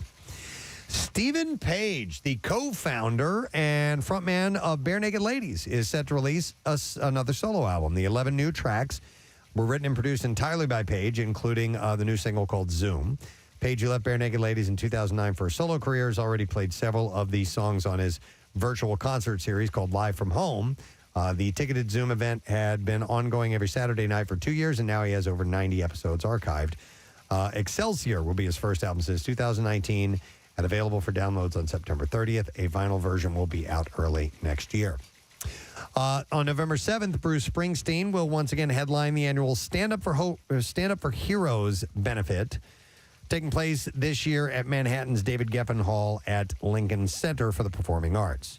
In addition to Bruce and Jon Stewart, who appears at every year, this year's comedy event will also feature Amber Iman, the Lumineers, Hassan Minhaj, Jeff Ross, and Isla Schlesinger, and more will be announced. And the event kicks off the 16th Annual New York Comedy Festival and is but one of over 100 performances held across New York City between November 7th and the 13th. Interesting. And then finally, set for release on October 28th is the Beatles' Revolver, available in several special editions. In addition to a slew of previously unheard takes from the original album sessions, Revolver's 14 tracks have been newly mixed by producer Giles Martin, who is the grandson of George Martin, and engineer Sam O'Kell in stereo and Dolby Atmos. And the album's original mono mix is sourced from the 1966 mono master tape, and the set will also be available in 4 LP and 2 CD sets. According to the official announcement, all the new Revolver releases feature the album's new stereo mix sourced directly from the original 4-track master tapes. The audio is brought forth in stunning clarity with the help of cutting-edge demixing technology. developed by the award-winning sound team led by Emile Del Rey and Peter Jackson's Wingnut Films Productions. Is there any film footage of the session? That I don't know. I haven't heard anything about that. The physical and digital Super Deluxe collections also feature the album's original mono mix, 28 early takes from the sessions, and 3 home demos, and a 4-track EP with new stereo remixes and remastered original mono mixes of Paperback Writer and Rain. The album's new Dolby Atmos mix will be released digitally. And also, they also describe one of the box set's crown jewels, a John Lennon work tape of him composing Yellow Submarine. So parts 1 and 2 of the special edition songwriter work tape for Yellow Submarine reveal the song's evolution from a rather sad verse sung by John over acoustic guitar. How is that sad? And apparently it goes, in the town where I was born, no one cared, no one cared. And then to its adaptation by John and Paul to suit the jollier subject matter of the chorus. Doesn't even rhyme. Yeah, man. So maybe he was just kind of working his way I through was the song. working with it. I don't know. And Give me a break. And didn't Suck mean, it. Didn't mean for it to be sad at that point. You ruined it. All right, there you go. That's what I have in music news for you this morning. All right, we're going to take a break. When we come back, we're going to play the song that Casey's been teasing all morning long. We're waiting. He's just excited that this is a part of the Back to School A to Z. It's kind of a left turn for MMR. It's not fish. Too, by the no, way. it's not fish. For people who are conjecturing. It's an absolute classic and a badass. And we'll come back in a moment. Stay with us.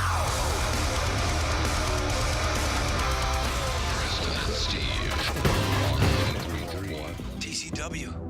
But a cache of Soviet jokes that was compiled by CIA agents during the Cold War has been released among a cache of declassified documents. Soviet jokes designed for what purpose? It's hard to say because they mainly make fun of the Soviet Union. So all the jokes were told between Soviets, but picked up by CIA operatives before being relayed back to Washington. So, do we believe that perhaps it were American operatives and spies to be armed with these jokes? It might be a way of sort of ingratiating themselves to, in other words, if you could tell a funny Soviet joke to another person. I don't.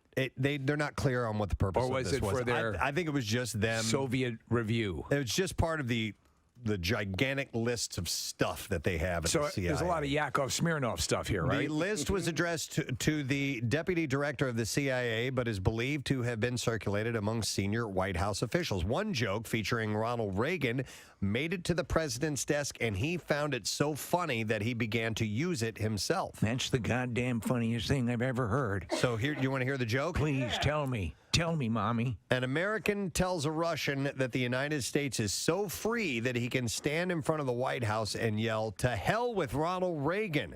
And the Russian replies, "That's nothing. I can stand in front of the Kremlin and yell, 'To hell with Ronald Reagan,' too." I don't get it. Oh, yeah! Did you say penis? I must have missed it. No. You said it was a dirty joke. No, I didn't say it was a dirty joke. Oh, yes, you did. What? No, I didn't say it was a dirty joke. You said it was filthy. I think the Alzheimer's is kicking in, Ronnie. God damn it. Yep. Where are my jelly beans? It is not known exactly why the CIA began doing this. It wasn't filthy. Though since there were no polls in Soviet Russia, it could have been a good way for agents to judge public mood towards politicians and the government. Why did chicken cross road? Why? To escape the extreme starvation caused by Stalin. One particular figure of fun was Mikhail Gorbachev. Why do I have stain on head? The last leader of the Soviet Union who worked to end the Cold War by reforming the USSR. While this made him popular overseas, he was often reviled at home, as revealed by this joke, which tells of a man waiting in line at a liquor store. Tell the joke. A worker standing in a liquor store line says, I have had enough. Save my place. I'm going to go shoot Gorbachev. 2 hours later, he returns to claim his place in line, and his friends asked, "Did you get him?" He said, "No, the line there was even longer than the line here." That is a good one. It's very funny. Another joke compares Gorbachev to... You know, maybe we don't laugh at the same kind of jokes or something, but You told me that Gorbachev line joke and it wasn't funny. But I have one for you. Knock, knock. Who's there? Orange. Orange who? Banana. I don't think you told that correctly. Shut up. Banana.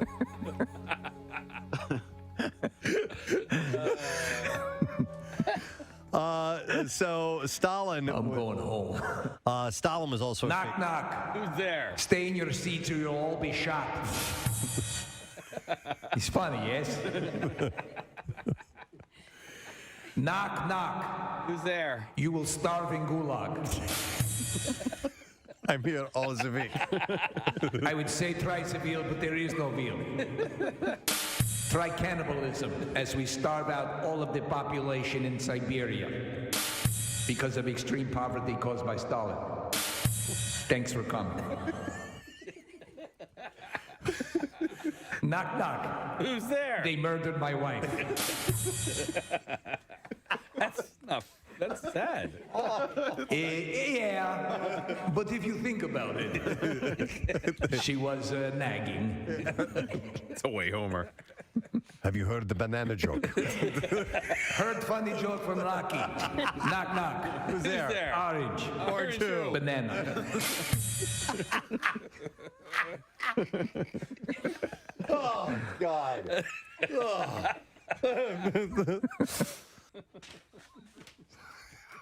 These are CIA files. Hey, I am having literally to hold stomach from pain of laughing. Yes, exactly. Okay, I noticed that, and I figured we might have Notice the Soviet humor. They may not be married, but Jennifer Garner and Ben Affleck are still family, according to Ben's brother Casey. During an interview with E.T. on Saturday. Well, you still family? No, entertainment television. Do you all get together for the holidays? What am I talking? What am I talking to here? I'm E.T. He walks in. He's like, "Are you serious? I have to do this." Pulling himself up in the chair. Thanks for talking with me. Could you get my agent in here, please? I'm talking to a turtle. Yeah. Not a turtle. Turtle.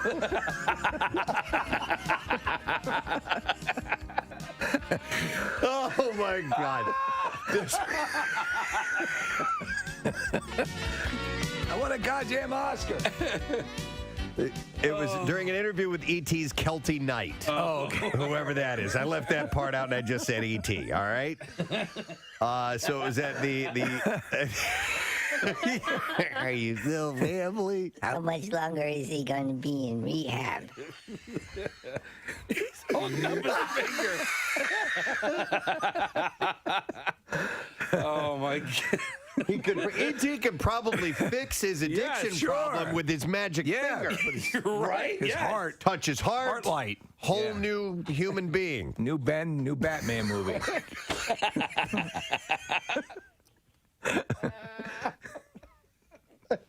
So stupid. It's so dumb. A suspended Long Island judge pleaded guilty on Friday to sneaking into his neighbor's home and stealing panties from her clothes hamper. Bad judge. This is a judge.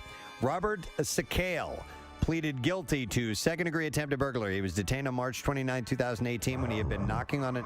They call me Judge Panties. After he'd been knocking on a neighbor's door. I like panties. Sakale is said to have just left the home on a different neighborhood.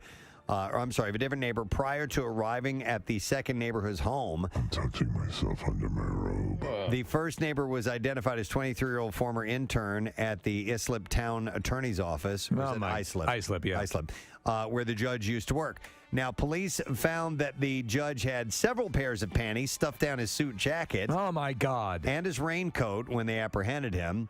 Those are my panties. Sakale's attorney claimed that his client had changed. He said he has served the people of Suffolk County honorably for the last 26 years. Except for the panties part. as a legal aid attorney, town of Islip attorney, and a district court judge. He has dealt with his mental illness. I like to poop in oatmeal. He's also What? I like to poop in oatmeal. He has dealt with his mental illness issues in a provocative manner and proactive manner. Yes, provocative. Yes, oh, how provocative. And he allegedly told officers during his arrest, the panties I had on me are from the other times I went. Amazing. And who's the Amazing sausage vocalist. king of...